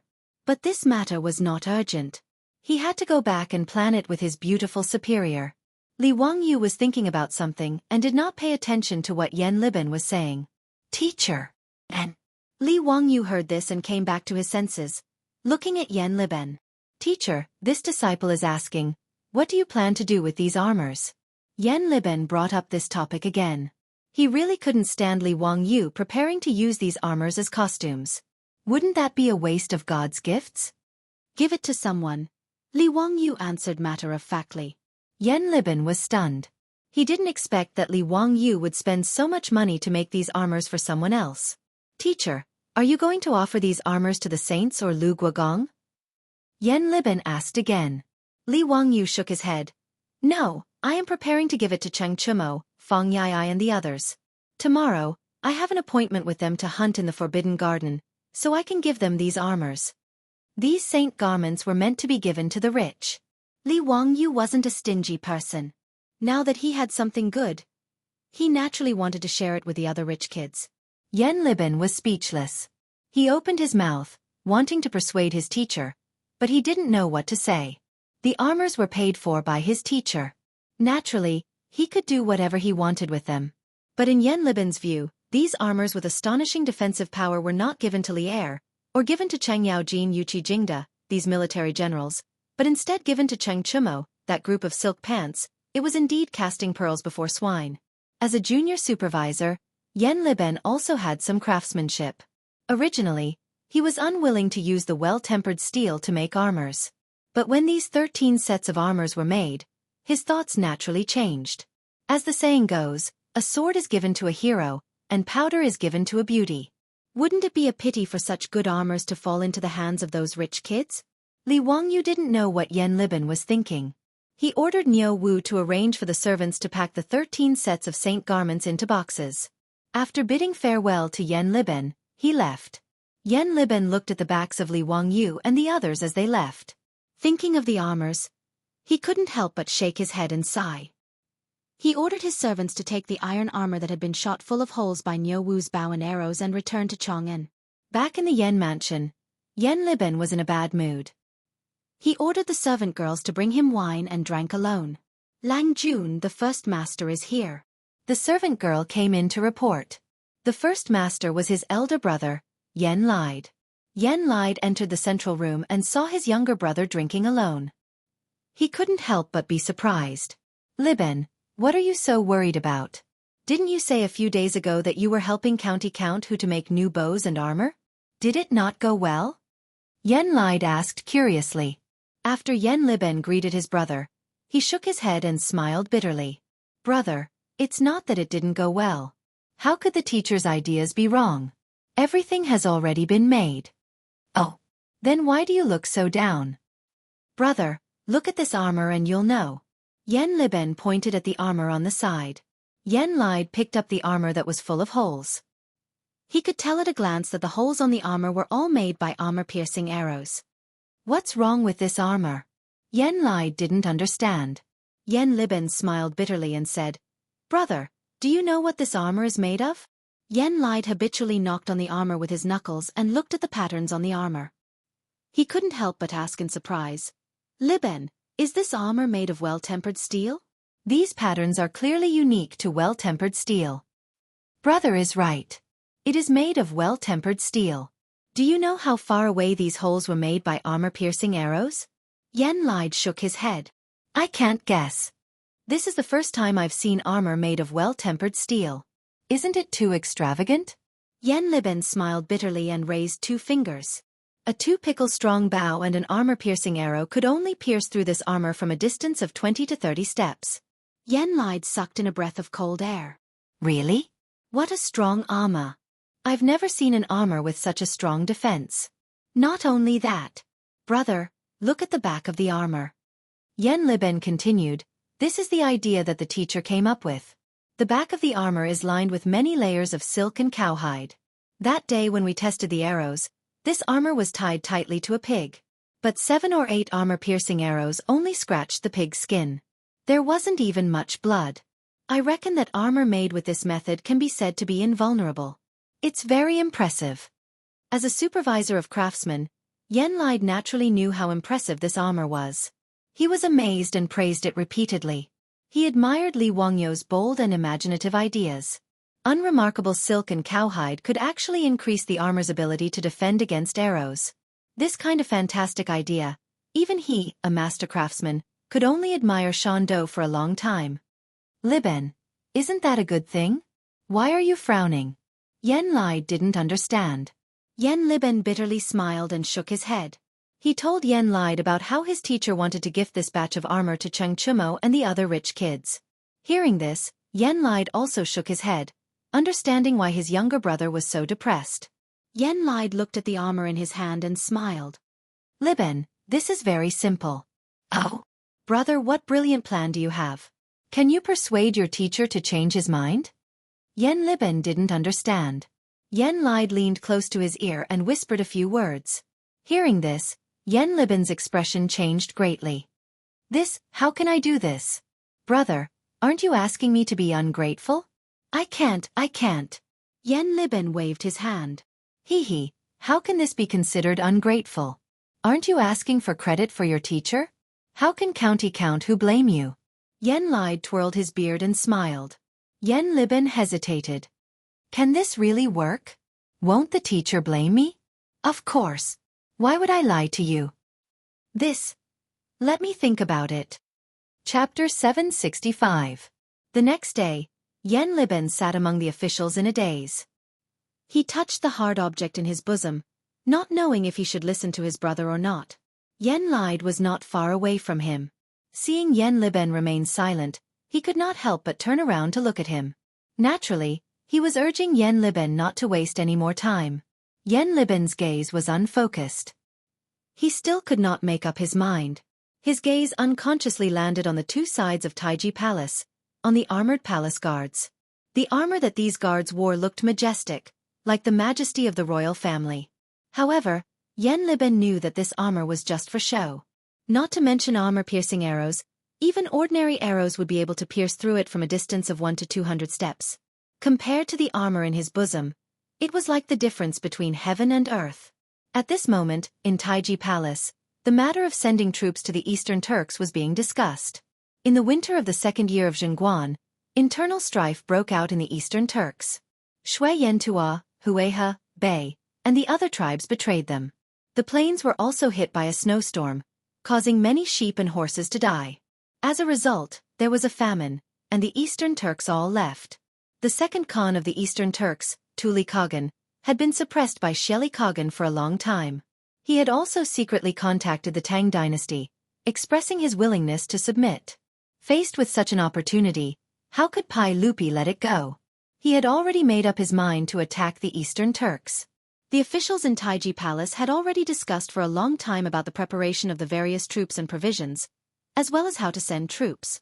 Yen Liben listened to Li Er, Li Jing, Chang Yaojin, and the others discussing military matters. He once again reached out to touch the armor in his bosom. Finally, he gritted his teeth and made up his mind to listen to his elder brother's suggestion and betray his teacher. He had already made up his mind. After the court ended, he would go to his teacher's residence to ask for forgiveness. He was willing to accept any blame from his teacher. Yen Liben suddenly stood up and interrupted the court meeting. Your Majesty, I have something to report. Pai Lupi was listening to Dai Ren's report on the provisions of the various provinces. Suddenly interrupted by Yen Liben, he could not help but frown. Official Yen, what's the matter? Pai Lupi knew that Yen Li had always been a steady person. If there wasn't anything important, he wouldn't be so rash. Therefore, even though he was displeased, he still asked. Yen Liben took out the piece of armor from his bosom and raised it above his head. He bowed and said, Your Majesty, my teacher, Li Zio, the county count of Huxian, has recently created a new type of armor. It is indestructible and is truly a divine weapon. This subject requests Your Majesty to request for a reward for my teacher. This was his elder brother Yen Lide's idea. Under the pretext of claiming credit for Li Wangyu, he would let Pai Lupi know about this matter. Pai Lupi was an emperor on horseback who had been on the battlefield for a long time. How could he tolerate such a precious armor falling into the hands of others? He would definitely order Li Wangyu to hand over the armor. In this way, even if Li Wangyu knew, he wouldn't be able to blame Yen Liben. Of course, this was just an excuse. Yen Liben knew that by doing this, he would be betraying his teacher. However, he really couldn't bear to see such a precious armor fall into the hands of a few wastrels. Therefore, he decided to listen to his elder brother and speak to Pai Lupi. Pai Lupi, who had been somewhat displeased a moment ago, immediately raised his eyebrows when he heard Yen Liben's words. In the Great Hall, the eyes of Chang Yaojin, Yuqi Jingda, Qin Qiong, and the other generals and dukes all lit up. Official Yen, what kind of armor is this? Quickly present it to me. Pai Lupi stood up from his throne and said impatiently. Yen Liben raised his hands high and handed the armor to Mi Tuo. He continued, Your Majesty, please look at this armor. The holes on it were all created by a two-pickle bow using standard armor-piercing arrows from the military. They were only able to penetrate it at a distance of 20 paces. In addition, the arrowheads of the arrowheads were all stuck in the armor and couldn't completely penetrate it. His words immediately caused an uproar in the Great Hall. Chang Yaojin, Yuqi Jingda, Qin Qiong, and the other dukes couldn't care less about their lack of manners in front of the hall. They all rushed to Mi Tuo's side and snatched the armor, looking it over left and right. Pai Lupi didn't mind the rudeness of Chang Yaojin and the others at all. He quickly walked down the royal stairs and also looked at the armor. Your Majesty, this really was made by an armor-piercing arrow. Tisk tiske, if I'm not wrong, this armor is made from well-tempered steel. Bastard, using well-tempered steel to make armor. No wonder it's so sturdy. But a two-pickle bow can't penetrate it at 20 paces? Why don't I believe it? Chang Yaojin shouted. The group of dukes discussed animatedly as they looked at the armor full of holes. Their eyes were filled with excitement. Yen Xiaojian, what's the lining behind this armor? Pai Lupi carefully looked at it and waved at Yen Liben, indicating that he should explain it to him. Yen Liben said, "Your Majesty, the lining behind the armor is silk and cowhide. The teacher said that this can block the arrowheads. Originally, I didn't believe it, but after trying it, I realized that the teacher wasn't lying. After all the arrowheads penetrated the armor, they were all entangled by the silk and then blocked by the cowhide. In the end, they just pierced through the cowhide and were unable to go any further." Before Pai Lupi could say anything, Xianxia shouted, "Your Majesty, why don't you let me try it?" "Sure." Pai Lupi nodded in agreement. Xianxia immediately ordered the palace guards to take the armor out of the hall and find a target to fix it on. He also ordered someone to bring a strong bow and arrows, preparing to personally shoot a few arrows. Pai Lupi didn't care about the court anymore. He led the group of officials out of Taiji Palace to watch Xianxia test the arrows. Xianxia didn't believe Yen Liben at all. He knew the power of the arrowheads in the army. In his opinion, even if this armor was made of well-tempered steel, it would definitely be pierced through at most 50 steps. After the palace guards brought the bow and arrows, Xianxia immediately knocked an arrow and shot it from 50 steps away.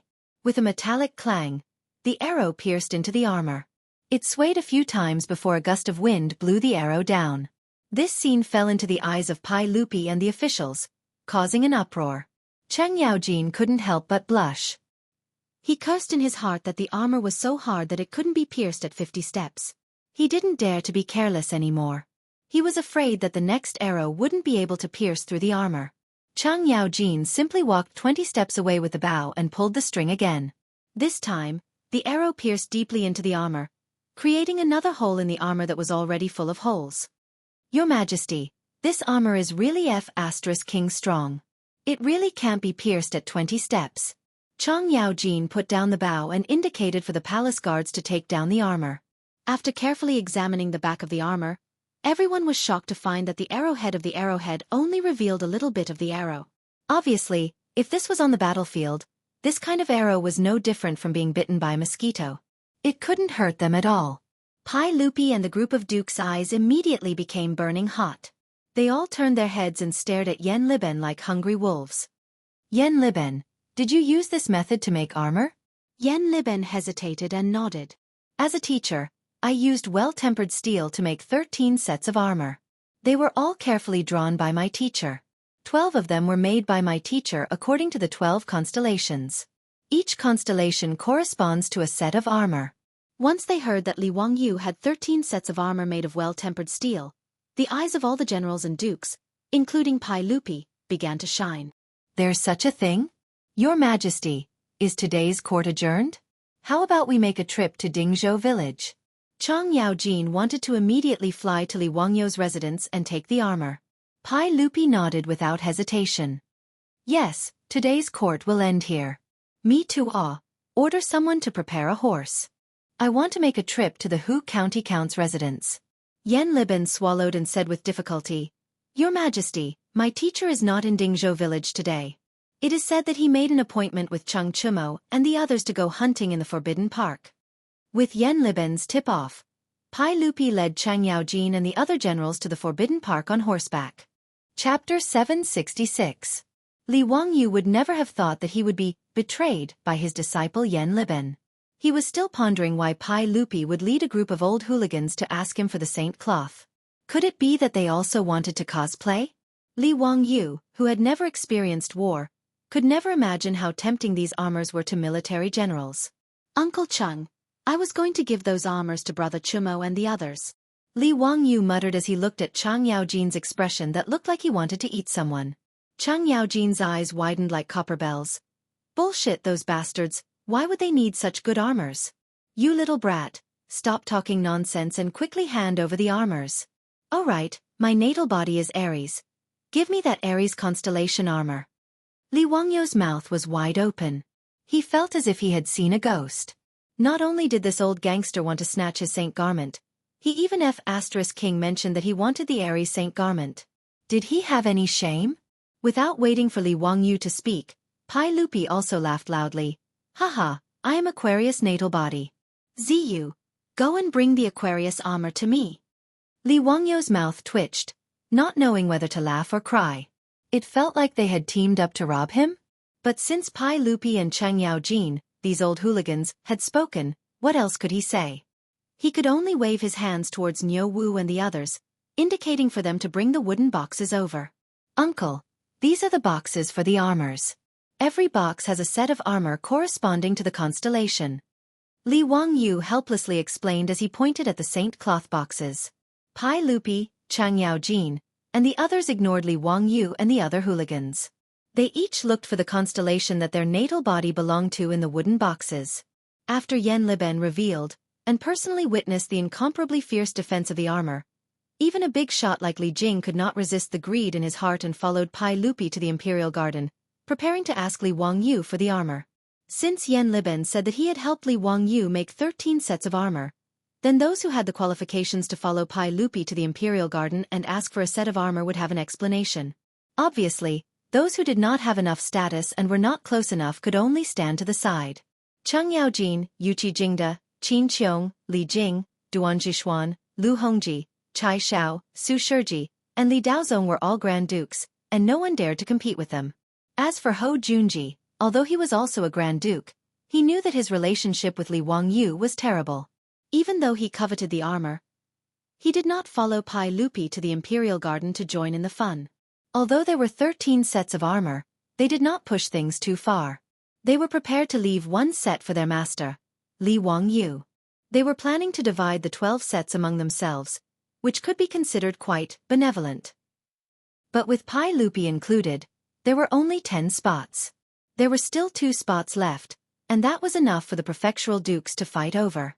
After a battle of words, Niu Jinda relied on his son, Niu Zhengping, and his good relationship with Li Wangyu to snatch one of the spots.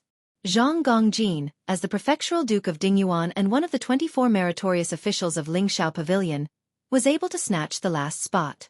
11 of the most illustrious generals in the army, who had accumulated many achievements, followed Pai Lupi to the Imperial Garden as if they were going into battle to snatch the armor. Li Wangyu wanted to cry, but no tears came out. As he looked at these old hoodlums happily rummaging through the chest of armor, Li Wangyu wanted to call the police. "Hello, is this Yao Yaoling? Someone is robbing here. Is there still any law?" As for the wastrels, they still had no idea what had happened. Feng Yai moved to Li Wangyu's side and whispered, "Zio, His Majesty, Duke Lu, and the others, what armor did they ask you for?" The wastrels were also confused. They did not understand why Pai Lupi and the others had excitedly rushed over to ask Li Wangyu for armor. Could it be that His Majesty, Duke Lu, and the others were lacking armor? Li Wangyu squeezed out a smile that was uglier than crying. "Brother Yai, I had someone make a batch of armor. I was originally going to give them to my brothers. I don't know how the news got out, but Uncle and the others actually found out." Cheng Chimo heard this and casually patted Li Wangyu's shoulder. He smiled. "Zio, you are too considerate. We brothers appreciate your kindness. There are plenty of armors in the mansion. Zio, why don't you give your brothers some nurses from the hospital? That's the right thing to do." Brother Chimo's words are reasonable. Armors and whatnot are not important. Why don't you give us a few young ladies? Ha! Li Wangyu wanted to kick these lustful bastards to death. Damn it! Thinking about the nurses in his hospital every day. He should grab them and flick them to death. He was too lazy to pay attention to these heartless bastards. In his mind, he began to imagine what Chang Yaojin, who looked no different from a bandit, would look like if he wore the Aries Saint cloth. The calm, wise and handsome Aries Saint Seiya Mr. Mu would look like that old bastard Cheng Yaojin? Ha! Li Wangyu suddenly felt a little nauseous. He quickly stopped his wild imagination. He was afraid that if he continued to imagine, he would vomit. The group of dukes quickly distributed the Saint cloth boxes for their respective constellations. Cheng Yaojin was the most impatient. He could not wait to open the wooden box.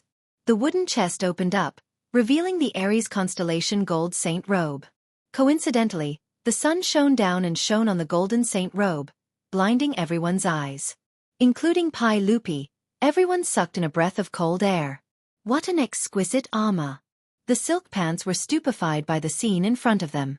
They pointed at the saint cloth and muttered, Ziyu, could it be that this armor is made from gold? It is gilded. The armor is made from tempered steel. Li Wangyu replied. The silk pants naturally knew how difficult it was to make tempered steel. Hearing this, they were speechless. Chang Yaojin suddenly regretted. If he knew that the armor was made from tempered steel, he would have snatched a set. But since Pai Lupi was here, along with his family's master and a group of elders, it was obvious that the armor was not fated with them. What made the silk pants even more regretful was that they were shocked to find that the armor Chang Yaojin chose was not the standard armor of the Tang army. It was made from many pieces of plate armor. The design was very exaggerated. The appearance of the armor was really beautiful. The airy saint cloth extended from the shoulder blades to the top of the clavicle. It was especially eye-catching. When Chada Masami was drawing the airy saint cloth, she patiently sculpted every part of it. The result was naturally very good. Of course, when Li Wangyu ordered people to make the holy garment, this pair of huge goat horns was just an ornament made of hollow iron. If it was made of solid metal, no matter how brave old hooligan Cheng Yaojin was, he would not have the strength to carry such a big piece of metal into battle. This type of armor that was made entirely from plate armor was something that no one had ever seen before. Chang Yaojin immediately ordered people to put on the armor for him. He could not wait to try it out. Pai Lupi and the rest were not in a hurry to check their own armor. They all gathered around to see the effect of the new armor on Chang Yaojin. Chapter 767. As the saying goes, a beautiful person looks good in anything, but an ugly person looks ugly in anything. This saying was very suitable for Chang Yaojin. Looking at Chang Yaojin in the golden saint garment, Li Wangyu silently cried in his heart. This was simply a scene of a large-scale car accident. His childhood memories had turned into a horror film. Of course, this was only Li Wangyu's inner disdain. Including Pai Lupi, the group of big shots and rich kids looked at Chang Yaojin in the airy saint garment with admiration in their eyes.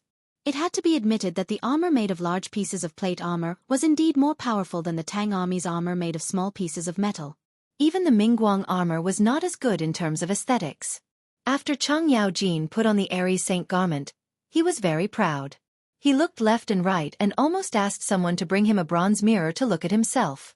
Zio, I heard from Yan Liqiang that the style of this armor was all drawn by you? It is indeed beautiful and exquisite. However, this armor is not the traditional style of our Central Plains. May I know where Zio got the inspiration? Pai Lupi looked at Chang Yaojin in the golden saint garment and asked curiously. Yan Liben? Li Wangyu immediately understood. Yan Liben had sold him out? No wonder Pai Lupi and a group of old hooligans chased him to the Forbidden Garden today. This bastard disciple was simply deceiving his master and destroying his ancestors. Damn it. He had to teach him a good lesson when he returned. Naturally, he was not really angry at Yan Liben. He was just a little depressed that the props he wanted to cosplay with were snatched away by Pai Lupi and the others. In response to Pai Lupi's question, Li Wangyu only smiled and said, Uncle, you know that I have a Huji in my residence. Her hometown is in the distant Great Qin. The 12 constellations are the astronomical calendar of the Great Qin. Therefore, I drew this set of armor according to the legends of the 12 constellations and used the style of the Great Qin armor. Of course, what he said was nonsense, but he couldn't explain to Pai Lupi who was Takeda Masami and what was a Saint Seiya manga, right? As for Greece, the Tang people had never heard of it before, so they could only call it Great Qin. Great Qin was what China called the Roman Empire and the Near East since ancient times. Pai Lupi naturally knew about it.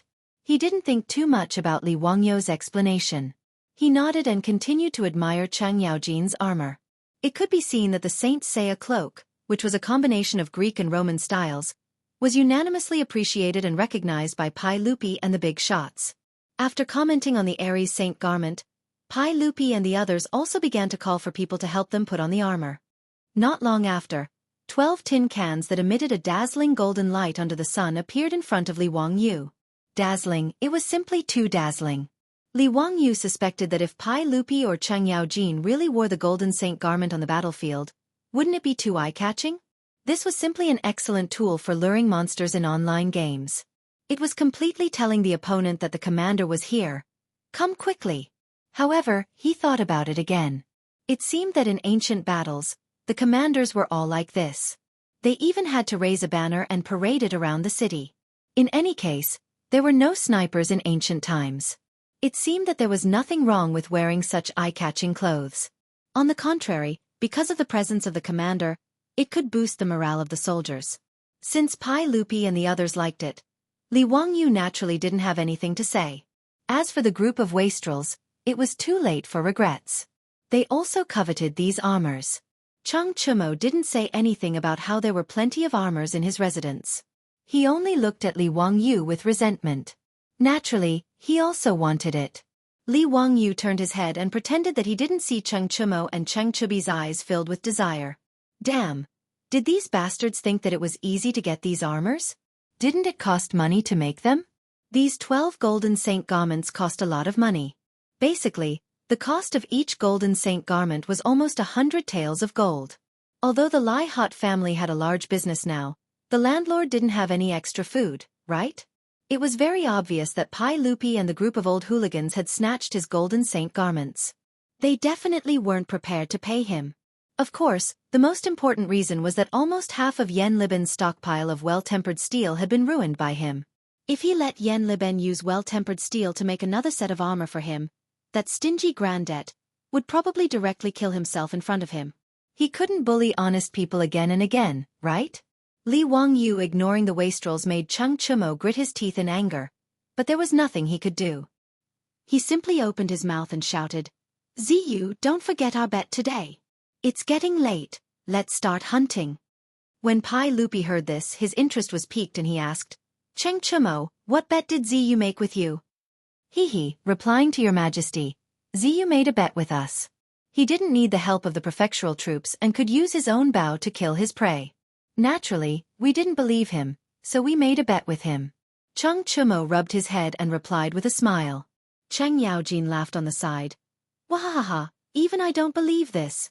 This kid is good at everything, but his archery skills are worse than that old man Xiao Yu's." Li Wangyu was so angry that his nose almost became crooked.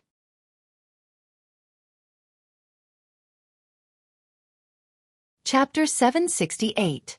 Emperor Taizong of the Tang Dynasty, Li Shimin, was good at both civil and martial arts. At the age of 18, he went to war for his father, creating immortal martial arts. He rode a total of 6 horses, and thus walked on the altar of horse life. White-hoofed Shadow, Qingfu, Telugu, Saliuzi, Shifachi, and Jianmao Ruo were the names of these 6 horses. Jianmao Ruo was shot 9 times during the battle between Pai Lupi and Lu Haita, and died in front of the 2 armies. Saliuzi was also shot in the chest during the battle between Pai Lupi and Wang Shichong. This purple swallow's steed was also Li Er's favorite mount. He even gave it a special compliment: "Purple swallow leaps, bone-soaring divine steed, spirit swells 3 rivers, might dominates 8 formations." Pai Lupi loved these 6 horses to the bone. Later, he ordered Yen Liben and Yen Lai to carve these 6 horses into stone carvings and place them in front of his mausoleum. These were the famous 6 horses of Zhao Ling. Saliuzi and Jianmao Ruo were stolen by unscrupulous merchants and sold to the United States. They were later collected in the University of Pennsylvania Museum.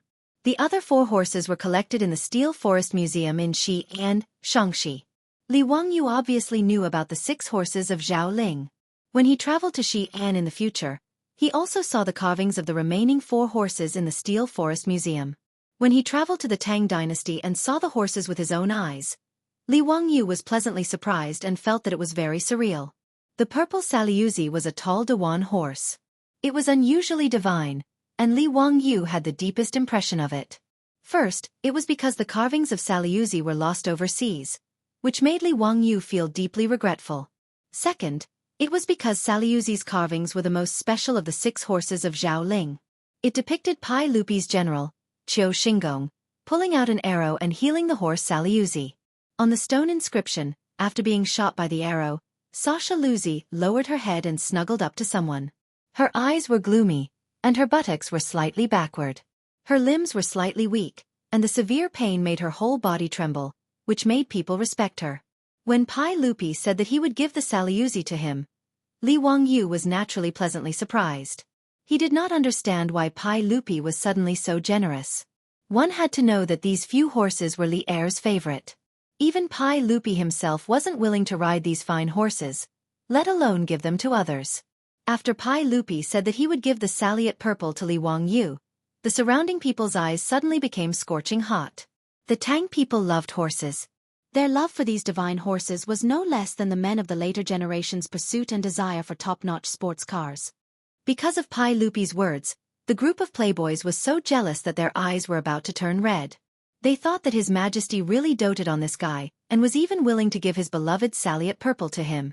The dukes and bigwigs were also very surprised.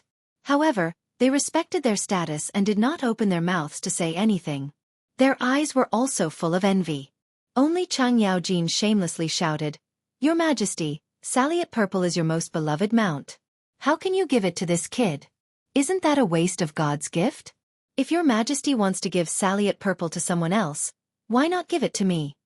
When Li Wangyu saw that Chang Yaojin was so shameless, he was so angry that he almost went up to him and took off his armor. Pai Lupi laughed heartily. "My Saliot purple may not be given away." Everyone suddenly understood. That's right, His Majesty just said that Li Ziyo did not need the help of others and personally hunted prey with a bow before giving Saliot purple to him. This kind of thing was very simple for others. However, for Li Wangyu, who did not even have the strength to truss a chicken, it was harder than ascending to the heavens.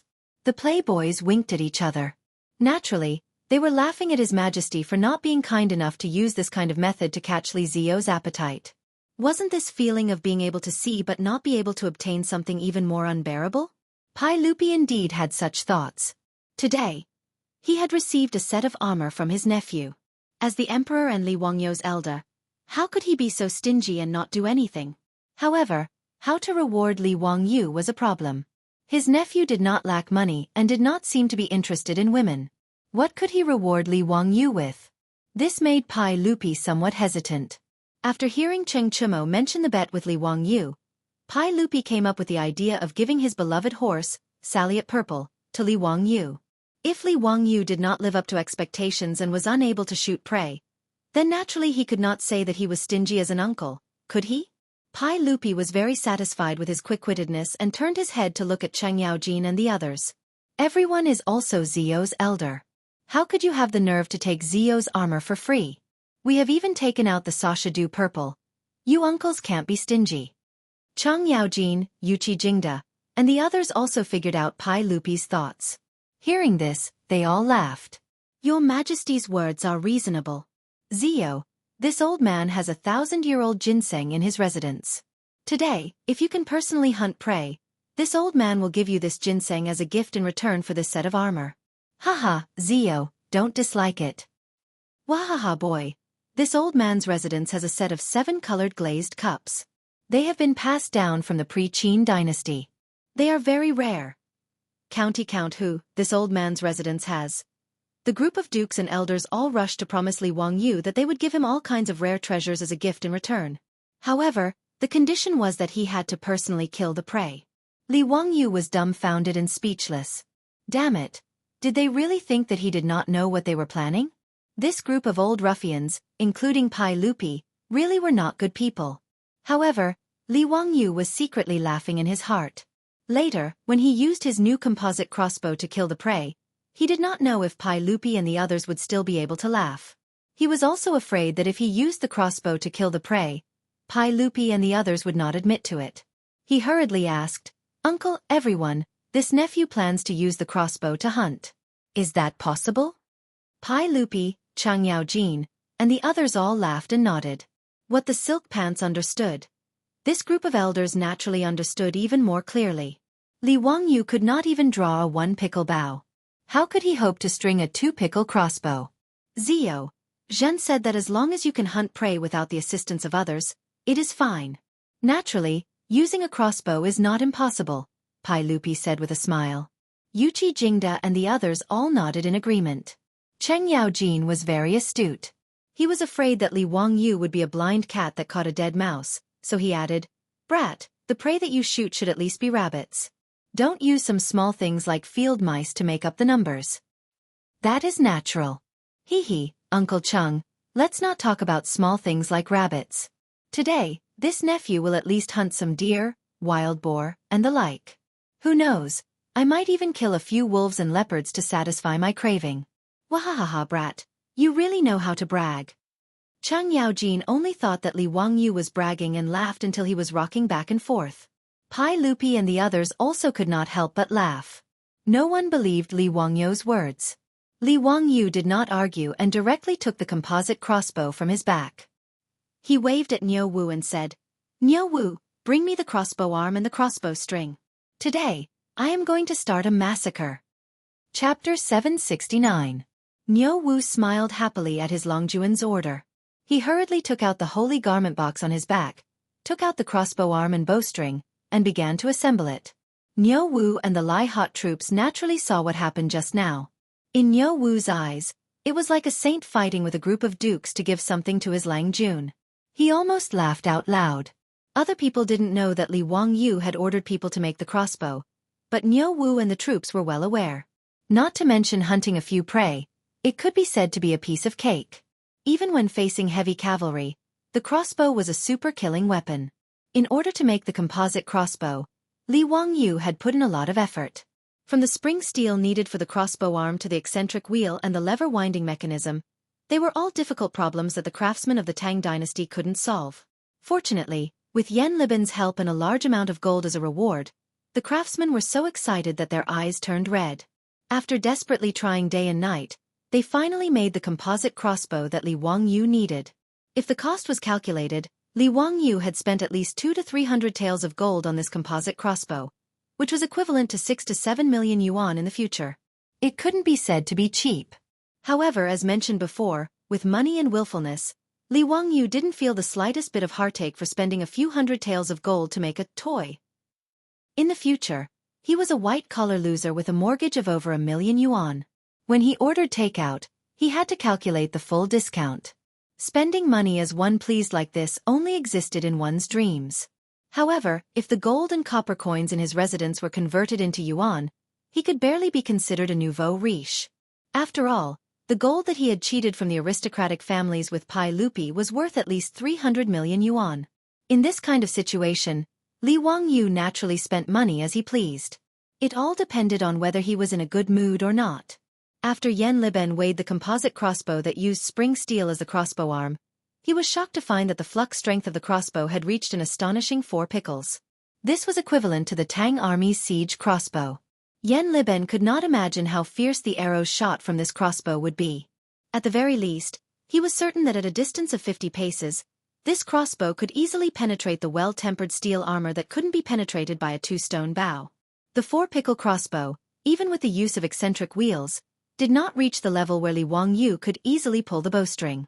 On the other hand, Yan Liben was full of praise for the eccentric wheel on the crossbow. After using the eccentric wheel, a 4-pickle crossbow could be drawn with less than 2 pickles of strength. But even so, Li Wangyu still couldn't use the composite crossbow. In that case, the only way was to install a lever winding device on the crossbow. After a few experiments, Yan Liben, together with the craftsman who would be the supervisor, finally solved these problems one by one and completed the creation of this epoch-making crossbow. After receiving this composite crossbow, Li Wangyu had already practiced in his residence for 2 days. He was very satisfied with the power and accuracy of this crossbow. Originally, in Niu Wu's eyes, the crossbow that Li Wangyu had made was just a big toy. For a godly archer like him, crossbows were very disdainful. After all, compared to a strong bow, a crossbow's firing speed was too slow and its range was too short. But when Li Wangyu received this crossbow and tested it a few times, the power and accuracy of the crossbow arrow shocked Niu Wu and the Lai Hot troops. The special crossbow arrow was made of fine steel and was only 1/3 the length of a normal arrow. After being shot by the composite crossbow, the arrow easily penetrated the Tang army's standard armor from 200 paces away. As for accuracy with the help of the scope, Li Wangyu could easily hit the center of the target from 200 steps away with the crossbow. It was a very easy task. At this distance, even Niu Wu couldn't guarantee that he could hit the target. With such a godly weapon in hand, hunting a few prey was no different than playing with a toy. Niu Wu and the Lai Hot troops naturally snickered. They even sympathized with the saints and the dukes, as well as Cheng Chumo and the other rich playboys. This time, they were miserably deceived by their Lang Jun. The assembled composite crossbow surprised Pai Lupi, Cheng Yaojin, and the others. The crossbow arm and the crossbow string seemed to be made of metal. "Niu Wu, bring this crossbow to me," Pai Lupi said. Niu Wu naturally didn't dare to be negligent. He respectfully presented the composite crossbow with both hands. Pai Lupi reached out and took it. After carefully examining it, he confirmed that he didn't see wrong. The crossbow in his hand looked strange, but the crossbow arm was really made of metal. Even the crossbow string was made of steel. Chang Yaojin, Qin Qiong, and the others also saw this composite crossbow clearly. They were all shocked. Hiss! Your Majesty, the crossbow arm of Zio's crossbow is made of fine steel? This fine steel can also be used to make a crossbow? This is the first time I've seen it. Li Jing, the Minister of War, also sucked in a breath of cold air. Pai Lupi's eyes flashed. He looked at Li Wangyu and asked, Zio, this crossbow of yours, are the crossbow arms made of fine steel? How much time did it take to make it? How much flux energy does this crossbow have? Li Wangyu nodded. Uncle's words are correct. This crossbow arm is made of spring steel. And it was very troublesome. It took me 7 to 8 days to ask the craftsman to help me make it. As for the flux energy, I have measured it. It should be around 4 stones. His words immediately made Pai Lupi, Chang Yaojin, and the others' eyes almost pop out. They looked at him dumbstruck, not knowing what to say. 7 to 8 days? 4 stones of flux energy? This guy wasn't talking nonsense, right? Crossbows were projectile weapons, so they needed elastic crossbow arms to provide powerful kinetic energy. Generally speaking, regardless of whether it was a bow or a crossbow, it needed to be made of hard and elastic wood. Then, it needed to be supplemented by horns, tendons, and other composite materials to increase its elasticity. Making a bow was not a simple matter. Not only did it have strict requirements for the materials, but the process was also quite complicated. The Caogongji had detailed records. In winter, the bow would be dissected, in spring the horns would be fixed, in summer the tendons would be fixed, in autumn the materials would be fixed, in winter the crossbow arms would be fixed, and in severe winter the exterior would be fixed. Next spring, the bowstring would be fitted and hidden for a year before it could be used. The above complicated process required 2 to 3 years to make a good bow. The process of making a crossbow and a bow was basically the same, but the process was even more complicated. Because of this, Li Wangyu's words caused Pai Lupi and the others to be dumbstruck. They felt that he was simply joking. Bastard, you brat. Don't talk nonsense. Answer me properly. What is the deal with this crossbow? Chang Yaojin roared. Li Wangyu innocently shrugged his shoulders. Why didn't anyone believe him when he spoke the truth? Pai Lupi tried to pull the string of the crossbow and found that the string was really strong. He used all his strength and barely managed to hook the string onto the crossbow. The flux energy of this crossbow was similar to that of the original crossbow, requiring at least 2 stones of flux energy. It wasn't as exaggerated as what Li Wangyu had said. Pai Lupi naturally thought that Li Wangyu was boasting, but even so, if the crossbow could be made from steel, it was still an extraordinary matter. Chapter 770. Li Wangyu didn't respond to Chang Yaojin's words. He only smiled and asked, Uncle gentleman, do you still keep your word? Pai Lupi and the others looked at each other. They couldn't figure out what Li Wangyu was planning. Pai Lupi already had a hard time pulling this crossbow, let alone Li Wangyu. Could it be that he had some trick up his sleeve? Pai Lupi lowered his head and looked at the crossbow in his hand. Although there were many mechanisms on the crossbow that he didn't understand, he still stubbornly believed that this crossbow was definitely not something that Li Wangyu could pull. Do you think that I will go back on my words? Today, I want to see how you will use this crossbow to hunt prey. Pai Lupi straightforwardly pressed the trigger of the composite crossbow. The crossbow string quickly rebounded and made a buzzing sound. Pai Lupi was slightly surprised. What a strong firing sound. It seemed to be much stronger than the crossbows in the army. Could it be that this crossbow really had the strength of 4 pickles? Immediately, Pai Lupi shook his head and denied his guess. If it was a 4 pickles crossbow, even he wouldn't be able to pull it. In the Tang army, 4 pickles crossbows all required the use of a capstan. Many people had to work together to pull the bowstring. Chang Yaojin, Yuqi Jingda, and the others were also very curious about Li Wangyu's steel crossbow. They all gathered around and tried to pull the bowstring. They felt the strong pulling force from the steel crossbow. Your Majesty, this crossbow is indeed 2 pickles. It's comparable to the crossbows in the army. Zio calling it a 4 pickles crossbow is an exaggeration. The people present were all veterans in the army. They knew the pulling force of the crossbow as soon as they started. After everyone passed the crossbow around, Pai Lupi threw the composite crossbow back to Li Wangyu and said with a smile, Ziyu, don't let Niu Wu and the others help you draw the crossbow. If that's the case, don't even think about taking away Zhan's Sasha Luzi. Of course. Hee, uncle, I'll be blunt and say that I want Saluzi. Thank you for your reward. After Li Wangyu finished speaking, he called Niu Wu over to help him put on the armor. As the royal hunting ground of the Tang Dynasty, the Imperial Forbidden Garden had more than just pheasants, rabbits and deer, which were gentle herbivores. For the thrill of the game, Pai Lupi and the others even raised a lot of wolves, leopards, tigers, wild boars, and bears in the Forbidden Garden. Li Wangyu wouldn't have dared to go hunting if he wasn't fully armed. If he was accidentally bitten or scratched by a ferocious beast, wouldn't he be wronged?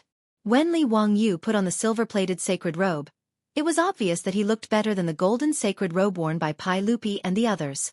This was also normal. When Li Wangyu transmigrated to the Tang Dynasty, the appearance he occupied was indeed quite good. When a handsome person wore armor, he looked even more valiant. The playboys became more and more depressed. They looked resentfully at Pai Lupi and the others who snatched the armor that was supposed to belong to them. Pai Lupi and the group of old ruffians didn't care about the playboys' resentful eyes. Pai Lupi waved his hand and everyone spurred their horses to gallop into the depths of the Forbidden Garden. After putting on the armor, Li Wangyu moved his feet with difficulty. With the help of Niu Wu and the Fu Zhongchu, he climbed onto the back of a horse and chased after Pai Lupi and the others. More than a dozen hunting dogs followed the group. When they reached the forest in the Forbidden Garden, Chang Chumo whistled.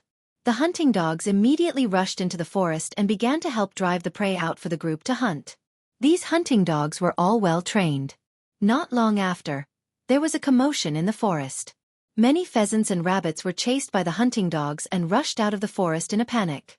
Pai Lupi, Chang Yaojin and the others didn't hesitate. They each drew their bows and shot arrows at the prey. Those unlucky pheasants and rabbits were all shot by the arrows and brought back by the hunting dogs. Pai Lupi and the others laughed as they took the prey they shot and tied them behind their horses. Feng Yai also shot a rabbit with his bow and was very proud. He looked at Li Wangyu who was sitting on the back of a horse and couldn't help but tease. Zio, why don't I see you? Are you looking down on these prey? Haha, Zio is probably still accumulating strength and preparing to give us a surprise.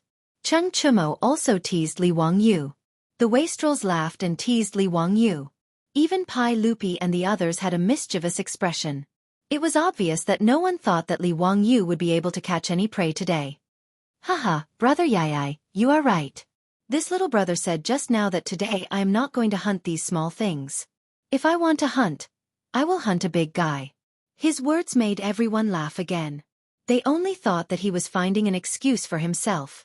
While everyone was talking and laughing, a black wild boar came out from the forest in the distance.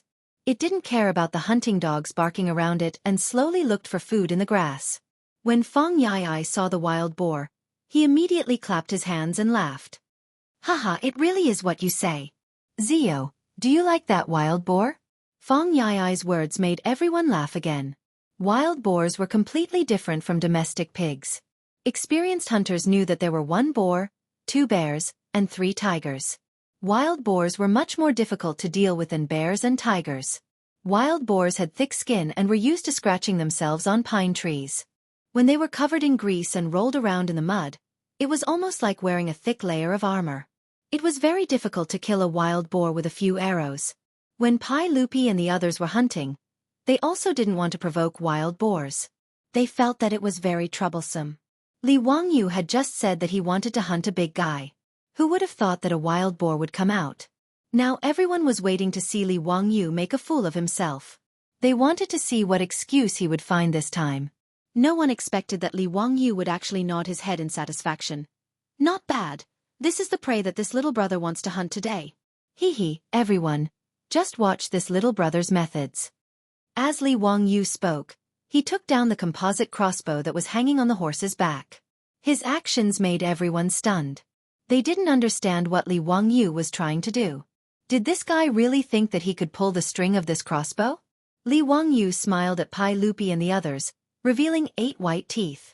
This guy was also very mischievous. He deliberately turned his body to the side, away from everyone's gaze, and used the auxiliary winding device on the composite crossbow to hook the string onto the crossbow. The auxiliary winding device on the composite crossbow wasn't complicated. It only used the principle of a lever to drive the hook on the slide rail, hooking the string and moving it backward. Archimedes said, "Give me a fulcrum and I can pry up the entire earth." Compared to prying up the earth, prying up the string of a crossbow was much easier. Therefore, even if Li Wangyu didn't have the strength to truss a chicken, he could still use the auxiliary winding device to pull the 4-stone crossbow. When everyone saw that after Li Wangyu turned around, the composite crossbow in his hand was already pulled and ready to fire, they couldn't help but be dumbfounded. Cheng Chumo looked as if he had seen a ghost. He pointed at Li Wangyu and stuttered, Ziyu, what happened to your crossbow? How could you have the strength to pull the string?" Pai Lupi and the other dukes were also dumbfounded. Especially Pai Lupi, who had personally pulled the crossbow in Li Wangyu's hand. Even he had to use all his strength to pull the string of the crossbow, so how could Li Wangyu sit on it? Fortunately, everyone hadn't read the Marvel comics of the later generations, and they hadn't seen the Hulk movies. Otherwise, they would have suspected that Li Wangyu had been bitten by an insect, causing his body to mutate. Chapter 771. The debauches were all dumbfounded. They looked at the crossbow in Li Wangyu's hand that was ready to shoot. "Brother Chumo, I think my eyes are playing tricks on me. Why do I see that the crossbow in Ziyu's hand is already loaded?" Feng Yai muttered. Cheng Chumo rubbed his eyes. He also had a look of disbelief on his face. "Brother Yai, I think I saw it too." Chai Lingwu suddenly slapped his thigh. "It's a smoke screen. It must be a smoke screen. This kid must have hidden a loaded crossbow on his horse. Just now, when we weren't paying attention, he switched the crossbow." "Yes, Brother Lingwu is right. It must be like this. Let's go and search his horse." The debauches all shouted and rushed to Li Wangyu's horse. Li Wangyu didn't know whether to laugh or cry at the debauches' wild imagination. He could only let them search his horse. Cheng Chumo even let him get off the horse. He even lifted the saddle to check it. Li Wangyu was so angry that he wanted to kick him. Damn it, he really doesn't have a brain. The crossbow in his hand was about 1 meter long and the crossbow arm was about 1 meter wide. Would he be able to hide such a large composite crossbow under the saddle? Did this guy think he was a robot cat? Pai Lupi, Chang Yaojin, and the others also came over. They watched the debauches toss and turn, but naturally, they didn't find anything. Apart from the crossbow in Li Wangyu's hand, there was no other crossbow. Just now, everyone saw very clearly that Niu Wu and Lai Hot's troops were all obediently waiting a few steps behind Li Wangyu. No matter what, they couldn't do anything in front of everyone to help Li Wangyu load the crossbow in his hand. Pai Lupi and the others felt that this was too magical. Could it be that Li Wangyu really had some kind of magic? Pai Lupi, Chang Yaojin, Li Jing, and the others looked at each other and saw a trace of unease in each other's eyes. If Li Wangyu, this brat, really had a way to draw the crossbow, perhaps they would all suffer a loss today. Pai Lupi suddenly felt a little heartache. How could he be so foolish and say that he would give the Sasha-Du purple to this kid? Chang Yaojin and the rest looked at each other in dismay. F***CK, they seem to have promised a lot of good things just now. Could it be that they were really going to give them to Li Wangyu, this stinking brat? But if they wanted to pull their faces down and renege on the debt, it was likely that other than the shameless Cheng Yaojin, no one else would do such a thing. Li Wangyu also saw the gloomy expressions on Pai Lupi and the others' faces, and he couldn't help but feel pleased. It was a rare opportunity to make Pai Lupi and the other big shots suffer. Cheng Yaojin looked at the swaying wild boar 200 steps away and rolled his eyes. He shamelessly said, "Brat, since you said that you want to shoot that wild boar, then you have to keep your word. If you don't kill that wild boar today, don't blame me for not giving you anything." His words were very hooligan. The conditions that the others had proposed before were that Li Wangyu only needed to hunt the prey. Cheng Yaojin's words directly increased the difficulty by several times. These shameless words made Pai Lupi feel his face burning. But thinking about his Sasha-Du purple, he simply turned his head and pretended that he didn't hear Cheng Yaojin's words, allowing him to negotiate with Li Wangyu. Li Wangyu also didn't expect this old man to be so shameless, but he also simply nodded his head. Since Uncle Cheng has said so, this nephew will naturally obey. When Cheng Yaojin saw that Li Wangyu had agreed so easily, He actually took an inch and wanted a mile. He shouted. Since you said that you have a 4-stone crossbow, then it must be very powerful.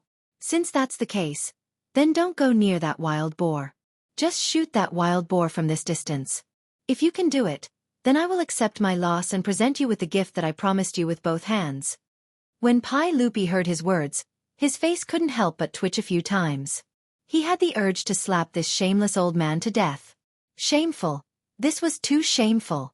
But when he thought of his beloved Sashadu Purple, Pai Lupi decided to endure it again. Everyone thought that Chang Yaojin was purposely making things difficult for Li Wangyu, but who would have thought that Li Wangyu would simply nod his head again? Uncle Cheng's words are very true, so I will do as Uncle Cheng says. If this nephew doesn't kill that wild boar today, then I would be too embarrassed to ask for Uncle's Sashadu Purple. Pai Lupi and the others were once again speechless. They all raised their eyes to look at the wild boar in the distance. The distance of 200 steps was equivalent to 300 meters in the modern world. At such a distance, even Chang Yaojin and the others couldn't guarantee that they would be able to hit that wild boar. Looking at it from this distance, the black wild boar was only the size of a fingernail. It was still faintly discernible in the grass. Even if one was a godly archer, who would dare to say that they would be able to hit it accurately? Moreover, even if the arrow could hit the target at such a distance, the arrow would be like the end of a crossbow. How could it kill that wild boar?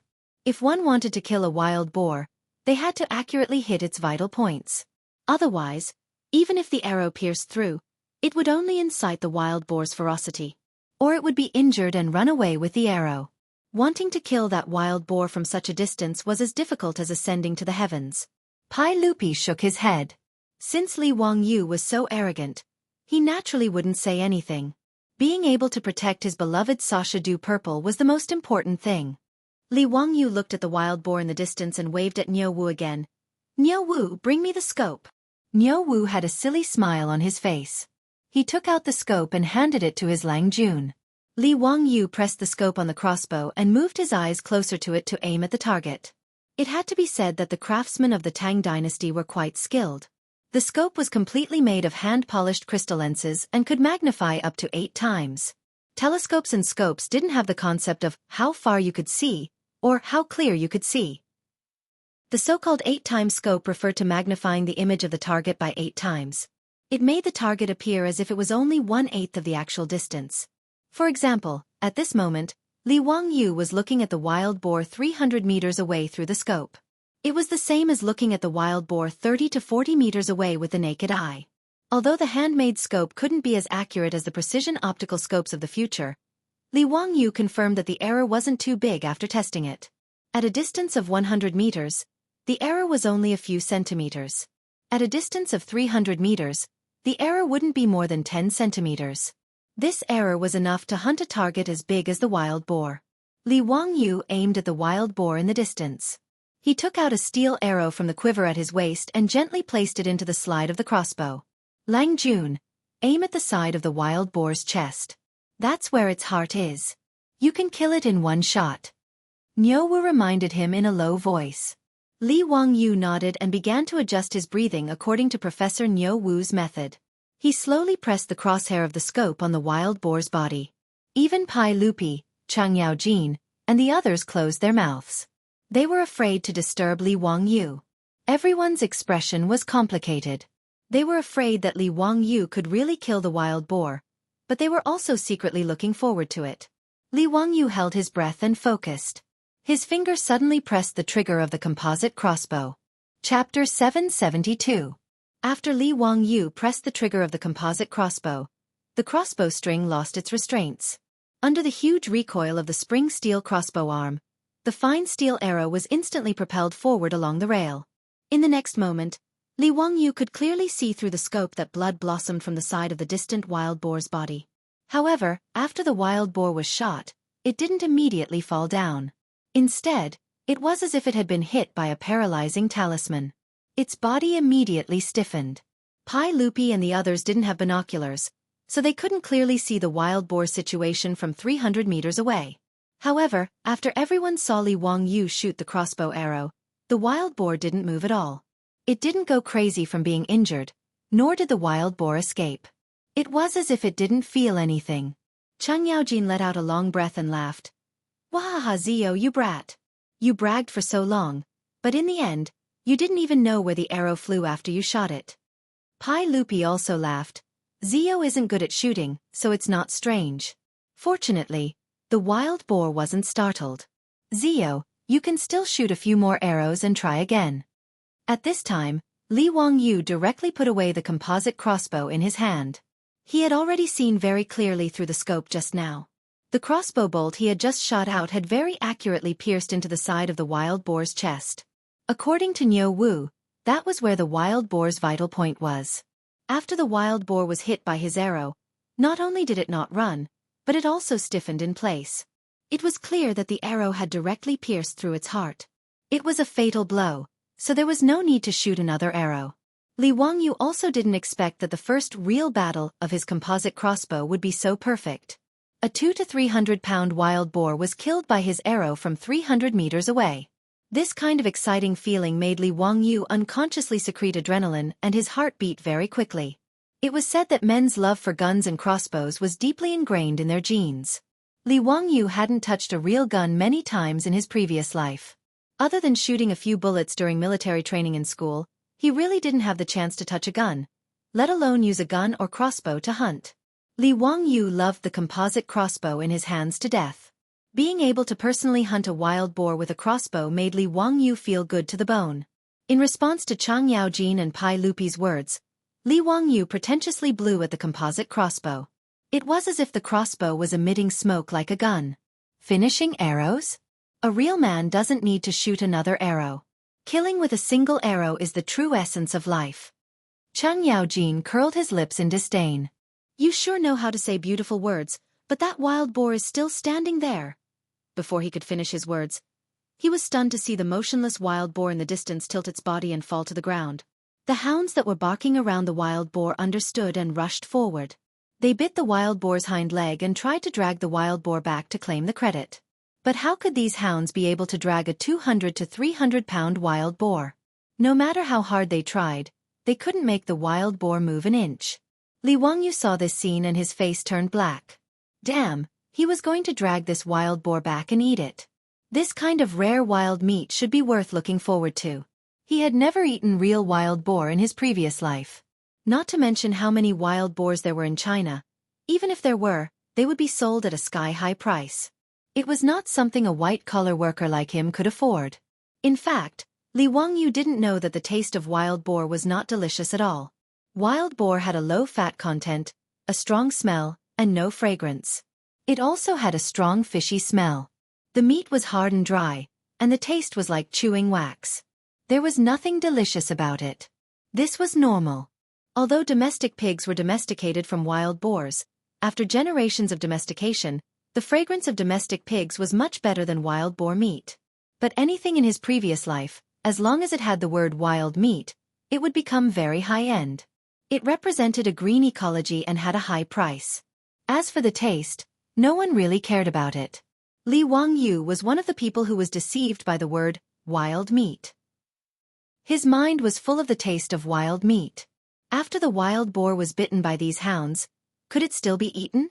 This group of hounds didn't have rabies, right? There was no rabies vaccine in this era. If they were infected with rabies, they would die. Even the gods wouldn't be able to save them. Of course, Li Wangyu also knew that this was nonsense. It was impossible for rabies to remain in food that had been cooked at high temperatures. Moreover, rabies was mainly transmitted through blood. There were many people who ate dog meat, but he had never heard of anyone getting rabies from eating dog meat. Li Wangyu began to habitually ponder about these nonsensical things, but a bolt of lightning suddenly flashed across his mind. Rabies! He had been thinking about how to deal with Geisaman at Abyss of Death, but he had no idea where to start. But if he could think of a way to infect young Geisaman with rabies, this hero of Goguryeo would be dead for sure. The fatality rate of rabies was 100%. Even in his previous life, when medical technology was so advanced, this was still the case. Since ancient China, the medical school had actually had some understanding of rabies, and there were many ways to treat it. For example, in the Eastern Jin Dynasty's emergency prescription for elbow injuries, it was recorded that people bitten by dogs could not endure the slightest stimulation and would be afraid of sound and water. This was a classic symptom of rabies. Gu Hong had even thought of killing a rabid dog, taking out the dog's brain, and applying it to the patient's wound. He could be considered a pioneer of immunology in ancient times. When French biologists first developed a rabies vaccine, they infected rabbits with rabies and then took out the rabbit's brain to make an injection. The principle was similar to Gu Hong's method, but it was 1,000 years later. But Li Wangyu also knew that applying the brain of a rabid dog to a patient's wound was purely a matter of fate. But there was a certain chance.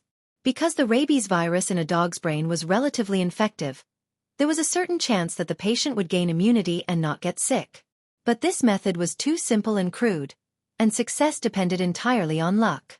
Li Wangyu didn't believe that there was much chance of curing the patient. As long as Yun Geiseman was bitten by a rabid dog, in Li Wangyu's view, he was basically a dead man. At that time, no matter how unwilling Goguryeo was, no matter how much Yun Geiseman's father controlled the Goguryeo court, it would be impossible for Goguryeo to clash with the Tang dynasty. After all, if Yun Geiseman died of his own illness, how could the Tang dynasty be blamed? The more Li Wangyu thought about it, the more he felt that this method was feasible. He even turned a deaf ear to Pai Lupi's words. Only when Niu Wu couldn't help but nudge him did he react. Uncle, this little nephew was thinking about something else. Does Uncle have any instructions? Pai Lupi glared at him and pointed at the corpse of the wild boar that had been dragged back. Zio, could it be that your crossbow really has the strength of 4 pickles of flux energy? At such a long distance, your crossbow bolt was actually able to kill it in one shot. This is truly beyond our expectations. When Li Wangyu heard this, he smiled very brightly and replied without answering the question. Haha, Uncle, I wonder when you can gift me the purple? Chapter 773. Li Wangyu's words angered Pai Lupi so much that he rolled his eyes, his heart filled with regret. He felt that he had lost his mind. How could he have come up with such a rotten idea, saying that he would gift his beloved horse, Sasha Luzi, to him? Now that Li Wangyu had really killed the wild boar, Pai Lupi and the other dukes were in a predicament. Pai Lupi wanted to go back on his words, but he couldn't bring himself to do so. He could only vaguely say, "Why are you panicking? Could it be that I don't keep my word?" Li Wangyu curled his lips and whispered, "Who can say for sure? Just now, I wanted to go back on my word. We agreed that I would only need to hunt prey, but now I have to hunt a wild boar. Isn't this bullying an honest person?" Although his words were whispered, Pai Lupi heard them clearly. He couldn't help but blush. He coughed dryly and quickly changed the topic. "Ahem, Ziyu, stop messing around. Hurry up and show me how you string this crossbow." Li Wangyu was helpless. He couldn't force Pai Lupi to ask for a horse. He could only reluctantly pick up the composite crossbow in his hand, open the folding mechanism below the crossbow, and hook the crossbow string. Then, Li Wangyu pressed down on the folding mechanism. Under the force of the lever, the crossbow string was pulled back until the crossbow mechanism was hooked up, completing the string drawing process. This action stunned Li Er, Chang Yaojin, and the rest, as well as the group of silk pants. What is the meaning of this? How can you string the crossbow so easily?" Cheng Chumo asked in confusion. Fang Ai even shouted exaggeratedly, "This small iron rod can string the crossbow with just a press? How is this possible? Ziyu, did you cast an immortal spell on the crossbow?" Li Wangyu rolled his eyes speechlessly. To explain the principle of leverage to this group of illiterates, wouldn't it be like a chicken trying to talk to a duck? On the other hand, Pai Lupi's eyes flashed. He pondered for a moment and asked, "Ziyu, the mechanism on your crossbow looks like a hanger. All of them can magnify a person's strength, am I right?" The boom was a lifting machine made using the principle of leverage in ancient China. Li Wangyu didn't think that Pai Lupi would be able to associate the composite crossbow with a hanger just by looking at it. Although Pai Lupi couldn't explain the principle of leverage, Li Wangyu still admired him. "Uncle is indeed wise. That's right, I used the principle of the hanging rod to think of creating this mechanism to help draw the bowstring. Little nephew calls it an auxiliary winding tool." Pai Lupi nodded and once again took the crossbow from Li Wangyu's hands.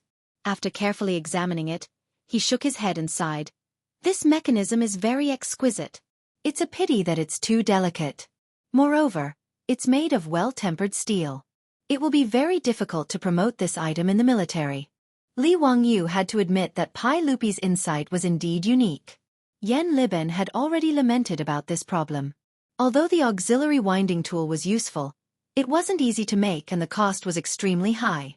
Even if the Tang dynasty was flourishing, they still couldn't afford to use it on a large scale in the military. Li Wangyu didn't have any solution to this problem. After all, the auxiliary winding tool had to pull the bowstring of a few hundred caddies of tension. Naturally, it had to be very strong. Only by forging it with well-tempered steel could the bowstring be pulled without being twisted out of shape. Your Majesty, the bravery of the Tang dynasty soldiers is unparalleled in the world. Even if we don't use this strong crossbow, what does it matter? Chang Yaojin shouted, unconvinced. Yuqi Jingda and the others also nodded. The strength of the Tang army lay in the powerful cavalry and the bows in their hands.